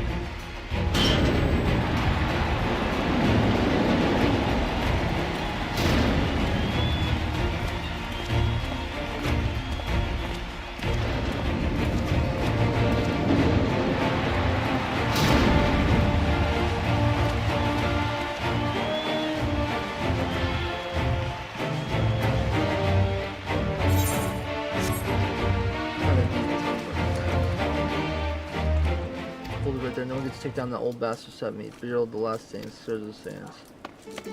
You ain't gonna do shit. Pull me over, but this time they'll be trying tricks to say. How might I play with my own sword on the biggest excuse for you handed me? This boneheaded Berold, who was so roundly trounced among them, has evaded the bloodstains. Those who came like his grace, gladiators cast out of the Colosseum for an eye paraphrase being an all-round odious brute. It was a plain that you breathed and there were no tricks. Shut your mouth and fight me again. Such eagerness for blood, the warriors lantern as naked blades.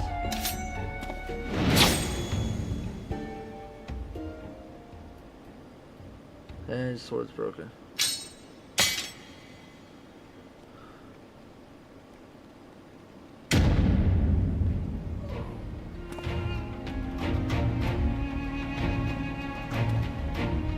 I'll let you next time. No, you won't. Because I'm a loser. Especially the way you love talk.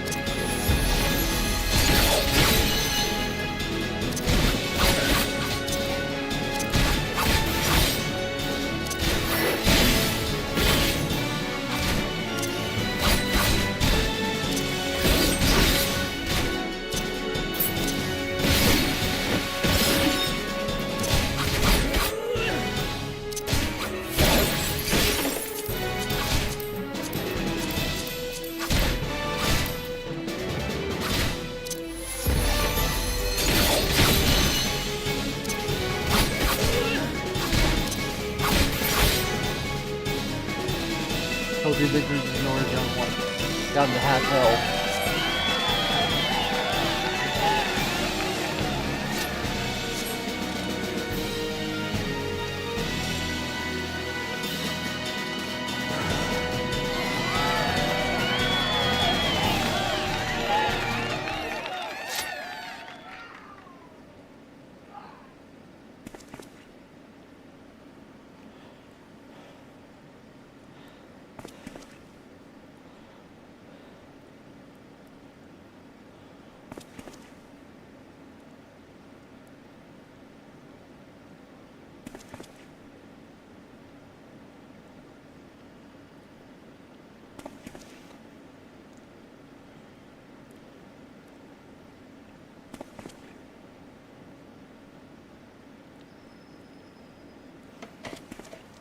All for such strength and so in short time you're no ordinary man.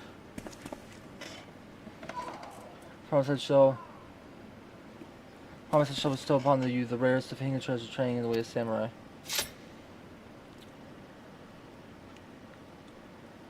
Doesn't matter, techniques do not find in this land, hence their great worth. As my food, you the trainer of my watchful eye, I'll learn even the most peasant of the text. Why, you lying bastard? All the fighting there wasn't even any coin in it. This bonehead bear old is back in the time he dropped from his men, doesn't know when to give up. Come in, I'm here to say it. And no point in this. Treasure is robbed, what am I going to be? Bringing it to the girl behind you. What the hell is up? This time I'll show you my true strength. Your strength lies in numbers. See, I gotta beat them all by myself, that should be easy.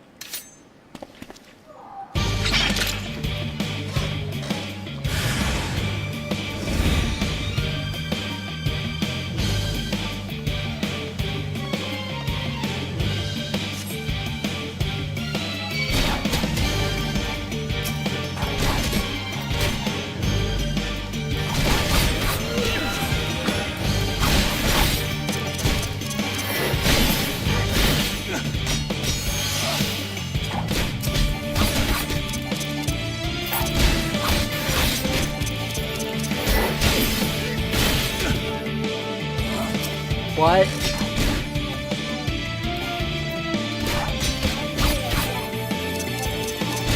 Okay.